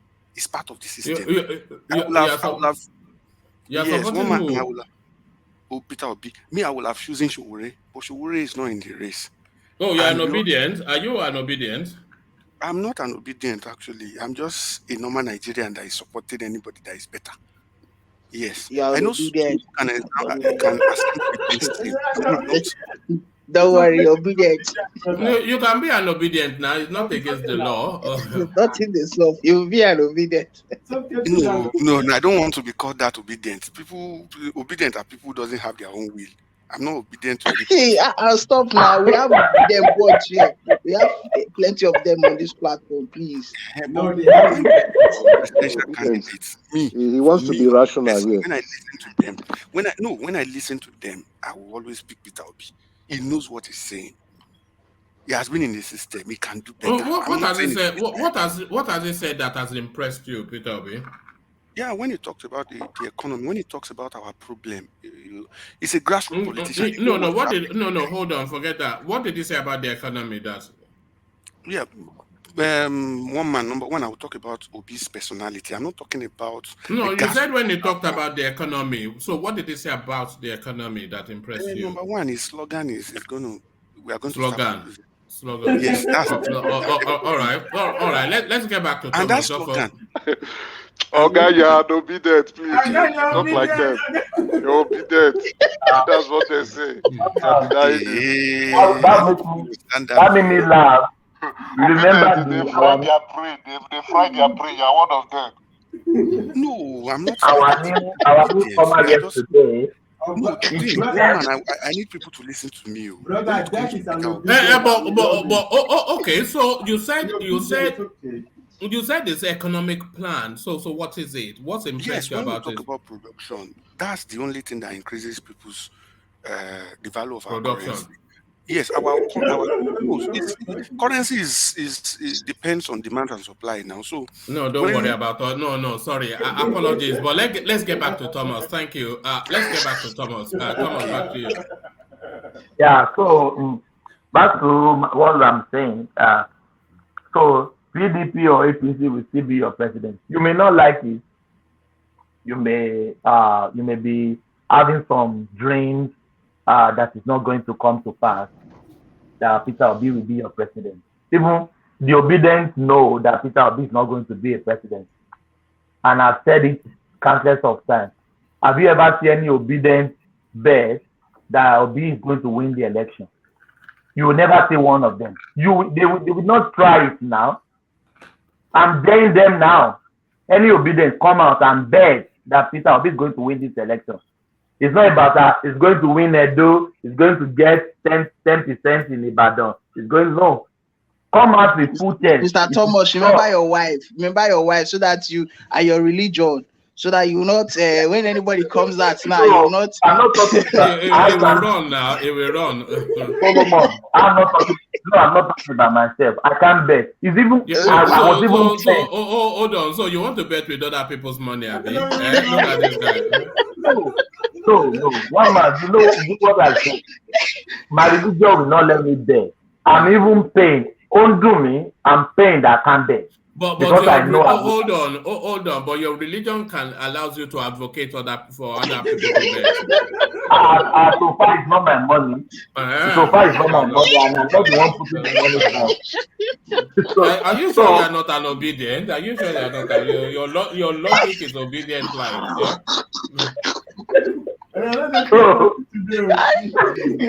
So, if obedience go, Peter Obi is going to win. They should come out, come bet with winning. That's what I know. Then you can, then I can say, yes, you know what you are doing.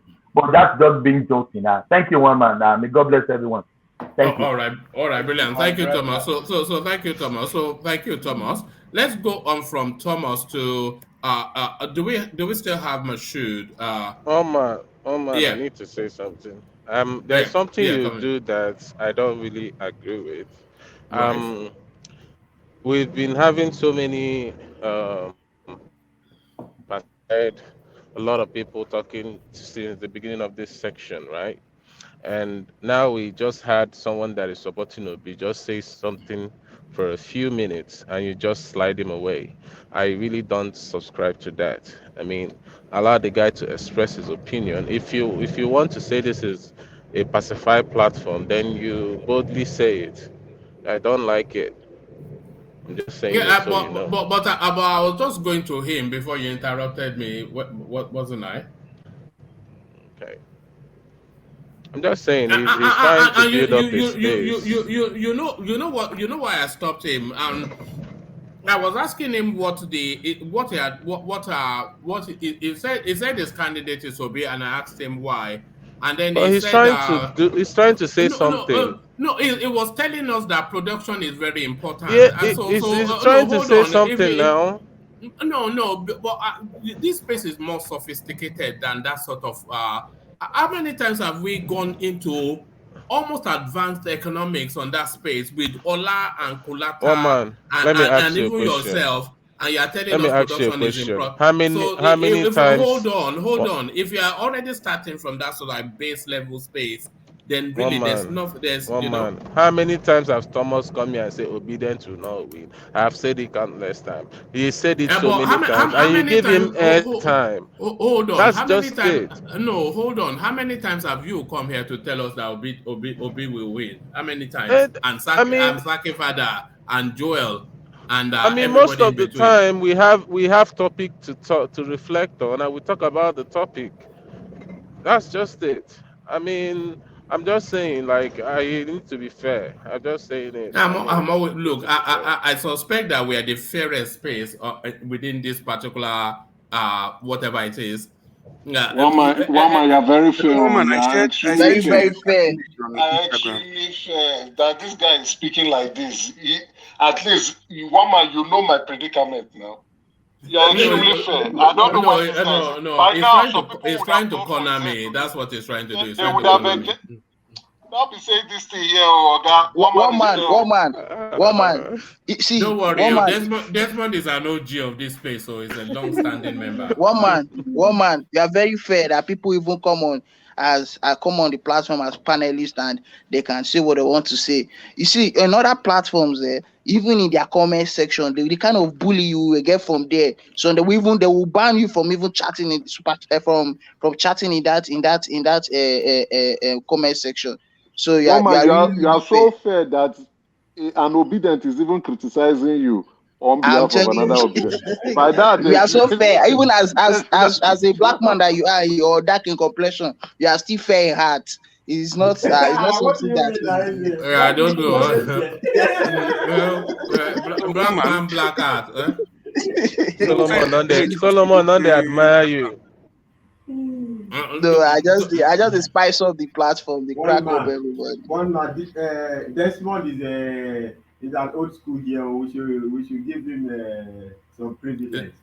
His Let's give props, yes. him We give him his yeah. props.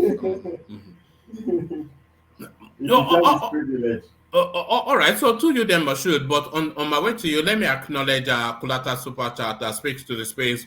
I will go call that lady from Dr. Damages to deal with Thomas. What do you mean Obi is inconsequential? We will shock you. So I suspect it's that doctor lady that launched Yes, yeah. full throttle Queen. or the Queen Bee. Thomas, no. Thomas, that day I just cried for you, man. No lie. it was a tsunami against Mr. Thomas that day. I was on Dr. Rudolph's channel. But you The can name, see, the I am other very, name, I compose myself. I'm mature No, more than all you're a of them. gentleman, Mr. Thomas. You're a the gentleman. other name for mature more than obedience all of them. is we Yeah. will shock you. You did not even exchange words with the woman. She was just there Why would Thomas talking, exchange name? ranting, and Why would Thomas exchange words with obedience? They are fried their brains now. We will shock you. Their name is we will shock you. Emeka, Their brain cells are missing. We will shock you. in Did a I say we will tension shock you? obedience. Tell them how they will shock you. They don't even know how they will shock you. If it's electricity that will shock you, or it is fire that will shock you. But they always shock you. Emeka, they have another one that I like. Oh, they say this time around, it will not be business as usual. It will not be, oh God. That's their Sunday. It's too funny, you know. We will shock you first I will name. miss them. I will It will miss not them be after business the as usual. election. It's their I will miss Sunday. them. We will shock you first name. It will not be business as usual. It's Sunday. We will shock you. It will not be business as usual. That's the name of obedience. They should go arrest. Some will tell you, may Nigeria happen to you. May Nigeria happen to you, eh? And there's another one that they do. They say if you're a business owner and Tinubu comes and Peter Obi comes, who would you employ? You know, Crazy illustration. You know, they just have the same. All of their spaces is the same. You know, I wonder if they have a manual that they read from. But that's the thing. But I'm sure. No, of course not. Just like I said, they don't have any bad. Their brains are fried. That's why they all take the same signal, that same radio frequency. Fried brain. We will shock you. Is it a coincidence that most people talk and think the same way? I mean, do No, you guys read from the same manual too? It's not a coincidence it's that just, obedience. You see, honestly you guys speaking, are just I was talking to one of my very close friends, right? And I said, obedience live in a different dimension. Despite the fact we are on planet Earth, they operate on a different dimension, a lower dimension, no, not higher one, a lower one, where low elements operate.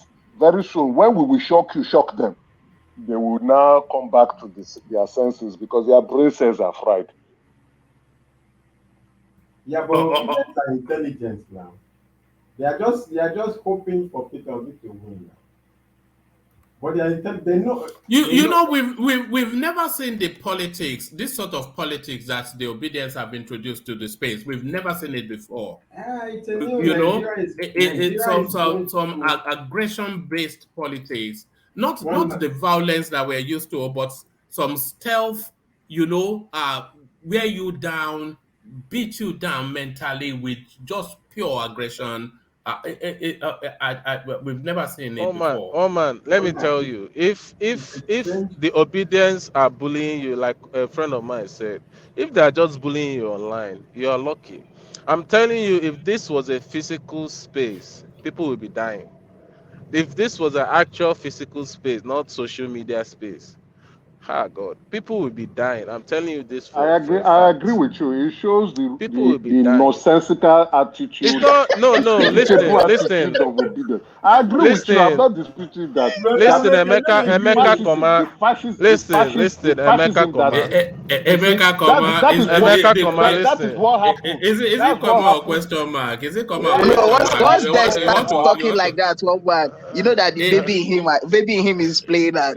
Listen, Emeka Koma. He wants to remove the Igbo from him. That fascism that is in them, the devilish behavior that they cannot respect the preference and the choices of others. They cannot respect that. No, I do not dispute you that they will not kill people. The obedience will kill people. For their foolishness, they will keep people. I've said it before. Let's settle down. No, one man, right. We don't before.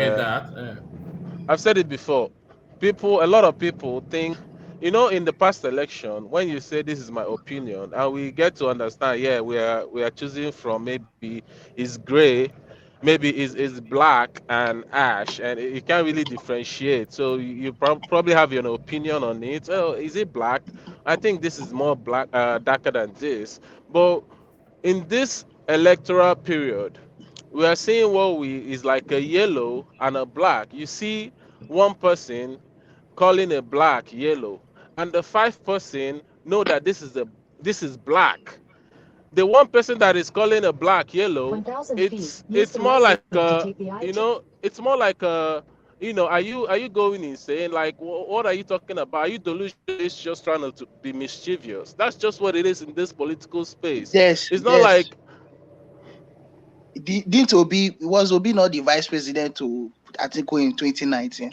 My So brother if Solomon, I don't know what this guy just said now. Five people, the 5 people are the people in APC saying Tinubu will win. The one person saying black is yellow is the obedient to the obedient that his head is not correct. Now he's saying that, No, now don't please, please you don't go always that have route. to have to take it that step too far, Emeka. That step too sorry, far. we already Yeah. we already we um, already acknowledged that obedience are more in social media, right? So when the even if you put it like 10,000 people, it's still gonna be 10:1, or even if you put it like 1 million people, it's still One gonna be man, one see, million Dex, let is me tell you to something, Dex. is to Let me ten tell you something. thousand. Why? Let me just give you a practical example why Obi cannot win this election. If you watch in 2015, with the backing, the structure, and everything Jonathan had, do you know? It still shocks me that Buhari still got to win that election. Then talk Thank more of you. Obi that. You just made that statement, and Wait. Now it I want goes to say against something. what Just Emeka relax, just said. relax. Let me say something now. Then talk more of Obi. Obi don't have the numbers. Jonathan, he don't even have the probability of, as in the numbers and the tools. Let me just put it that way. The tools that Jonathan used in going for that election, Obi don't even have. I don't think he have half of it. That's why I So said thank you, Solomon. You just made a point. A Solomon, point. The Solomon, point is not see, it's about not shock me that Obi will win the no. election. Me, I know The Obi is not point. winning the election. The I am point just you making you to made. remove your mind from there. No. Listen. The point you made now is Jonathan and with the PDP had the most governors when he ran for presidency in 2015, No, the and they governors were no, not never. with him again. No, now That he is still not had what the I'm. even No, when those no, people left, he still had no. That is not what more I'm governors, saying. more House of Rep, more everything than the APC. But they still won. People So that were let's against stop him, all this people that were Most of them against were him. already in propaganda. APC. Yes, Most of let's them stop played all this anti-party. propaganda about who That had was the highest that was governors People Thomas. and they were highest House of against Rep him and in the councillor. party. They were against him. You are not Yeah, still that trying was to what Thomas. That get was my what Thomas point. was saying, that they might boycott.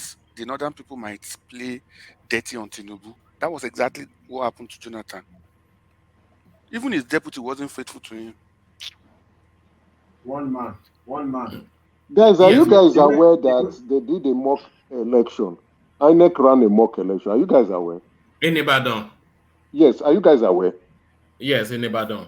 Who won the election, One please? woman, did you tell them what the Labour Party did you announce anything to the Labour Party people and obedience? They got zero. Labour got zero. These guys are jokers. They don't even know what is going to hit them by February 25th. You know, no even get only unit agents never complete. You know, they say now one win election for that country, Nigeria. Now one win election. Please. You're just joking, Emeka. I'm only Just joking. joking. Yeah. You're No, just they joking. run a mock election now. I don't know what it What was you're zero doing now. now No is a joke. You're representative in a now. public space. Stop joking There's no yourself, bro. representative now. Stop No, joking yourself. I am not. I am Don't being judge Labour factual Party here. If you by can, don't if, I if judge you am can being Labour show your Party factual by face, here. it those would be a votes. shame. I am being Emeka, factual here. I am Emeka, not please. saying when I I don't say want you to this, break Show this your people's face, heart, I please. might and the be I world will might be shame you. emotional. I might be emotional, but I am being factual here. They ran a mock. They wanted to test the BVN. They ran the BVAs. They ran a mock election. What is the numbers? What is the representative? Only the two major parties featured. APC won that election. It was a mock election. It was a test election just to see if they were ready in preparedness for the election.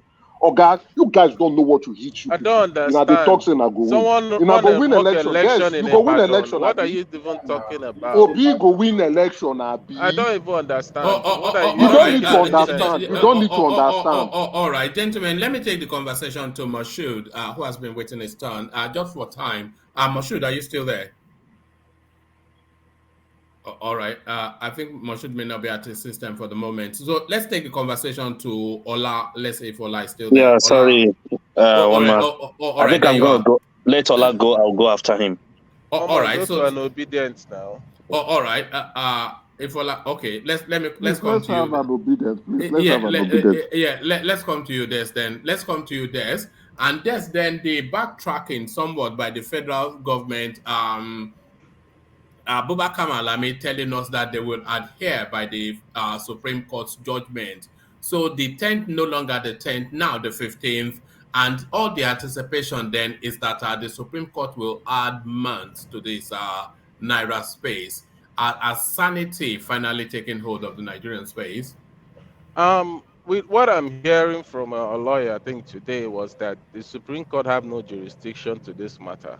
All So right. I don't know how they're gonna play it. I don't know. I'm not a lawyer, but with what someone told me, he basically, said that the Supreme Court doesn't have no jurisdiction because CBN is more like a law on its own, and the only thing that the Supreme Court can do if the CBN The goes CBN is a against law on its its. own. Hold on. Yes, The CBN. it's more like it's formed on a law. I don't know how he put it. There's the way he put it. It Yeah, has well, no then autonomy. no. The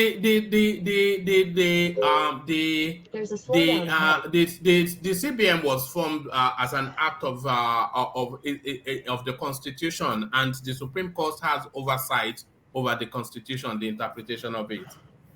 Yeah, I don't know. Like they No, said. If you don't know, then don't speak to it. You know. That's what the, I the argue, said.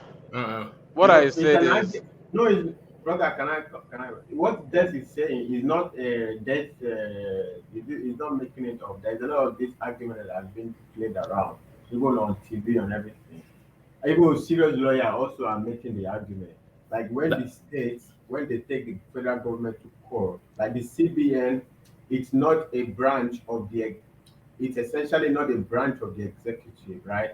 If so, but but the weakness that is going to be tested in the court is that is the law is giving the MFRA the authority to make this to go ahead with this policy is under Buhari's approval. So it's not that they are it's not what this is saying, it's not that it's totally wrong. But the point is the court is going to give another to Buhari, who is like the federal government, and Buhari will withdraw that authority that he essentially is going to be like that. So indirectly, the people making the argument and serious lawyers also they are indirectly they have some kind of a point, but the point is like it's like a jiu-jitsu, right?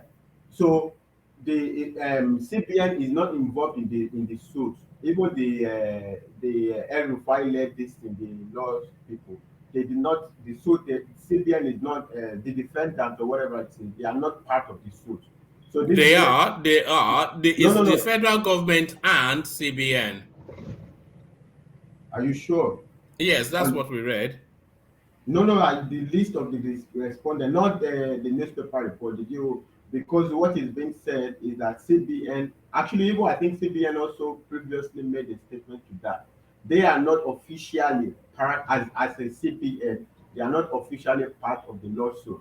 But the point is, they don't have to be because Buhari is going to withdraw his approval of the process if the court orders, if the court interprets it as so, right? But they are saying, well, what you are doing, it doesn't concern us. That is what previously the CBN did. It's not directly affecting CBN, but indirectly, it's going to be like it's the same result anyway. However you see, it's going to be the same result. But all I want to say is that even many serious lawyers are making that point that this is said. But it seems like it's a weak point. The case will be won by brother. Continue. yeah, I just wanted to say. yeah. So I don't know. Well, I don't. I'm not gonna be surprised if Supreme Court rules that it's gonna, you know, let the old money still be in the space. It's just how corrupt Nigeria is. If the Senate president can win with no with can win his senatorial whatever, um with the constitution going against him, you can imagine how corrupt Nigeria is. So I'm not surprised if Supreme Court goes against the implementation. But the thing is, one man, I this thing is like we are just trying to jump from one place to another because it doesn't still change any single thing. It doesn't still change any single thing. People are already fed up. It eases the crisis in the country. Yeah, Look, yeah, it eases the crisis, yeah. but So that's yeah, significant. yeah, it eases the crisis, but a lot of pacified are thinking that when it happens, everybody's gonna be calm and vote for, APC. That's most of people are even No, no, tweeting to. if the Supreme Court makes the judgment to say extend it by 3 months, so now because it's a very hot political topic, so whoever seizes the center ground to take ownership of of the public space, it will go a long way to aid them. Okay, one Because man, yeah, yeah. this is the problem. Even Because if they want to, Obi has stated that they should not extend it. Atiku has stated that they should not extend it. Yeah. Obi never said they shouldn't extend it. Let's get our facts straight. Right. You Look get at that. Obi So never you're said that. already No, doing. I Is like it being bending truthful, one man. bending like a If you pretzel One man, notice, according just to pull up the facts so that you can see. You're not if you obedient now. notice, no, They are one man. If you you're not obedient. notice, I don't like going into your propaganda. I like saying it how it is. Obi, propaganda. Obi, yes, made a comment that people tend to suffer when when the naira changes in all the third world country and all that stuff. But he never made a statement of don't extend or not don't. He never made that kind of statement. So let's get the facts straight. But what I'm trying to say is, um, it doesn't change anything. One man, yes, it's gonna give them enough money to rig election. But the question is, all the election that have been rigging, how many votes have they actually bought? It hasn't been much. It hasn't changed any. It hasn't been that significant. Do you get? And one of my friend, like he said yesterday, someone can still collect your money and vote for PDP if he wants. Do you get? So it doesn't. Someone has a PDP in mind, and you gave him 5,000. You go there and vote for, PDP. It doesn't matter. Or he has the APC in mind. The PDP gives him money. You go there and vote whoever he wants. So it doesn't change I anything. agree as long as it's not Labour Party. Yeah, We agree. yeah. It doesn't change anything. You get? What the problem is, what people are gonna be focusing on is what are the feelings in the street. And that is why when some people like Emeka talk, I'm laughing. Like, is this guy even know what's going on in Nigeria? Um, One man, I sent you a clip of what happened in Edo. That's the feeling in Nigeria. Oshomole went to campaign for Tinubu in Edo State. I mean, he had to run out of the space. He had to run off because as he was Okay, speaking, sorry, they you were just made mention of something. Do you know Buhari went to Kano State and they stoned him? Do you know who organized the stoning? Are you aware it was Ganduje, the governor, that organized that listen. stoning? There's a So you there's a can't you can't you difference. can't say, see, my Listen, brother, listen, listen. please, Can I election will come. talk? Can You I will talk, talk. Don't please? worry, you will speak. Emeka, let me Election talk. will come, right? I've not allowed you to There will be interject on my restriction speech. of If one man movement, allows you to right? interject, fine. Let me No, finish. okay, you finish. Let me finish. There's a difference between a few people stoning someone than the whole crowd in that space chanting. There's a Uh, very big yes, difference. If yes, the whole crowd, yes. Sorry to yeah, interject. This is what pace. Let me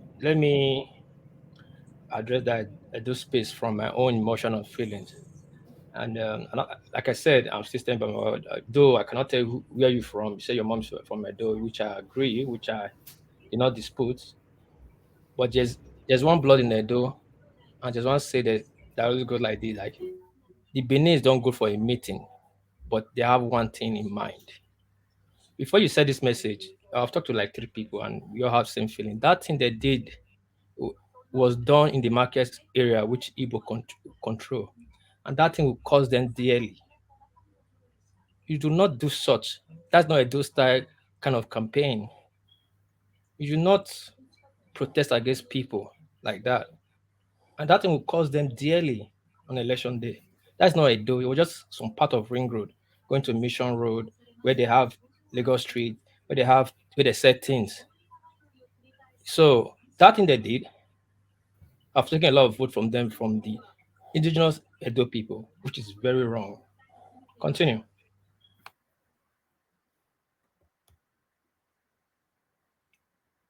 Yeah, yeah. So you're saying is not a do or is a do? I don't understand what you're saying No, no. Because now.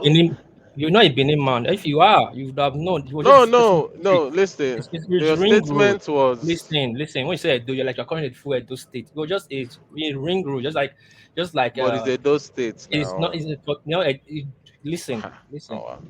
listen. There's you. Listen. If Okay. you're like I'm talking to you, you grew up in Anambra. I'll start saying, something happened in Anambra. Probably just happened in one street I'm where sorry. the I'm government sorry. house. Which state is it, please? Which state? Continue now. Continue. Thank you, my Okay. brother. Let him continue. That's Let me obedient for you. continue. No, no. Now I don't. I said something. It's like I'm wrong. Like he's Something doing will it, and I, happen No, in Dex, Asaba he's Street. trying to tell you it's a Obedient will tell you is particular happening in the entire environment. state. no. When he said it's not Something a will do, I was happen. now Something will confused again. happen. Like, Something will is it happen like in another in one state? zone. He's So giving he you. needs to clarify me. He's telling you of something that is happening in a section. You say it's happening in an entire state. But that's obedient No. for you. You have lost Oh your my brains. God. That's obedient for you. Continue. No. Please don't be saying things like that. But carry on this. Yeah. So wherever it's happening, I don't know where it's happening. I don't know the particular place, but I know it's in Edo State. So I'm not gonna start digging in where particular is happening. But for you to say it's gonna cost them, You know Lagos now. So let's say something happened in K2, and then you say Lagos State has spoken. So K2 doesn't speak Ikeja or Oregun or Surulere. That doesn't speak for Lagos now. It doesn't no, speak for now. Victoria Land. It doesn't speak for Ajegunle. Oh man, anybody that actually understands something. If I say someone say it's not like the campaign was done in the whole Lagos, or it's not possible now. Or a better example would be if something happened in Alaba Market, and then you are saying Yeah, and then that's if I know Lagos. Alaba, I will say Alaba Market. Do you get? Since I don't know the place, I'll just name the place I know. I think that I think that was the interjection that Bob Des, you yeah. even know the campaign was a constituency campaign. I don't know. Oshomole I'm was just campaigning saying. for. Hold on It now. doesn't matter if it's constituency I or know. not. I just want to tell you. Oshomole was. Oshiomhole is a national figure. Yeah, hold on. Yes, Oshomole was Yeah. campaigning. It was brought in by the senatorial district aspirant, which is my friend or my friend brother, I swear, to present him. Everybody will bring somebody to boost their campaign. And since Oshomole is a national figure, because Aswan was a light-skinned guy that was wearing blue that owned DVD Oye from Aswan family in Benin. So when Oshomole came up, all those I'll say this, this way you can understand. All those Igbo traders and on the road and all that started chanting, of course, the crowd will pick. Now we are looking. This is one thing Benin people always do. They don't talk, but they already have the misfeeling inside them. I'm telling you, that will cost them a lot. You don't do things like Okay. that. Well, I don't know if it's gonna cost them. If you are the Edo guy, so you know them better. But And if it's thank God gonna you are not. So good. if it's gonna cost them, hopefully it's not their life. People that are chanting Obi, I hope they'll still go and thumbprint Obi there. So whatever is gonna cost them, it's not gonna cost them their hands to go and use to vote. So I don't know. But anyway, There is the Igbos in Edo State. The Igbos in Edo State altogether on election day will not win councillorship if they vote because they are scattered around in Edo State. They cannot win one street because you don't grow on the Edo State, so you don't understand the way the street in Edo State is. One street have more than 30 houses, and each houses have more than 10 people. And probably just one Igbo man as a rent as a tenant, or he own one house. So how can one family hold house control the vote of a street of 30 houses? When we're saying it Well, here, wait, hold on. When we're saying it here, you guys don't get it. There's no way that the influence of the Igbo individually from from the grassroots will influence the vote. But at the end of the day, the total vote will be many. But the vote that will give them win is a divided vote shared around. For that, we will not have force. okay. We know this. That's why Well, we're always saying that those Obiang will not win. okay. Whether you win or not, we'll get to see it very soon. I don't want to share into an argument I already know the full space about, so I don't really want to go there with you, my brother. So your opinion is your opinion. Do you get? But what I'm saying is, whatever happened today was a lot of is an embarrassment to Shomole and APC as a whole, you know. And with the way I'm seeing it, they shouldn't. I don't think this will probably be a warning for them not to show face for a while, in order not to embarrass yourself more. Because however you see it, is an embarrassment. It's an embarrassment to APC. However you want to see it. So I think this will like show them to stay inside for a while and re-strategize and know what's going on. Yeah, but like I was saying, one man, a lot of people are still using the old system to want to judge what's gonna happen in the future. Oh, this time around, they will shock them. Or this time around, they will shock them. Yeah, like let me use the This word time around, we shock them. Emeka said. We will shock you. They will We go shock you. shock you. Uh-huh. We go shock you. But Well, jokes first, apart. let me apologize to you, right? I was trying to jab you so you could break out of character, right? But you've been composed enough to carry on with your No, no, opinion. no. I was doing it intentionally, but let me apologize to you. Fair enough, but continue with your opinion. They are very interesting pieces. The one thing about Des is a gentleman. It doesn't. I've never seen him lose it. It doesn't. At best, he will let it go. But carry on. Des is a real gentleman. Carry on. Yeah. So one man, I just can't wait for 2 weeks time to come, and let's see who's gonna shock who. But the with my analysis, APC it's gonna struggle. One man, they're really gonna struggle, and everybody has their own opinion. Um, but the only thing that brought APC to us is because of people who were fed up of PDP, and now people are totally timed. I think the how people are fed up with APC is even way more. I'm probably gonna say times five of how people was fed up of PDP. So, um, how they're gonna do it, I don't know. But if the election was free and fair, I really don't see it. I even give PDP, you know, more chance than APC. To be honest, I really do. And um, let's see what's gonna happen. Oh, one man, let's see what's gonna happen. That's just all I have to say about that. All right. And to the Tinubu's interaction with the Sultan of Sokoto and how the narrative is being spun by the Labour Party. I don't know if it's the Labour Party or one man don't come. You know say anything will come. You know say anything will come internet, you go blame am obedient. But um well it was all a joke, as we can see. It was all a joke. And there's really nothing to it. There's really nothing to it. Tinubu, well, all I can see there is Tinubu is basically begging for endorsement. You know, that's what all I can see there. Is that not what politicians do? Yeah, I mean, for him to start criticizing when Buhari, sorry, Obasanjo did not, all these people that he was trying to get to endorse him, for him to start criticizing them because they didn't, he kind of see the hypocrisy in that. You get No, but so. Tinubu will prefer that Obasanjo endorse Peter Obi now. I don't think so. I You think don't he think would so? he would have loved if Obasanjo endorsed him. That's why he went No, there in the first place. You no, my get brother. If you listen to that video where he went to see Obasanjo, when he said and he raised his hands up, he said to Obasanjo, retire, retire. You see, when he went to him to tell him leave the politics, yeah, he went to tell him I, to retire. I don't understand. Why haven't why we should go and meet Jonathan now? I mean, there are people that he needs their support, and Obasanjo, whether we like it or not, Tinubu is that kind of politician that believe in the old system.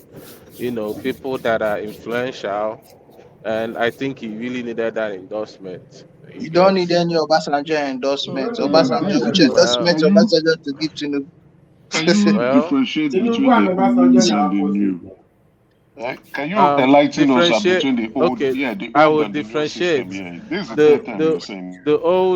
old politicians tend to go for people that have these block followers and try to get their endorsement.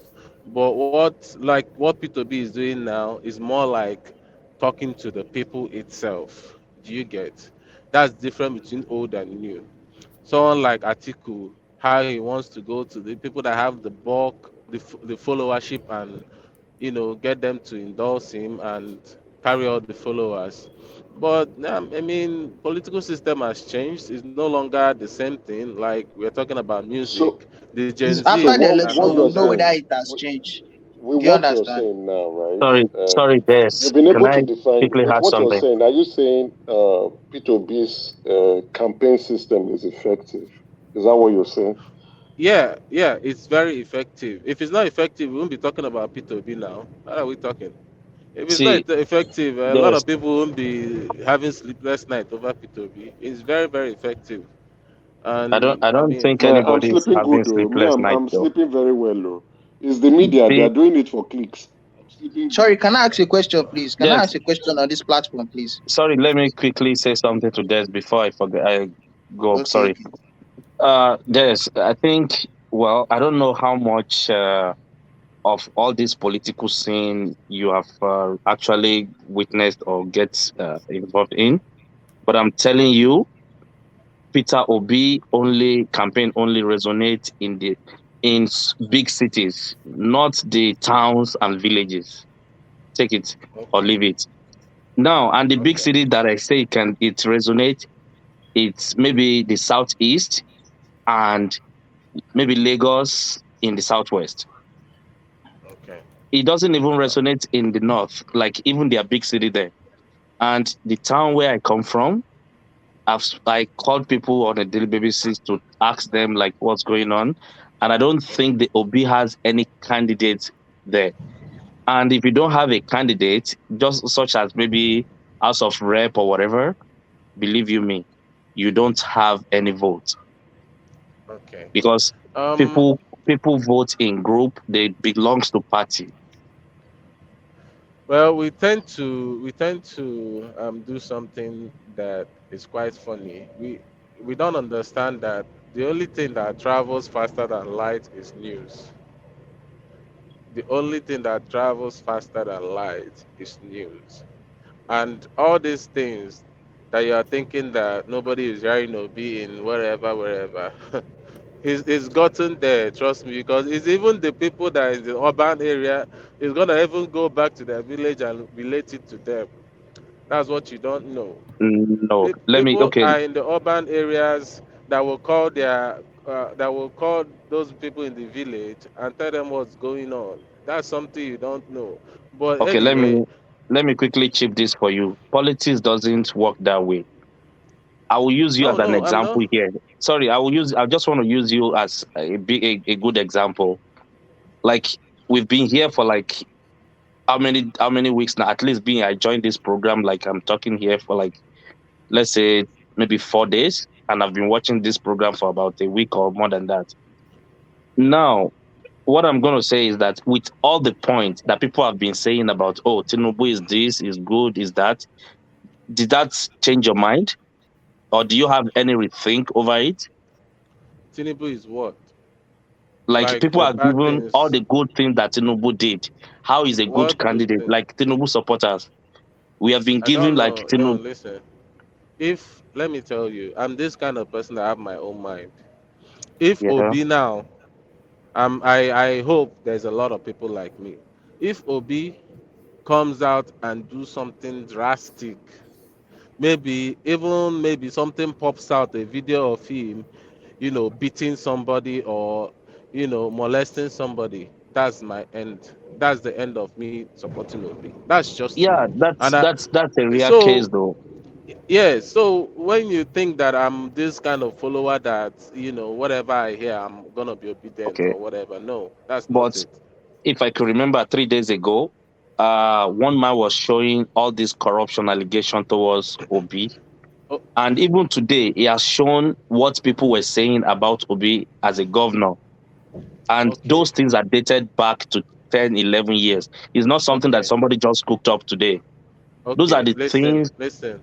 Like I Okay. said, I have a mind of my own, right?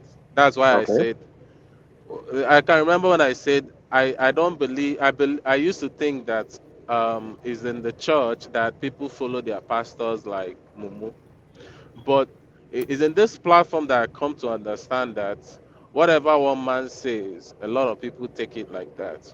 They My don't God, really that you are insulting my audience now. Are you insulting my they audience? don't Are you? they don't really they don't really get to go and do their proper research and try Okay. to understand. So when one man comes out and says something, what I do is, okay, is this thing true? I go do my proper research. When I found out he's lying, and Okay. even it came to Lying? My God. no, when I come, So, no, not lying though. When I come find out he's twisting the truth, do you get? okay. I kind of smile, which he does a lot. And even that day when he brought about the 240 million, that a friend of mine, Playton, was actually saying the actual truth, what happened. The thing is, some people just want to believe one man. You see, some people after he actually said actually what happened and brought the truth about it, you still see some people still believing in what one man said, the twisted story that one man gives. That's why I say blind following, which No, I don't subscribe to as a I person. read three articles out on that narrative. Yeah, which I don't subscribe to as a person. Do you What do you get? mean? Yeah. What do you mean? Yeah. I read three articles One man, uh, from prestigious news outlets, one man. Vanguard, I don't want to Punch. go there You with see, you. you I see, don't want to one go there man, with you. please. You see what I just asked him? He has demonstrated what I was expecting of him. The same way he's acting now, giving a reason not to believe or not to trust what you're saying, is the same way people that vote, the same way they will find a, if you tell them Obi this miracle, they will still find a reason not to vote him. That's how politics work. That's what I was trying to tell you. The way you are Okay, seeing but politics, you are but just seeing it, but it but it goes doesn't it work goes that way. hand in hand. It goes hand in hand, like my friend said, No. pare passu. Listen, um, if you come in the urban area and I tell you all the bad things Tinubu did and all how he has controlled Lagos, They and will I still tell you it doesn't matter. tell you, oh, I'm someone, no, someone I'm talking about don't know anything. I just want to make a choice, undecided, right? And Exactly. Those are the ones. weigh it side by side, and he's gonna make a choice. Like we said, the lower devil, like a friend of mine is trying to support Obi because of the lesser evil, right? So that's the See, choice they're gonna have to make on their own. Do you get? So mhm. let's stop all this. There's blind followers, don't get do me you wrong, know? blind Do you followers, know there are two kinds of people that are supporting Obi? And I want you to go and do your research, and you will find it out. The first set, intellectuals. the first set of people that are supporting Obi, majority of them are undecided voter that they don't even belong to any party. They have never. Some of them have never even voted before. But And that's wrong now. The poll that just came out, one man read that they said that the undecided are most of them are for APC. no, no, no. There's nothing like that. That's poll. I don't believe it. And I can even with people that I've interacted with online, you will know that majority of them they've never ask them which party. Like you, even you as we can even do it here. Do you belong to any party? Which party do you belong to before Obi? Before Obi is PDP. Why not? Do you have a card for PDP membership, or you just believe, oh, it's I'm PDP, I'm a PDP is good, carrying I'm a carrying member of PDP. and you Dexy. Ask him who was in the House of Assembly in his states in I PDP. don't want Guy, to why are you start like all this these now? Why are things. you I don't like want to. this? No, I don't ask want to him that start all Why these are you question. things. like this now? Why are you telling Believe lies what here you now? want, my brothers. I don't want majority to Eh? start all these majority of things. Dex, you people know they supporting lie Obi, that. Stop. they Okay. are they are either undecided voter or aggrieved party members that left their party because of one thing or the other. Like So Olumakili. those are the two people that Aggrieved. are supporting. Those are the two people that are supporting So him. But so those so things only work. It only work in the urban area. In the rural area, there's nothing like that. Take it or leave it. And I'm telling you well, now, this election, I like your determination. I like your courage that you still believe in him despite the odds and like everything that is so glaring. But I'm telling you, Obi will come distant third or fourth. well, I've already bet 1,000. So I hope you don't, I hope you're not right. I don't want to lose $1,000. But anyway, Or $2,000 now. or $2,000. You're an amazing man. $2,000. You have already submitted $2,000 to this platform. One man, one man. Already. I feel like there's have hope in that Edo space in a way. Let me tell you the truth. In that Edo space, I feel like there should be hope for him No. there. Yeah, No, I in that don't. Edo. Those spaces is done and done. That one is even. I'm not even worried about. That's when people even bring out that argument. I don't even want to go there with them. I You feel get? like I don't I want to feel go like we there should with have them. hope there. But you see, for that Um. third So position, he will use I enigmatic will. to I balance will do Colata. pari passu. Pari maybe, pasu. You do pari maybe. pasu. You know. But yeah. Let's see what's gonna happen in this election. But it's gonna be interesting. I can't wait. People are gonna cry. Definitely not me. But I still think that P2B is gonna go to a runoff, and whatever happens Run to off the with who? runoff, With Kwankwaso or with Shore? no, it's You don't gonna do go it, to a mate. Say they runoff. go I run off. mean, I might be a prophet. Well, don't worry. Very soon after this election, people are gonna be coming to consult me to predict their future. Very soon. Um, PDP yeah, can't carry member. Nobody's coming. No worry. yeah. Nobody's coming, bro. Yeah, Oh, oh, so yeah, well, man, that's just it. all right. And to the Tinubu space. Yeah, that's what you were speaking on, wasn't it? The Yeah, Tinubu's um yeah. what about what about this? Let me play you this video clip. It's 10 seconds. Because you have been defending quite aggressively the scarcity in Nigeria, but look at what the lived experience of Nigerians is.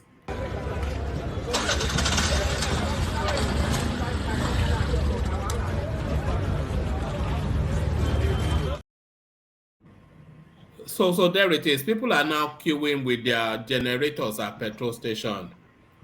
That's an old video. That thing Is, has is been. that part of what Peter Obi meant, that they should endure the suffering? No, Peter Obi was talking about the monetary space now. He wasn't talking about the fuel. You guys should still be complaining to the the Buhari's administration for that. That's why I'm saying that people are suffering. One man. I mean, this whole thing is just not gonna go away. People is encrypted in their mind. Nigeria is this kind of space that if something happened, they might forget you know in an instant, maybe in a few days. They don't forget. But this time around, I really don't see them forgetting. I really do not see them forgetting. They're gonna remember this for a They're going while. to shock And us. They're going to shock us. yeah, no, it's not about shocking. They're gonna remember it, and they're going to like vote vote against whoever is doing them this, because believe it or not, it's not gonna be Atiku at sorry Buhari, Tinubu's face that's gonna appear on the you know polling unit or polling booths. It's still gonna be APC that's gonna appear there. Um, Whether we want to twist it that they're trying to fight against the policy and all that stuff, at the end of the day, it's not Tinubu that's gonna appear there. It's still gonna be at, the APC logo. You get. So I don't know. Let's see. One man. The I'm sure that very soon everything is gonna come down. I hope everything comes down, because the kind of money that they use to buy fuel now, and they fear me. If I did Nigeria, assuming I was in Nigeria at that time, ha, I for no just they happy, because I was almost like burning. I didn't even use NEPA or whatever they call it. I was always running generator from morning till night. There was no time I wasn't running generator. So if my fuel wants to finish, I send my gateman to go and get more. So I didn't know how would have been for me, but it needs to calm Where are you down. currently now? I'm in US now. Okay. Yeah. So it needs to. I hope it goes down, and the fuel is circulating. But right now, I don't see Nigeria forgetting it. You know. But let me go to that space before I leave. On man, the space of the music something. Yeah, carry And on. yeah, let's give me 30 seconds. Um, they hear this song. Hey, no, no, don't. Copyright So now. I just Copyright. I just I just played Mm. a few seconds of it. Yeah. Um, so this is the iconic this song now. They still play it some places in United States, and when they play it, everybody bubble, everybody like rejoices, because you remember the old times, remember all those times. It's this song that we grow up with, so you can't just take it away from us and saying it's rubbish, because this is what we grew up with. The Gen Zs grew up with Whiskey. I don't disagree with their sense of music. You get, but us, we grew up with these songs, Two Face, all those people. Was it Olamide them? That's people You we see, grew up which one? with. What are you contradicting yourself? Olamide and Whiskey, who Yeah. first blew or who first came No, out? now. Whiskey came out before Anyway, Olamide. Whiskey came out before So Olamide. why you Yeah, that's saying what you true. be talking about That's true. That's likes of true. Wandy Cole, Mohit, Dave, that is the Yeah, two Mohit Wandiko, and more hits yeah, them. That's the song we Dave, grew up with. Do you Dave, get? Dave. Yeah. yeah. I made two recommendations on the private chat to you to listen to. I don't know if you have a Spotify account or maybe an Apple Music account. Go and listen to those music. The Femi Kuti Black Man Know Yourself and Seun Kuti Black Times. Calm down. Maybe you're not a jazz fan, but there's a little bit of funk. That's why I recommended those songs. There's funk, electronic funk in it. So I know you like all this, this bar, but just calm down. You would enjoy the musical instrument as well as the lyrical content of those music. Those are the kind of music at our age we should be listening to. I'm not trying to disregard your taste of music. No, I'm not saying peace square music is not good. No, but at some point in your life, as you grow older, you abandon this bass, and then you begin to reflect Begin on. to listen to Fela and all that. Is that what you're You might saying? not want to listen to fella. That's why I used to listen to rap way back. But as I got older, I now moved to start listening to jazz music that opens my mind and make me think much better, right? That's why I used to listen to peaceful. But at this stage, either I'm listening to it in the party, it's not something I will be playing. at my own volition. No, I would rather want to play something much better and much richer. And I implore you to. So start with those two recommendations. If you don't like it, it's fine. But just Well, start with it. I'm a music lover, so I will go and check it out. I'm a music lover, but All right, go yeah, to the Shehu and P Square fight, and then we move yeah, on. but the thing is that we should always, not criticize, people's, taste of whatever, because it runs deep. All these kind of things runs deep. Like, when someone start criticizing maybe the kind of clothes I wear, I start having this, I don't know how to explain it, but it runs deep in the heart. So let's not do that, and let's talk about, the space which I wanted to go to. Yeah, both of them is wrong. Let me tell you the truth. Nobody is right. Nobody is wrong. They don't need to start embarrassing themselves in social media. Nobody is bigger than anybody. As long as they are there yapping themselves. I mean, P Square is more wrong, but for them to start, yapping themselves in front of, their fans, I don't like it. you know, I don't like it. B Square shouldn't have gone that low. He shouldn't have gone that low too. So I think the time he was making comment about Igbos, what Igbos got to do with, the criticism you're having on social media, it doesn't add up. Just if you guys want to fight, I mean, go to each other's house and tackle it out, and don't bring it to us. We don't need that kind of stuff. I mean, we need to be talking about what's going on, what's wrong with us in this Nigeria, and what's going on in Nigeria, not about two famous people bashing each other. We don't need that right now, one man. Thank you.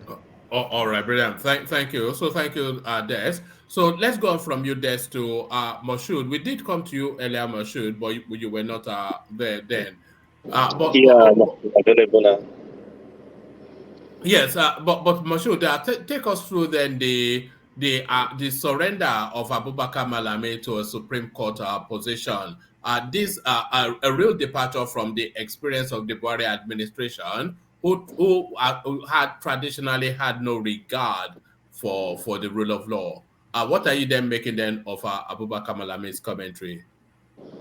Yeah, when we look at it critically, this, like I always say, this politician, sometimes they do something that you would think it will go this way, but they know their plan, they know what they're trying to do, and they know what the outcome of what they're trying to do is going to give them. So to me, what Malami did, I say it in two ways. The first is that there's nothing, because Supreme Court is supreme, and that's another arm of a government, right? We know they usually depart from it before, but in this case, it's like fighting two other arms of government. The legislatures, they're not in support of it, and it's glaring that the judiciary is not in support of it as well. So imagine these two together. If Buhari, well, I know his term is not that long anyways, but if Buhari go ahead with it and those two arms of government try to fight him, there's no way Buhari can survive the impeachment. That's number one. Another thing I see is that because they've done it, they might have their own interior motive to achieve by the reason why they introduced this, I call it nonsense. But they have started it and they have seen the backlash of it from everywhere. They know people are suffering. Even the politicians that are trying to hide under it, to do like they are supporting it, in their own inner mind is not something they are supporting. Because Mr. Mushu, sorry to interject you. Sorry. Oga Progressive, if you are hearing me, if I see on the chat comment, I want to reply to my statement. I want to step out for you. If you are there, Just say yes so I can step out so you can come in. If you're not there, if I step out, somebody else will take my session. Please just respond to my announcement so I can step out for you. Thank you. Sorry, Mr. Mushud. Okay. So in my own way, it's like they have seen the bad side of their bad policy, of the nonsense they try to create. And what is going on, they know it will bite their political party very bad. And because Tinubu is a smart politician, him and his supporters, they have started distancing themselves from that bad policy that's having big bite on the citizen. So they knew people will leave Tinubu eventually and go against them because they know Tinubu is not part of this. So when you look at it, there's nothing Malami can do other than just to agree with the Supreme Court ruling, because I don't think there's anything else for them to do. All right, thank you. And to the Sultan of Sokoto space, the reality versus the headline that Tinubu went to threaten, but as we saw, he was somewhat in a convivial, jocular interaction. Yeah, Mr. One Man, please, let me just request something from you. I would like to answer that question. But if somebody wants to interject within 3 minutes, I just quickly want to get something done within 3 minutes and I will come back. All right, if that brilliant. is okay. One more, can I interject, please? All right, go on, Akin.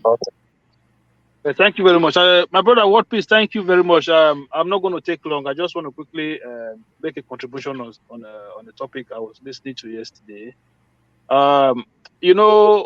Like Emeka was saying earlier on, a lot of people have already said, when people say after Obi win, they will start holding him accountable. You have to first of all acknowledge when facts are put in front of you, not to try to skew that fact, but to see it as fact and just acknowledge that, okay, the man was not perfect or is not a perfect person. Yesterday, you guys was talking about the 250 million?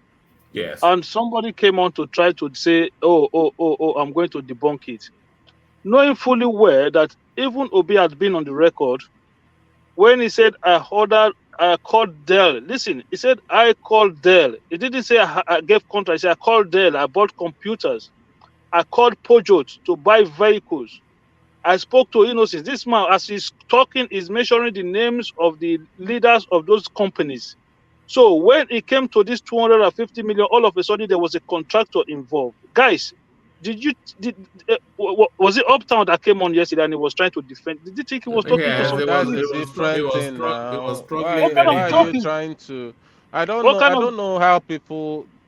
Sometimes I try to ask myself this question: why can't you just do your research and just try to? You can't just twist and try to land it to your narrative. It's not how it works. It's Okay, how not does it really work? how it Because works. Obi was directly Listen, Obi was directly contacting Peugeot to buy vehicles. He was my directly friend. contacting Dell to buy computers.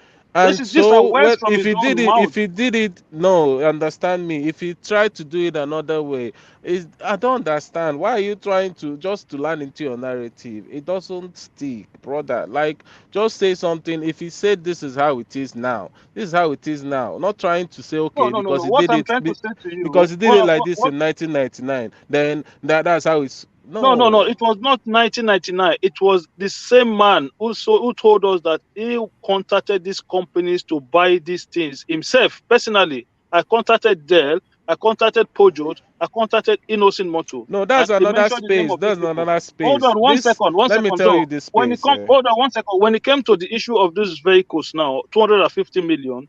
Not only that this thing was given to a contractor, this contractor was now riding in the governor's convoy. Come on, Des. What do you want us to act as if we all of a sudden we became blind and deaf? We cannot see or hear again. No, nobody will listen to that. Sorry, There's let no me cite precedent. another one. So progressive, sorry. If you remember one priest that Peter Obi said The man said he should bring money to build church. And Peter Obi said he will build the church by Father himself. Mbaka, Father Mbaka. Said, Father and they Mbaka. were fighting. Yes, and they was fighting. So all of the sudden, Peter Obi declared that he can't go to all those companies anymore. He No, he wants cannot call to. Kia or he can no longer call the company anymore. Come All of on, a sudden they decided to give money listen. to contractor. Why The contractor you now ride on a big convoy from why are we I don't like know banks in this? Lagos. Why are we like this? In the Mbaka space, let me say it. I don't know why we like twisting stuff. In the Mbaka space, Mbaka said Obi should donate money. Obi told Mbaka, show me the project that you want to do. Then I will do it. We'll do it. Mbaka wants Obi to give him money. Obi is trying to tell Mbaka, show me the project, analyze the project, bring out the plan, then we'll work about it together. Let's start changing narrative. This Yeah, is but out of the have space. you not have you seen a consistency? Have you seen consistency there that with the church he want to do it himself. With the project he did it himself. With Innocence he did it himself. With Dell he did it himself. Even when it came to building the secretariat or whatever I said he built, he did it himself. All of a sudden 250 million, some of the stuff he 250 did. million is that contracting it to a contractor. Obi has already told you that he paid all his contractors. He paid. I mean, he said these things. Not like everything he does him himself. Road These construction. things. He said the These fake things. contractor. No, Road it's not construction. just road construction, brother. He never said just road construction. He said the contractors. He wasn't owing any contractors. So that means that there are some stuff he used. Even most of the stuff you have to use contractor anyway. So let's stop all these. Yes, you guys you guys always said it stuff, online bro. that defending Tinubu is one of the hardest job to do. But you guys are doing the same thing, brother. You are all doing it. No, it's not even hard. I just defended him simply. I didn't stress myself defending him now. I didn't You see, stress myself. I just told you own the narrative. truth. That is the problem. You No, believe your this own is the narrative. That's the truth. problem. What truth? No, But you it's there? Are not you part of the narrative. government? This is the truth. It's out there. That's why it's the truth. I see the It's truth. out there. Yes, because you don't want to see what is wrong there. That is why you call it the truth. And this is the problem. We don't want to, because it is our own person or somebody we support. Look, one man has gone to a different platform and they will call him, oh, we know what you do. You support Tinubu, you don't want to say it. But even if one man have a narrative whereby or a position whereby he supports Tinubu in some certain instance, but every time we call him the looter of what do you call him? One man again, the looter of Lagos. He called the man looter. Yeah, he called the man. Listen, if you come and say anything, he's been here criticizing Tinubu several times, but you guys just seem not to be able to see anything wrong in anything. You don't tell me you're going to hold him accountable. Oh, please, come on, man, let's stop it. If you come and tell me something that Obi did that is wrong, like the Pandora, whatever, I won't disagree with you. Do you get? But if you come and try But to is that not push... enough? You say you just told us on this platform that you have a mind of your own. You said it not quite long ago. Listen, yes, I do. I do have the mind of my own. Why? What you said is you went to the extreme point. You know went to the why? extreme to say that unless he sleeps with an underage or he kills someone to an extreme point. That's what you said. Maybe I might have said it differently. But do you realize that a president of a nation, resigned because of that Pandora papers? Yes. Listen. So you now want to elect somebody into office because who was also involved in that Pandora paper. Was Tinubu not there? Tinubu's name, almost all the names of the politicians was called back then. So let's stop all this stuff. Who is supporting Tinubu? Am I supporting Tinubu? No, that's what I'm saying. Then they called Tinubu's name, they called Saraki's name. One at a time. One at a time, please, gentlemen. Can I? Let's go. I'm saying Obi is campaigning on integrity. If you call integrity, you call Obi. All what we know is that Obi is the most the most honest and most trustworthy candidate. But again, his hands are dirty. You understand? You hear told us. Have I ever come and told you? Us. No, Des, please be a man of your word. You hear told us that If you Mr. find Mr. Emeka, anything that is wrong with Obi, you will abandon him. No, We I have never given said you that. instances. I never said that. I don't know why he Tomorrow, twists one my man word. will I premiere never. this. One man will One premiere man. this. I believe that a lot of people have retentive or can remember maybe See, picture memory or whatever. uh, But one man, I know you have a very good memory. Just if I say something that is related to what Emeka is saying now, say I said it. Do you get? I never said that if I found anything, I was any whatever, I'll stop supporting Obi. Oh, What okay. I So, say, I so, think you said it. okay. So, whether you said it or not, answer it now. If you oh found significant wrongdoing with Obi, would you abandon him? yes, I You would. would. Something And, very significant. Yes. and all the wrongdoings that have been listed, they are not significant enough. No, it's not. Okay. Why I Okay. said that is See, doing one the man, Pandora paper, yeah, one doing the man. Pandora paper. This man had a business which we know how he made his money. Which before he became a governor, this Pandora paper was there, Shell. He put that money after he sold all his shares. He put all that money there. So when you mentioned Tinubu and all this, we know that these people started having money pre 1999.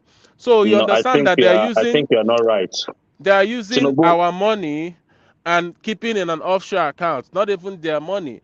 Obi is his money. So yes, he evaded tax and all that stuff. But it's not your money. It's UK that will determine whether he's wrong no, it's or not he UK. Part of no, his it's UK. Nigerian It's businesses. not What are your you talking money. about? It's not your money. sorry, can Is I just interject? Des just spoke about Tinubu got money maybe close to 1999. I think you're wrong. Majority of people that are criticizing Tinubu today, I don't think they really know their family, like Tinubu family, the mom, we don't even know Tinubu's because family. So what are you talking about? it's because you don't want to know, and he has Who is told his you family, please? if you are in doubt, he has already told you if you are in doubt, you No, can tell us request now. for Tell us now. We need to know because this is a question that Tinubu, millions of people are trying Abibatu to know. Mogaji was Tinubu's mother. If you have any objection to it, he has already told you that is his mom, Who is his and if you father? his father is his father. He has said it. I can't remember the name, but he said it. He said his father. I said if you have something contrary to that, you can as well you can request for a DNA to prove him or wrong or whatever. So if you haven't done that, I don't think you have any moral justification to say that's not his parent. And to me, looking at him, looking at his nephew, you can see that resemblance. That's for me, and that's what I was going to say. I'm talking about is it Wale Tinubu, the Ohando chairman. Now, you are saying Tinubu, he just had his money pre 1999. If you have listened to what Wale Soyinka said about Tinubu, how Tinubu was financing them, the Nadeco then, I don't think you will say what you're saying. And this is a man that come from a wealthy family in Lagos. Because in those days, we know if you are not rich, it's hard for you to go to abroad that you want to go and study. It's not like something that is common like it used to be now. So I don't know why people always say something they don't have much knowledge or much information about. And I'm you are not telling me that Yoruba, my brother. I'm not Yoruba, but I believe yeah, but you need to do your research when before you can someone just conclude. when someone goes to a family, the first thing the person would ask the person is Teni Babare, who is your father? Yes. Nobody. What you're saying now? No, what did you say? Tell me about Teni Babare or something like that. Look at this. Yeah, I'm look, learning now. at Oh that. man, calm Look down. at You this. have to encourage me small. Yeah, carry on. So when people out there don't even know the background you came from, they don't even know which state you are from. It's all contradiction. No, I they mean, do know there's so now. many No. contradictions. There's no. Let's not reopen that space. We've been through it so many They times. know the It's state just is from. It's politics. And in politics, they can bring anything against you, even if it's not true. Look at Atiku. They're saying Atiku is from Cameroon, is from this. Do you believe that as well? No, nobody have said nothing So about Atiku. no, Atiku what has do you mean? That means you are not Solomon, They've ready. said Solomon, it. I beg They've said support it. your They've support your said it. Somebody candidate. even Oh. argued with me this That evening. means you don't even know Around much about here. Solomon, politics. Solomon, Yeah. are you the one betraying Atiku Hold like on, this? one at a I time. am not the one. They've said it. You I'm are not betraying betraying Atiku. Atiku. I am not. See, let me tell you. Let me tell you. People have said this thing, and it's a big lie.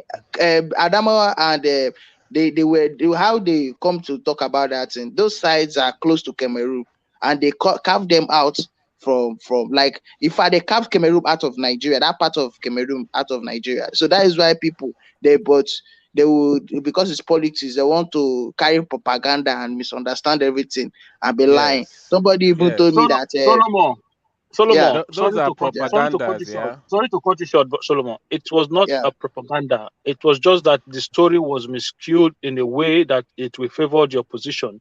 Exactly. The articles came from the Cameroonian part of the former Nigeria. So, but at the time Atiku was born, he was born when the demarcation was already made in Nigeria. So he was born under the Federal Republic of Nigeria. So to say it was a propaganda in itself, it's not 100% complete. So the story was founded to be true, but the originator that Atiku himself was born as a Cameroonian, that was not correct. Atiku was born as a Nigerian. That is the whole story, and which Atiku himself, as in one way or the other, acknowledged. Yeah, I mean it's possible now. So Me, I don't even. I know. I heard about that, but you know, there's some lies and propaganda that can't just stick. I mean, it that's can't just why stick. I told you that everything they are saying about Tinubu, majority But of this it, one is like sticking. That's the problem. This one is really it's because sticking. Tinubu is such a person that doesn't, if you say something, say whatever you want to say. He doesn't care. He doesn't even care about you The problem, unless yeah, you bring, is listen. The except you give problem. him a See the very good problem, yeah. reason to respond to you. The problem So, is there's been a lot of lies that Tinubu have said, and like like which when I one? think doing whatever when it was contested, that he came out and said that he went to this school, this primary school, and the people there came and said, no, we don't know this Did person. Do you did get? he say? So Did he that say has it been. himself? Did you? I don't He think you said it understand that story. himself. What are we See, talking about? that's the He that's the said he that's the went to this problem with school. most That's what he obedience. put. That's what he put Okay, in the INEC whatever. So okay, wait, they were like wait. saying no, we don't know this man. So there's been a lot of Let me stories explain and to all you. that stuff. Let me explain to Explain. you. It's like you're not informed about that. If you No, I'm follow not. Tinubu's case as a governor, even before he became governor, that was when that story started. But Tinubu has been consistent, saying that during his days, he went, like most people, he did homeschool rather than going to this school with names or whatever. And some people do that. Even my own father, because of this conversion issue, they tell them, oh, if you go to this school, you have to become Christian, you have to do this. Majority of them have to like stay at home and do home school, which they are still doing in this part of the world now, the Western world. So he has been saying, but the problem is, he mentioned that person's name. I don't know if I can remember that person. That the person was the one that filled the form, the INEC form for him, because I believe he wasn't in Nigeria then. The Afenifere just recommended him, and they filled the form. They did everything for him and told him to come and contest. Yeah, but my brother, that part of Now, it is still, that one is still not correct. That one is not true as well, because if I want to fill a form for you, I'm going to call you, say, my brother, which school you go? You go tell me, say, I see the school, I go see the well, school, I go. well, Before I well. can fill it, I can't just fill in any school. Mushu there. I can't just See, fill in any hold school on. on your behalf. That one, brother, it's not everything we have to. People say we have to believe. This is what I'm trying to say.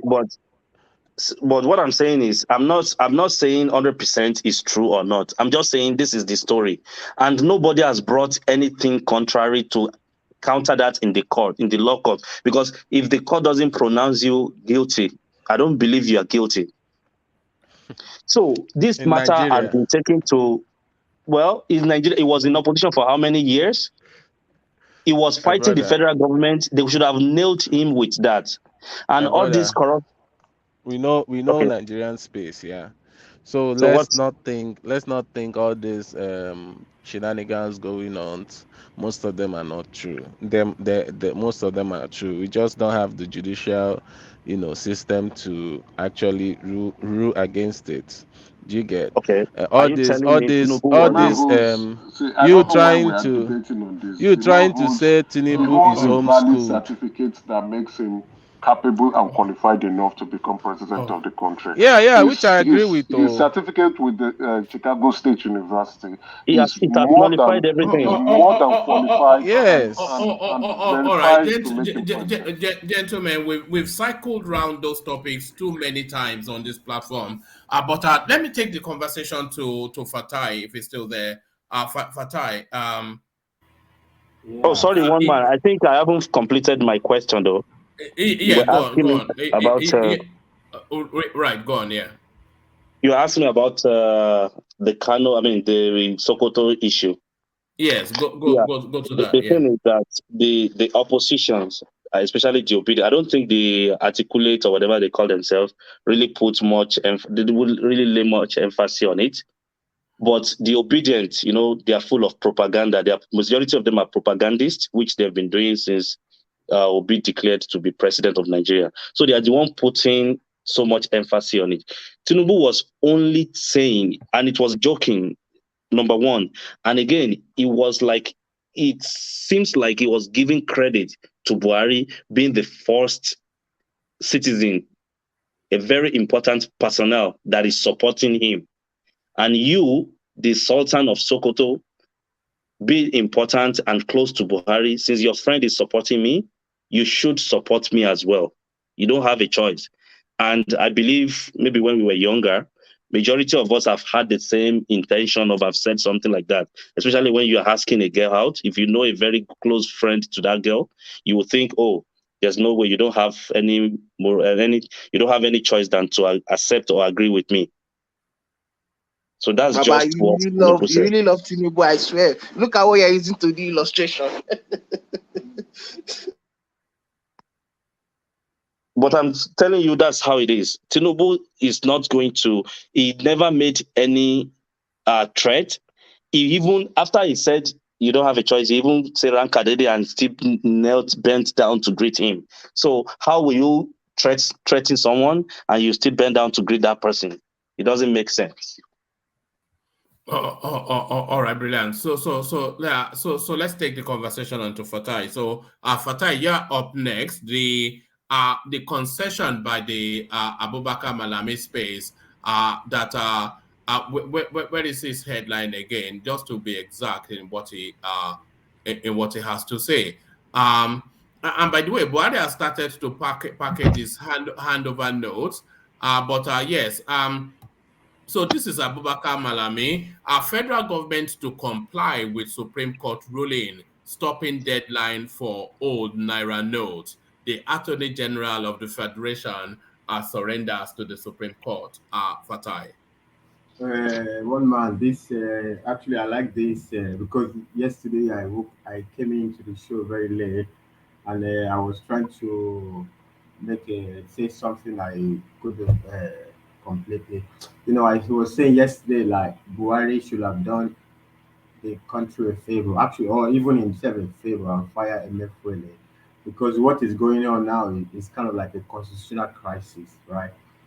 So this what is happened now.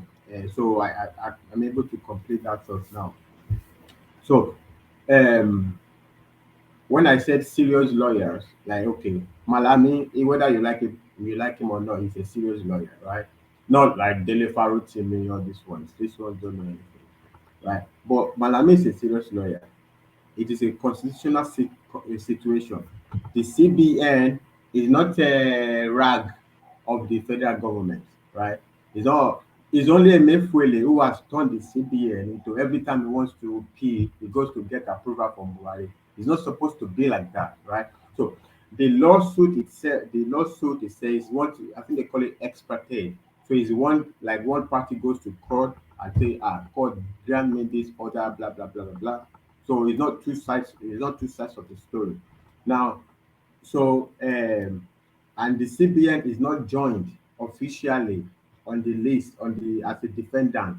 So it's an indirect is an indirect relation. It has an indirect relationship to CBN. That's why CBN earlier came on board that they are not going to, they don't have to comply with whatever. The Supreme Court has not given an order, right? What Supreme Court did was to say, so like there's a misinterpretation, like the Supreme Court has extended the deadline for the naira for the what is it that for the old one not to be valid again. No, the Supreme Court says no. I want to listen to this argument from the government side. I want to listen to both sides. So until that time, let the status quo remain.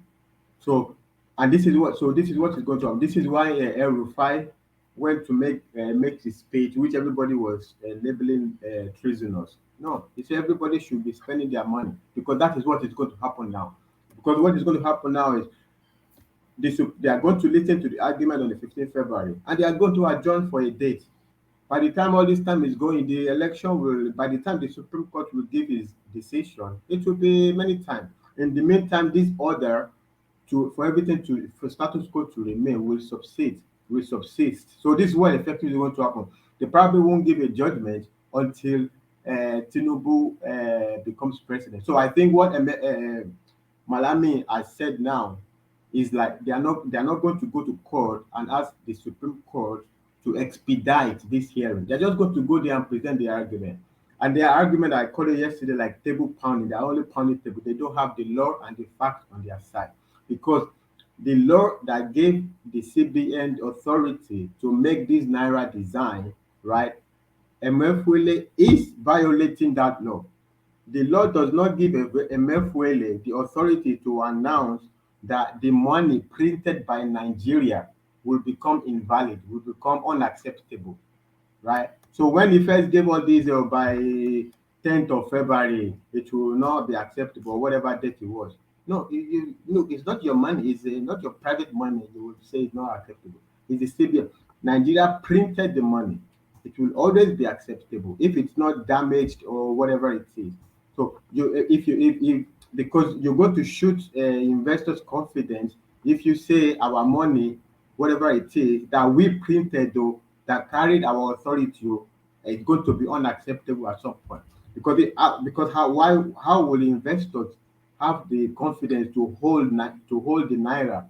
Because you can't tell people what they do with their money. I might decide, like maybe my calculation or my financial calculation, to keep some naira until 2 years time. I might decide to keep dollar until 2 years time. So it's not anybody's job to tell me it doesn't have value again. The US government, they will bomb anything, they will do anything to defend the dollar. If as long as it's not a fake, the original dollar, even if it was printed 1901.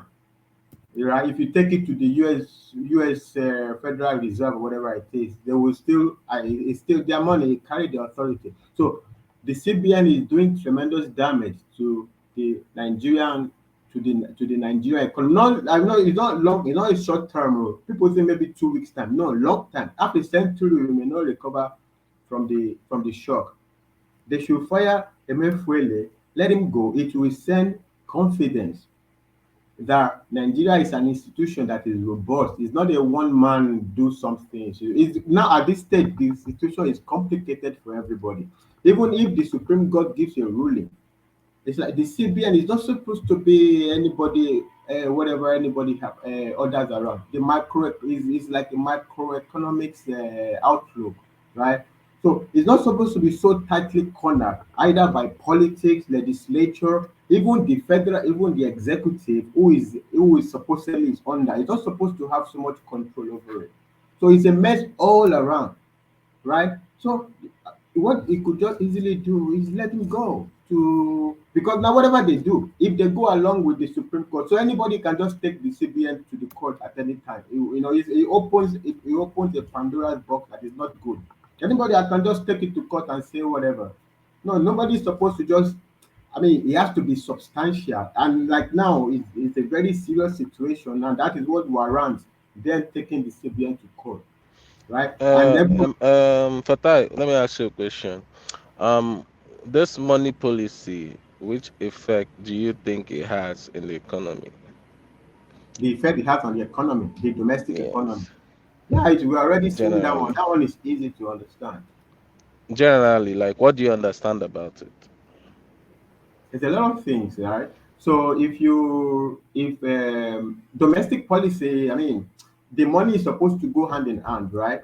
So if you, it's not the first time we are redesigning Naira. Soludo redesigned Naira. Not only it, and he didn't just pour ink on the Naira. He actually introduced polymer that was even in the even it was a kind of experimental. But even that's where you see like the intelligence of a Soludo. When he would do the polymer experiment, he did it with the lower denomination. The denomination, like if the experiment doesn't work out, it will not totally affect the economy. He did it with 5 naira, I think 10 naira, like this, like the lower denominations. I think that he issued, I think it was Soludo that issued the 100 naira note. I don't know, whatever it is. So this poly, so you can see somebody who understands economics at work You there. said Soludo redesign Naira. No, he introduced the polymer. Yeah, he did some naira. If I remember correctly, I think I'm right. The polymer, the 5 naira, that one will be like nylon like this. Was it not Five Sanusi? naira. You're right, Fatai. Is it It No, Soludo was and it Sanusi? was Soludo. It was I think Soludo. it was Soludo. It's Soludo.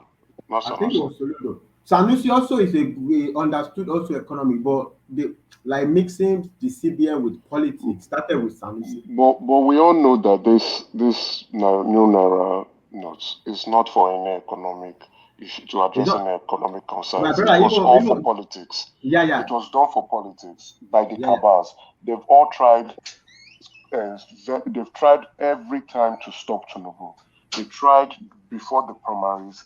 They tried after the primaries, and they are trying now during the election. All their plans is to hurt Tinubu to not become president.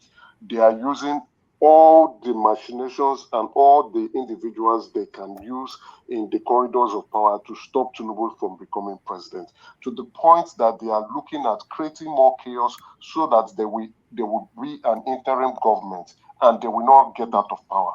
This whole thing is designed for politics. No economic indices is involved. All what Emefiele was saying are all lies, right? Now, the viewpoint of this is to see how to grab power and not leave because they are afraid of what the outcome will look like, of what a Tinubu president will look like for them.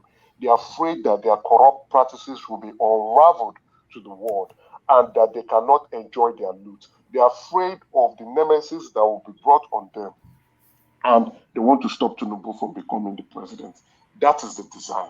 All the other things are nonsense. But what they failed to understand is they didn't do a proper risk assessment that their measures will cause so much pains to Nigerians that Nigerians will be screaming, that some governors will take them to court. They didn't do that risk analysis. They thought their plans would finally hurt the Tinubu plans. Okay, Tinubu is looking at No, buying no, votes. it's They not. All right. hurt. Emeka, just let him go on. We are getting towards the end. No, no, it's not that they I didn't just need think. to, It's not that they didn't foresee lawsuit, but they thought the lawsuit will go from federal high court, court of appeal, like this. Before you know it, the time will have passed. The election will have. No.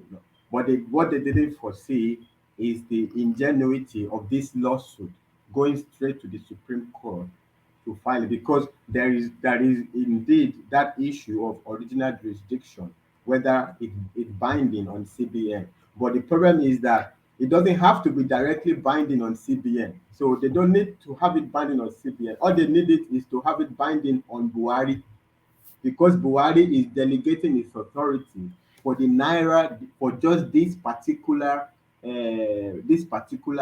policy, the naira redesign. CBN cannot redesign the naira without the authority of Buhari, of the president. So this lawsuit is very narrow. It's attacking the policy, right? So if this lawsuit is won, whether in 3 months' time, anyone's time, this new naira redesign will be reversed because the lawsuit is not against CBN, the implementation of whatever CBN is doing. It's against the authority granting Emefiele the approval to redesign the naira. and that's it. So Buhari should just look. Buhari should be a big man. Buhari is going to destroy it. I mean, me personally, apart from like I always say, I don't judge a Buhari on economics, right? I looked at Buhari from other angle. I think Buhari. I mean, the man is a military guy. You know, it's not economy. It's not his lawsuit. It depends on advisors to direct him on other stuff. But on military, I think, contrary to what everybody said, I think Buhari has done tremendous job in regard to military. It might maybe the result might not be. I think without Buhari, I mean, even Goodluck Jonathan could not acquire Tucano jet. I think that Tucano jet is a game changer, and I have a lot of respect for him with regard to his own military, his own field, the military field. I have a lot of respect for that. But Buhari's legacy will be tainted by this. It will be better for Buhari to fire Emefiele or even cancel this redesign altogether, because it will be this is what it will be remembered for. Because anyway, this is what is going to happen in the end anyway. If a new president comes in, is going to remove it, and it's not going to be used for the election now, because this this suit with the Supreme Court, they will keep talking, they will keep arguing it. By 15 when they go to court, they will submit their argument and they will adjourn for further hearing or further decision, and that will be after the election. So the Supreme Court doesn't have to give an order now. It's not giving an order about the policy. It just say everybody maintain status quo. So both currency will be used. And when the new person comes in, or immediately Tinubu wins, even maybe that's what they've calculated. Like immediately Tinubu or anybody, let me not even just say Tinubu. Immediately anybody wins, it's up to that person. I think that is the picture they are trying to paint with Buhari packing his stuff. Like, well, the new person coming in immediately after the election, the person it will give the person the authority to have a, like in the US they call transitional government, when the current administration works together underground, right? And they feed each other in on the way forward. So I think it will give the new elected president the liberty to make that decision. You know, so it will be up to the new president if he wants to reverse it, if he doesn't want to reverse it. But I think they've landed on this sweet spot to let the Supreme Court paper over the time of the election. So the Supreme Court will, the case will keep going. This order that the Supreme Court gave is an order that says it doesn't talk about it doesn't. But the ruling of the Supreme Court only gives a 5-day extension. No. It did not give. Technically, it did not give extension. It only says let everybody remain. It's people interpreting it as an extension. The Supreme Court has not given an order on the issue. He has not heard. He said, "I want to hear from the other party." So I adjourn till 15. In the meantime, until I give my decision, everybody keep things as it is. Keeps it as it is, then means that both currency will be in use. The Supreme Court has not given an order on the policy or whatever, on the currency or the date, the deadline or whatever. He didn't give that. He just said keep. So this 15 now, when they go, it will until the next. It will just give another adjourned date, right? And that one will also mean like the Supreme Court extended it. No, but the Supreme Court is not technically extending anything. But what the effect of what the Supreme Court has done is an extension. But that's not directly what it did. Does everything hinge on jurisdiction now? That There is no issue. There is no jurisdiction issue. Jurisdiction issue is a broad argument. The jurisdiction issue is if this was affecting the CBN. No, this lawsuit is very narrow. It's only attacking the authority to redesign the naira. It's not affecting the CBN job, the CBN as an institution. The CBN is not a part of the lawsuit. It's pounding the table. It's that I think I said yesterday. So when you have the law, you pound the law. When you have the fact, you pound the fact. When you don't have fact and law, you pound the table. They are not making an argument that this is a good policy or this is a policy that if the Supreme Court reverse the argument, if the Supreme Court go against the policy, there will be pain like that or something will be lost. They are not making that argument. They are only making technical argument. That means they don't have the facts and the law. So the jurisdiction, the way the lawsuit is structured, is only attacking who gives the CBN the authority to do this. So if the Supreme Court rules that on Buhari, so the jurisdiction issue now is like, oh, the CBN cannot be, the CBN is not just an appendage of the executive. Okay, fine. Okay, we don't want to say that, but we are just saying that who has the authority to approve the redesign of Naira? No, Buhari. Okay, we are taking Buhari to court. We are telling you that approval that you give, whoever you give it to, maybe you don't even need to give it to CBN. Maybe you give it to, I don't know, the Alakara on the road. It's your problem. But that approval, we think it has an issue. And that is what the Supreme Court will rule on. Oh, all right, brilliant, brilliant, Fatai. So, brilliant, Fatai. So, gentlemen, I want to bring you an article. I'll try and read through it very quickly. It's just to that space. I've been trying to explain to people like this just how crooked Peter Obi is, but we will continue to try. This goes back to now October 2006 when it was in situation in Anambra State. So a case against Governor Peter Obi of Anambra State. So these are the articles of his impeachment. Please share your screen so that it doesn't say you are reading yes. information. So these are the articles of his impeachment. Bro, you're all too much. You're reading you have punch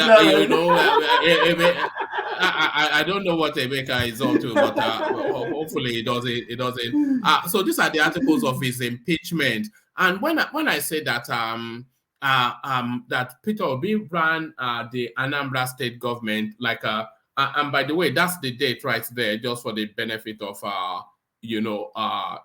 all righteousness. So that's the date right there. So when I was saying that Peter Obi ran Anambra State like a gangster's paradise, I wasn't just being loose with language. He actually did run Anambra State like a gangster's paradise. Case against Governor Peter Obi. So these are the articles of his impeachment in 2006. And they've not adjudicated this, by the way. He got away on a technicality that was facilitated by Justice Mary Odili, who he went to meet at home to facilitate this, but that's a different matter. I can bring you documents on that as well if you want to quibble it. Our case against Governor Peter Obi of Anambra State. So the articles of his impeachment, Article 1, that Mr. Peter Obi and Dame Virgie Atiaba, in violation of their oath of office and constitutional obligation, not to allow their personal interest to influence their official conduct and decisions, did corruptly influence and cause to be placed huge sums of money belonging to Anambra State government in Fidelity Bank PLC,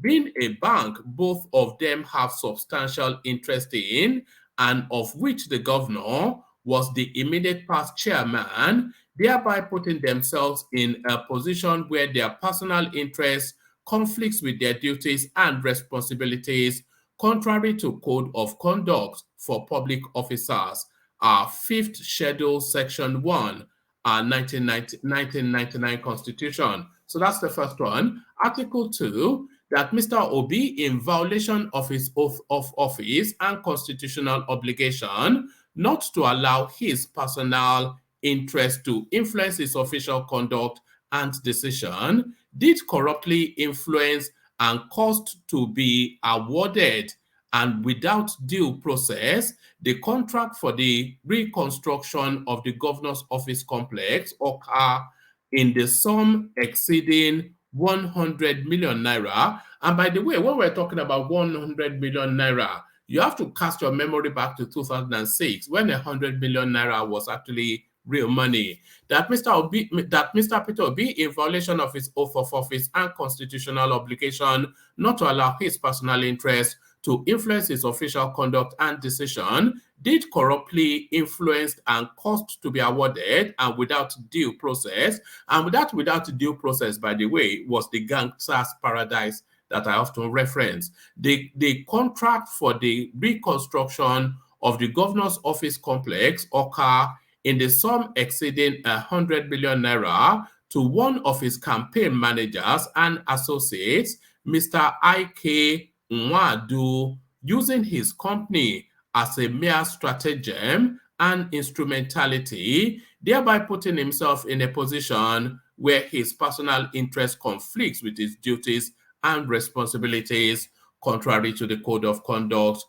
for Public Officers, 5th Schedule, Part 1, Section 1, 1999 Constitution. Article 3, that Mr. Peter Obi, in violation of his oath of office and constitutional obligation, not to allow his personal interest to influence his official conduct and decisions, did corruptly influence and cause to be awarded to his kinsman, Mr. Anthony Akulu, using Akulu's company, the contract for the construction of buildings in the so-called business village worth over 100 million naira without due process and appropriation by the State House of Assembly, thereby putting himself in a position where his personal interest conflicts with his duties and responsibilities, contrary to the Code of Conduct for Public Officers. You know the rest. You know the article already. 5th Schedule, Part 1,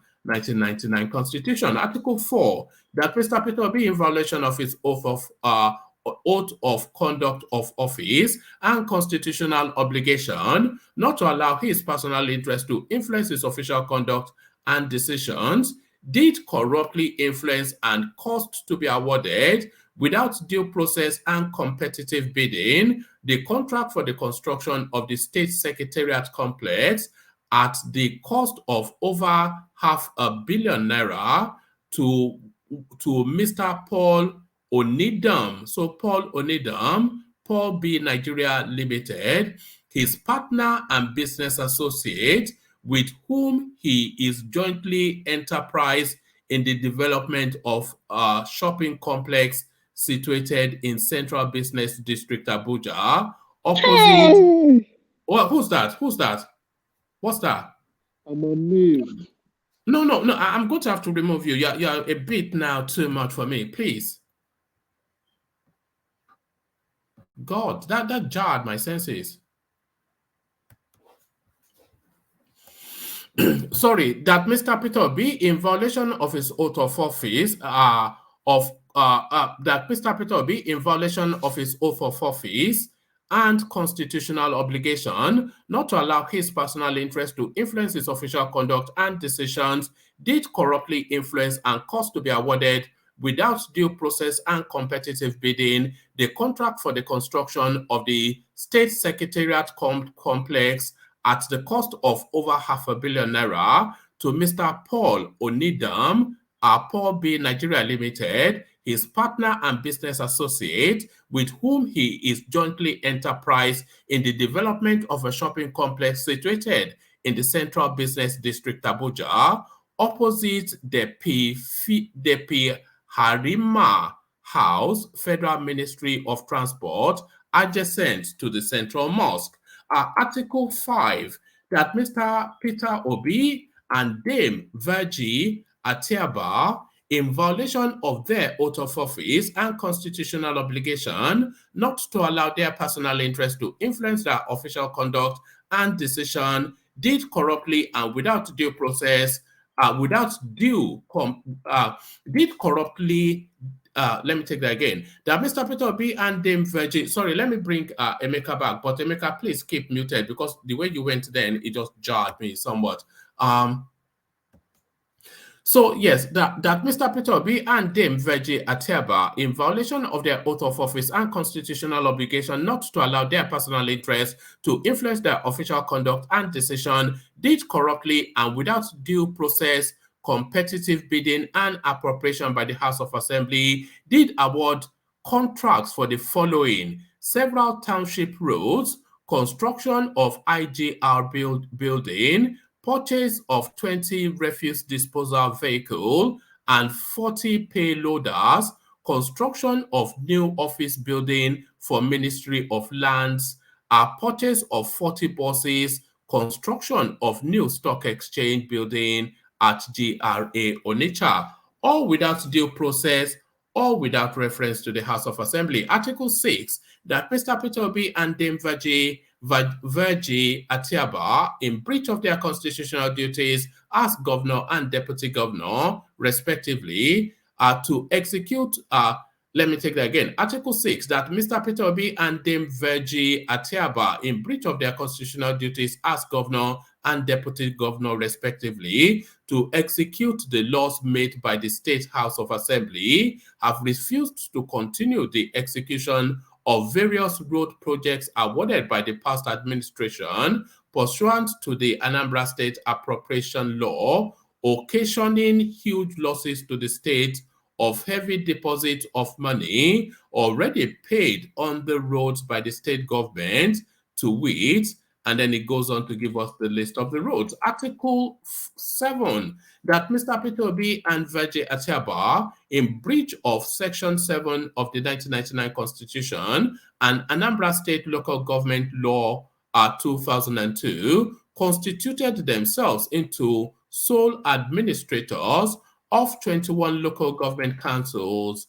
of Anambra State. Article 8, that Mr. Peter Obi and Dame Virgie Atiaba, in breach of Section 162, subsection 678 of 6, 7, and 8, that is, not 6, 7, 8, but 6, 7, and 8 of the 1999 Constitution and Anambra State Joint Local Government Distribution Account Law 2002, have constituted themselves into sole administrators of the state joint local government account and sole custodian and disburser of local government funds. So let's stay on that Article 8 for a moment. It was within that Article 8 that 250 million naira came from, because that 250 million naira came from the local government space. So it ran the space. It ran for 8 years. It ran Anambra State like a gangster's paradise. Article 9, that Mr. Peter Obi and Dame Virginia Atiaba, in breach of their constitutional duties to execute the laws made by the Anambra State House of Assembly, have unilaterally dissolved some statutory bodies and commissions, particularly the Anambra State Universal Basic Education, contrary to the ASUBEB law of 2005, Anambra State Vigilante Services, contrary to blah, blah, blah, the State Independent Electoral Commission, contrary to blah, blah, blah, the relevant constitutional provisions and other actions contrary to the street trading prohibition, and it goes on to give you the list. Article 10, that Mr. Peter Obi, in breach of his oath of office, not to do or direct to be done in abuse of office any arbitrary act prejudicial to the right of any other persons, and in utter disregard of the right to life of every citizen and other fundamental rights of every citizen enshrined in Chapter 4 of the Constitution of the Federal Republic of Nigeria, issued a shoot-on-sight order during the recent Onitsha crisis, leading to the death of over 700 innocent citizens of Anambra State. Article 11, that Mr. Peter Obi, in breach of his oath of office, to devote himself to the service and well-being of the people of Anambra State and Nigeria, failed to show concern and sensitivity to the victims. And this is the guy now that goes, anyway, let me read it first. That Mr. Peter Obi, in breach of his oath of office, to devote himself to the service and well-being of the people of Anambra State and Nigeria, failed to show concern and sensitivity to the victims, both injured and bereaved, of his shoot-on-sight order through remunerations and compensation, but rather justifying his obnoxious order on the need for increase in internally generated revenue, which said revenue has even plummeted in spite of very high numbers of casualty. Therefore, we, the undersigned members of Anambra State House of Assembly, in accordance with Section 188, subsection 2 of the Constitution, and pursuant to the foregoing, do hereby present to the Honorable Speaker, Anambra State House of Assembly, With this notice of allegations against Mr. Peter Obi and Dame Virginia Atiaba, the governor and deputy governor respectively of Anambra State, who by the foregoing are guilty of gross misconduct in the performance of the functions of their offices as governor and deputy governor respectively of Anambra State. So there it is. And that was never adjudicated. I'll post the link in the comment section for you to go. He ran that state like a gangster's paradise. Fatai. Let me make a comment on that. Don't worry, you Yeah. don't know the space, so don't I know you this don't space now. Calm you down. don't Let know me it. talk Okay, now. go on. Go on. But I'll read Okay. it again if you say No, anything that don't is read not it. consistent. No. Yeah. Appeal Court Judge Jamie Bade uphold the lower court ruling and said Toby's removal in November was illegal and unconstitutional because the Anambra State House of Assembly did not follow the due process. The court found the entire process adopted by the legislators in impeaching the governor faulty. Mr. Obi should be reinstated immediately as the governor, Baba said. The judgment Yes, but followed the Supreme Court ruling December reinstatement. So why I'm no, reading hold this on. thing, No, why I'm reading hold this on. thing, Hold on. Just hold on right there.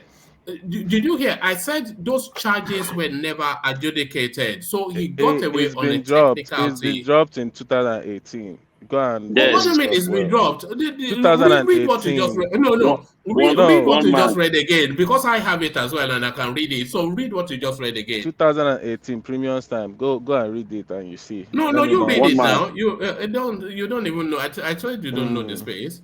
See, one man, Anyway. see the double standard of this.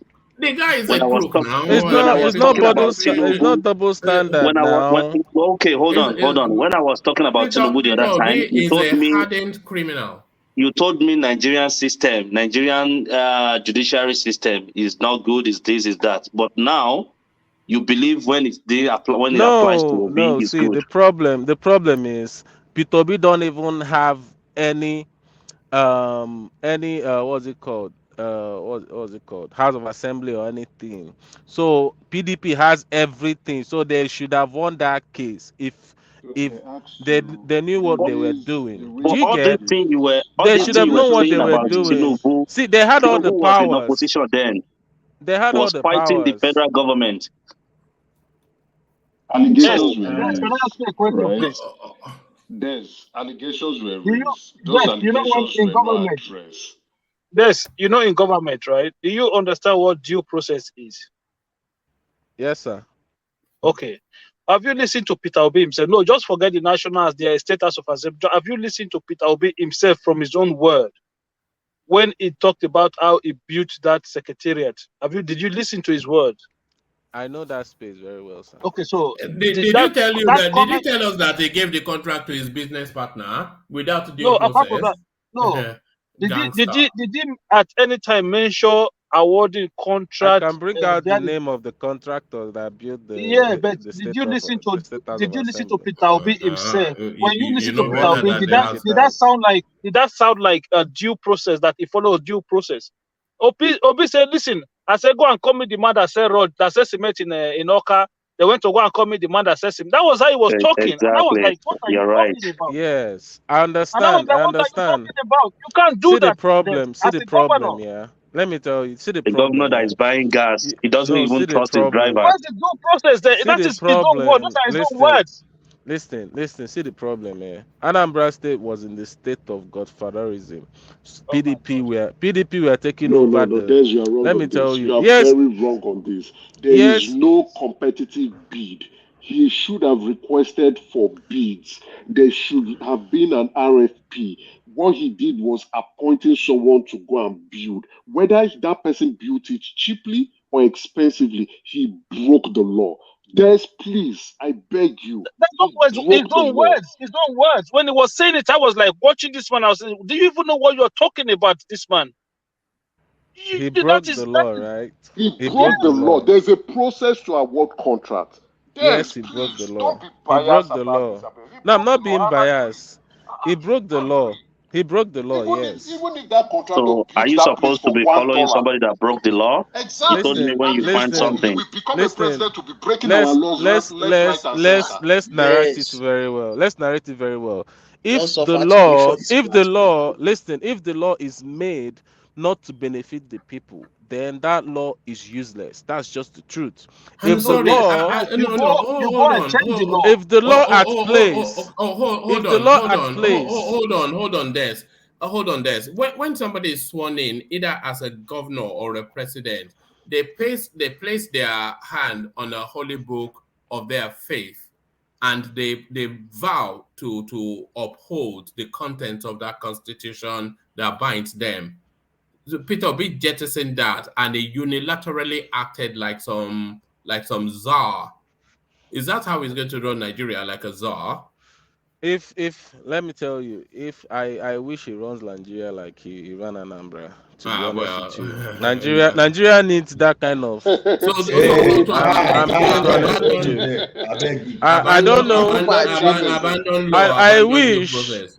I wish he would. I really wish he would. Nigeria has been messed up with this Let oligarch, forget what Nigeria has with been this messed up with. whole Let me forget all of that now. Nigeria That's just needs a to no. change their No. constitution. That's what Can you, Nigeria yeah, needs. but so he will act outside of the constitution if he I becomes. really wish Nigeria would change their constitution. And I know No. that he's That coming to wasn't the change no. it. What are you doing now? I'm And I asking you. know Okay, forget it. Let's go to Fatai. Fatai, you heard the readout. Give us a response.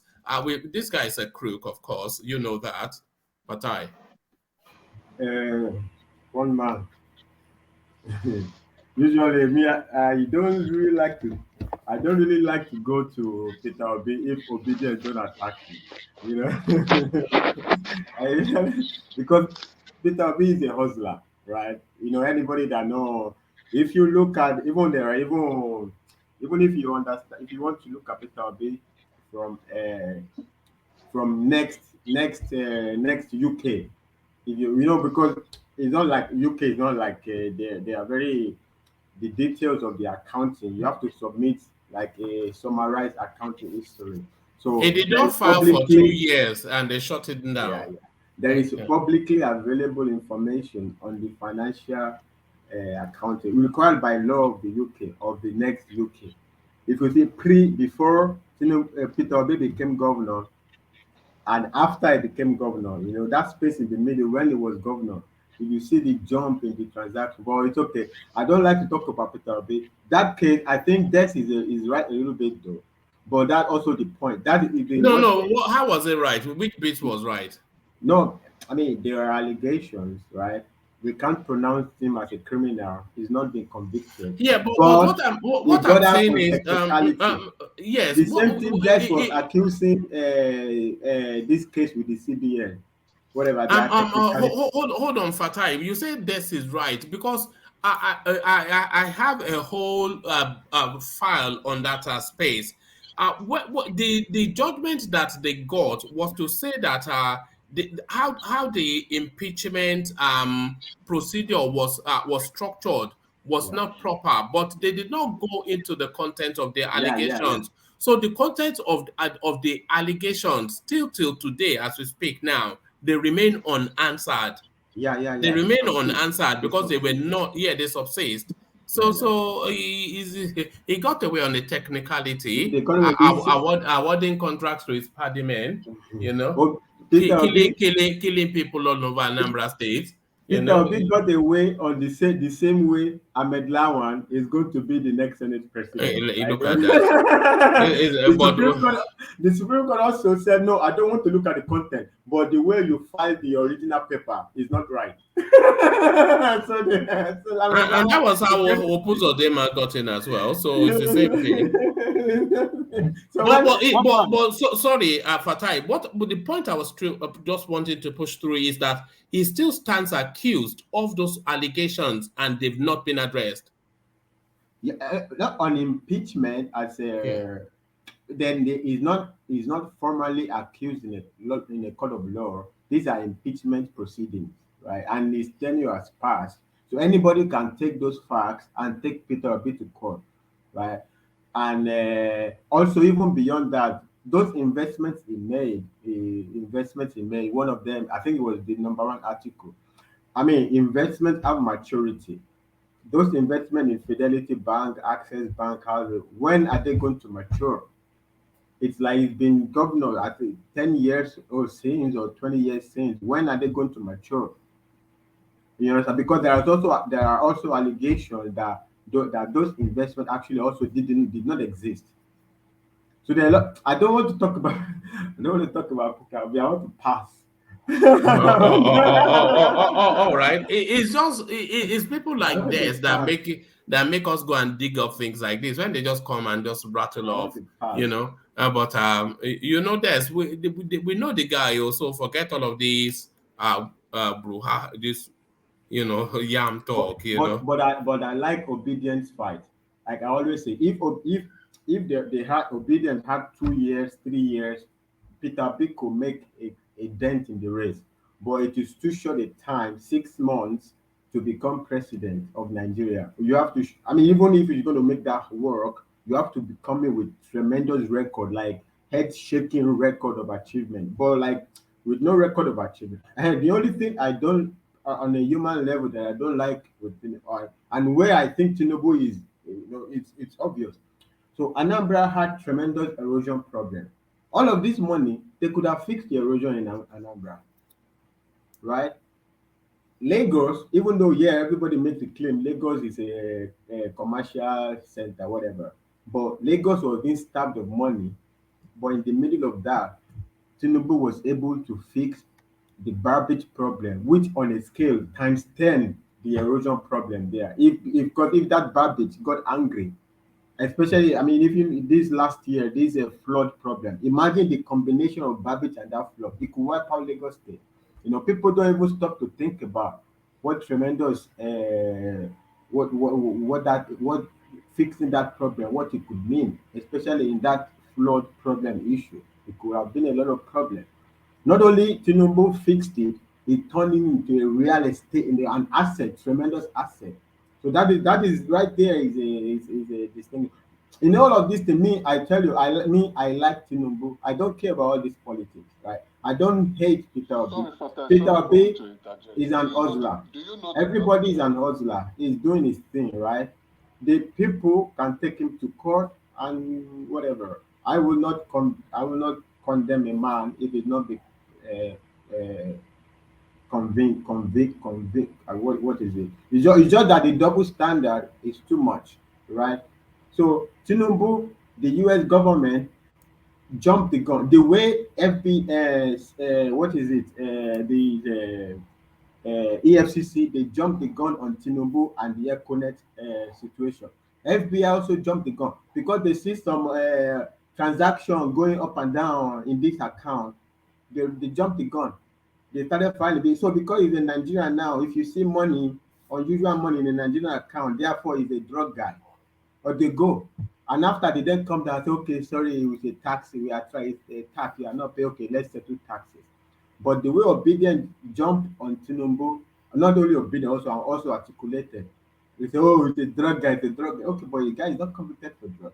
The case was settled on tax issue, on tax avoidance issue. You are not going to tell me that in America, Tinubu is involved in not $50 drug, millions and millions. Okay, not millions and millions, over 1 million of drug transaction, and they just let him go like that. I will never be convinced. Either America, if you talk like that, either they are so stupid because this is not like somebody caught with I don't know, one bag of drugs there or something, and they settle around, or you have a good lawyer. This is millions. You know They how many can't drugs even. is millions? You know how many drugs?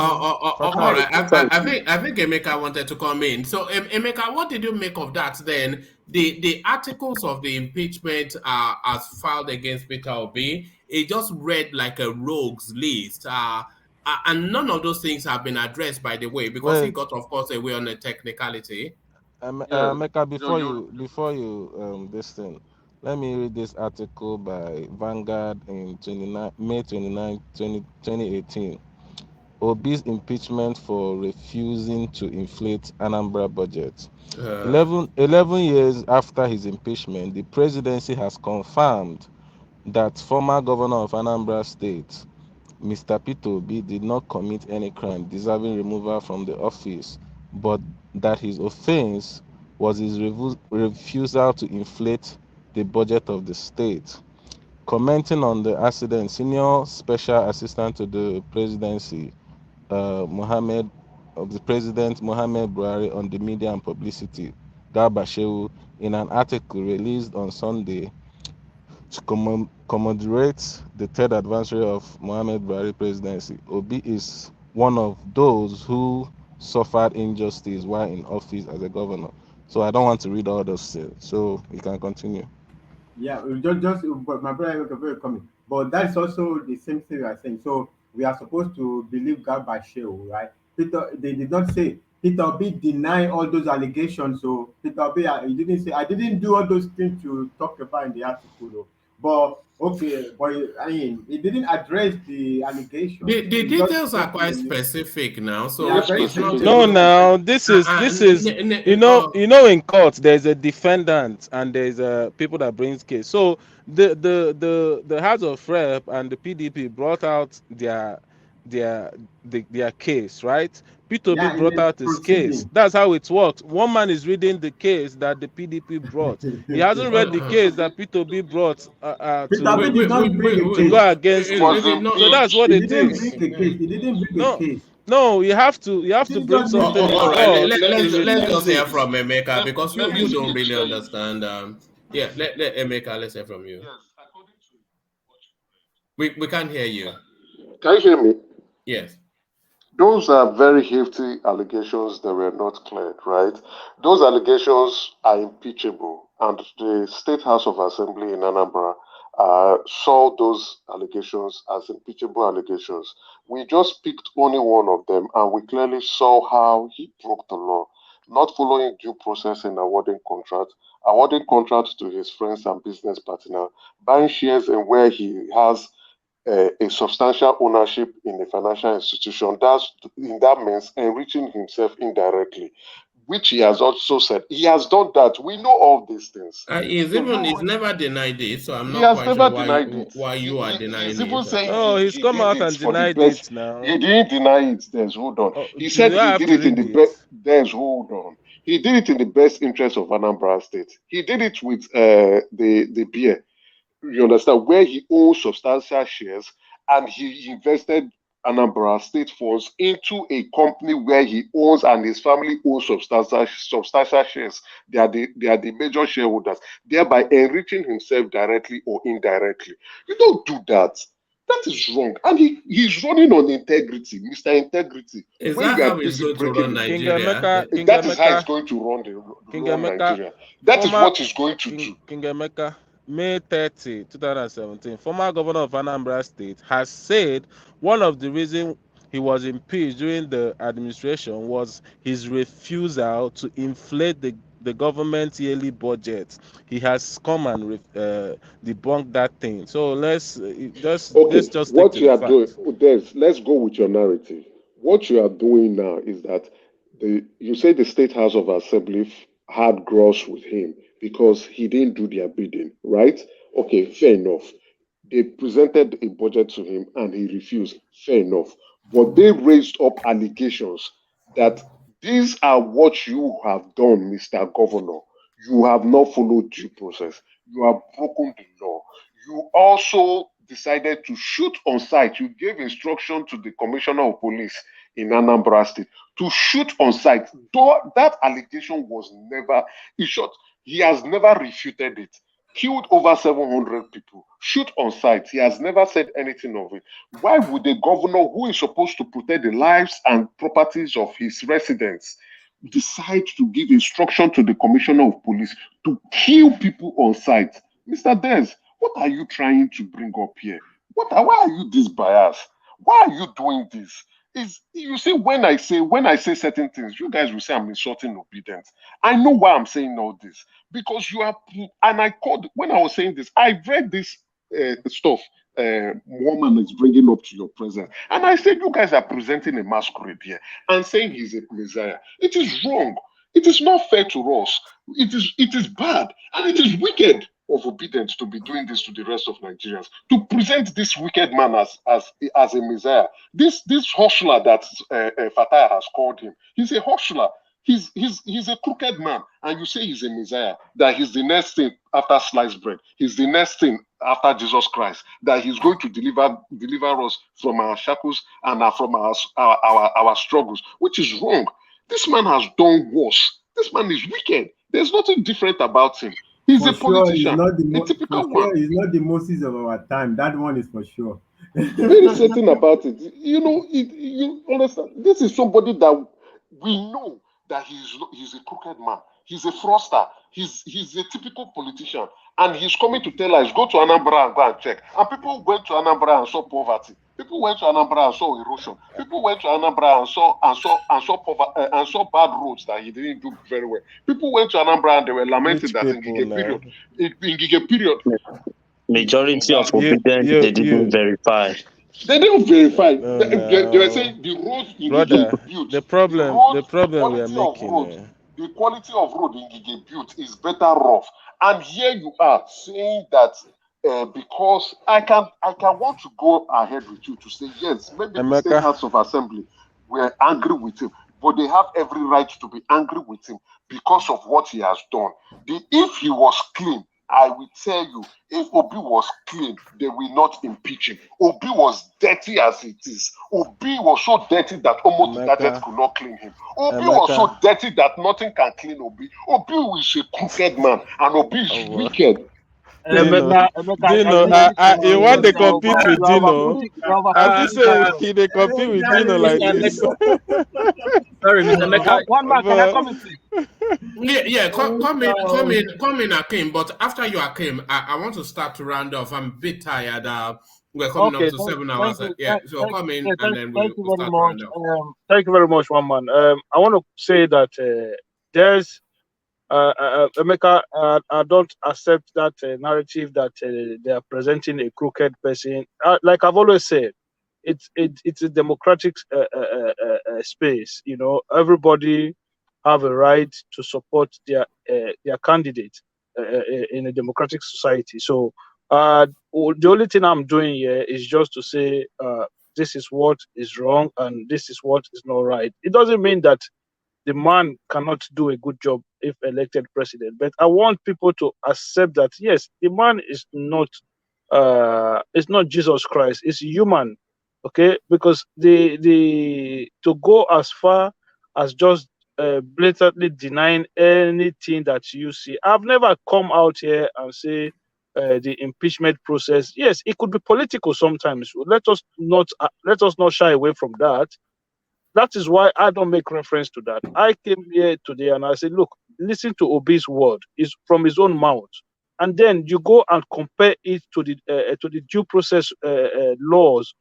What did he follow due process? No, he didn't follow due process. So that it's just common sense. You just apply common sense, and then you come to a conclusion what is right and what is wrong. So if that is not enough for you, fine. You can continue to support your candidate. I'm not saying it to make you feel bad about supporting Obi. No, I'm just saying that let's not create double standard. If that is your candidate, I'm happy with it. If Tinubu is another person's candidate, it's fine. If Atiku is another person's candidate, fine. But in a political space or in a democratic times, what I've seen recently is that they are trying to shame people of their candidate that they are supporting. And I don't think this is the right way for us to go. One man, I want to say something today.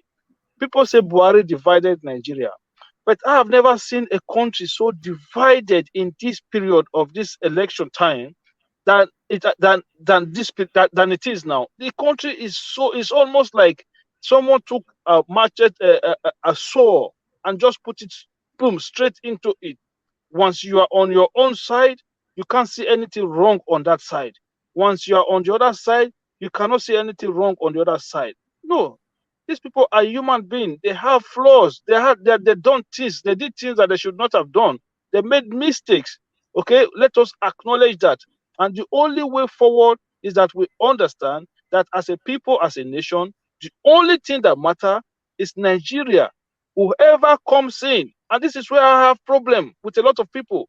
When they talk about if Tinubu win, that would be the end of Nigeria. If this person win, that would be the end of Nigeria. But if you have that kind of attitude that we are applying right here today, it means that when your own candidate win, when they implement policies that does not favor the people, you will still look for a way to defend him. We already saw it now with these Naira swap policies. The people who are supporting Obi, they thought it was a good thing that some people have to suffer for a period of time just because they think it will favor their own candidate.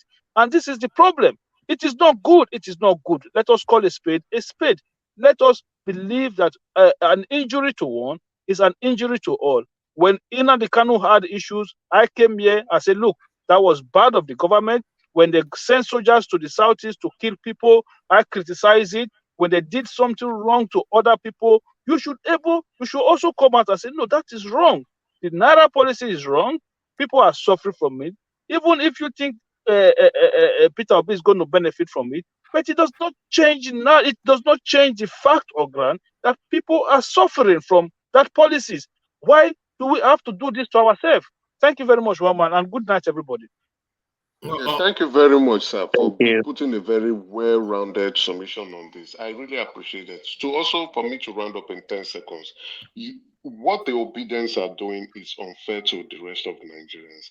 Now, P2B cannot run on his past precedents. He cannot even run on his capacity. He cannot even run on projections on what he can do for Nigeria or the transformative ideas he has for Nigeria. He's coming up with lame excuses. What he's now running on, he's running as Mr. Integrity. They want to put Nigeria in the best position of integrity and good ethics. But he is a sinner just like every one of them. Tinubu is running on good ideas. Even Atiku himself is running on the ideas he's going to bring on, saying, I'm going to transform Nigeria into a more productive center. One person the same thing, but Mr. Peter Obi is running on the gains of being the Jesus Christ of our time, the Moses of the Israelite, Mr. Integrity, Mr. Ethics, Mr. Trustworthy, Mr. Do Good. But again, he's a man that has his hands in the cookie jars, but denies having his hands in the cookie jars. He's a man that comes around claiming that he's the Isaiah, even better than God himself. But here he is, a sinner. When we tell Obi that this man is who he is, they put the blind eyes and they cover their ears and say, no, this man is Jesus Christ. He is next to Jesus Christ and even better than Jesus. Even if Jesus comes to tell them that Peter Obi is a sinner, they will tell Jesus, to hell with you. This is the man for us and we will vote for him. This is what annoys me with obedience. That we have said consistently, there is no difference in this man. That this man is worse, that this man is dirty, that this man is a criminal. All right. Sorry, Emeka. That's you're overwhelming me now. So thank you. Yeah, no, that's crazy, too much. man. Yeah, no. I mean, what's going on there? I don't know. It's like it should be a spokesman for Tinubu or something. Mr. Mecca is a higher is a Swiss sword. It's a Swiss sword. When you know the meaning of Swiss sword, I don't know what's going on there. Yeah. He doesn't know that he's basically doing bad to Tinubu like this. All these things that he's saying. I told him the first day he came here that he has showed his hand and his card. He's a Swiss sword. He's a higher how do I put it? All these people that how do I say political analyst is a higher political. He's working for his money. You put so much emphasis. Do you have a proof? Yes, please. I have the proof. It's my word. Unfair. That's unfair. No, it's not fair. Can you just show us the proof that he was paid and he's working for his money? It's my words. Is it your words? But it's you, Obi, that you can't just be feeding us with lies. No, you can't. Hold on. But you can't say that with lies. No, I can say it. I'm saying my words. No, but you can't though, can you? Because one man before I came in, before Progressives came in, the same thing I wanted to say. That's why I didn't say anything. Because you get guys so much time to be saying all sort of things. You know, like what's going on, man? The problem is it doesn't. Hold on. Just talking. The problem is with that the guy, he doesn't know where the balance is. He always goes. He's not only the one that's supporting Tinubu. Yeah. He's not only the one now. Hold on. He's not only the one supporting Tinubu now. For 6 hours, I've not spoken here. I just listen. But when you guys start sounding like you're working for your money, it's no longer politics anymore. You know, you make your point. You let other people major points. You're so upset with Obi. What has Obi done? Like Progressive said, we are those. We are not in this politics, in this race. So at least we are on the fence. We can tell you who is wrong, who is right. We're not.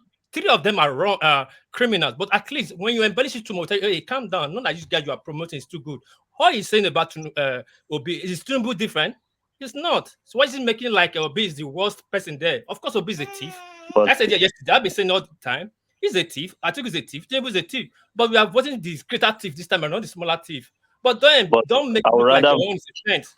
in my own case, we that were supporting Tinubu, well, we believe like none of them is clean, like you Yes, said. no But wrong I in would rather supporting your.